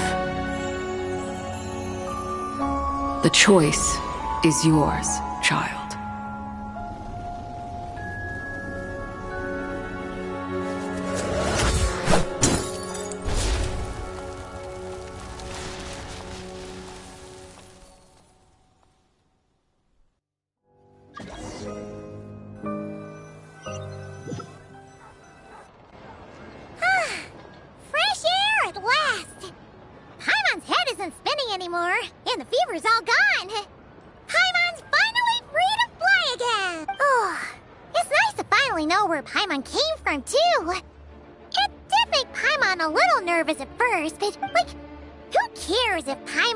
Creation of Celestia.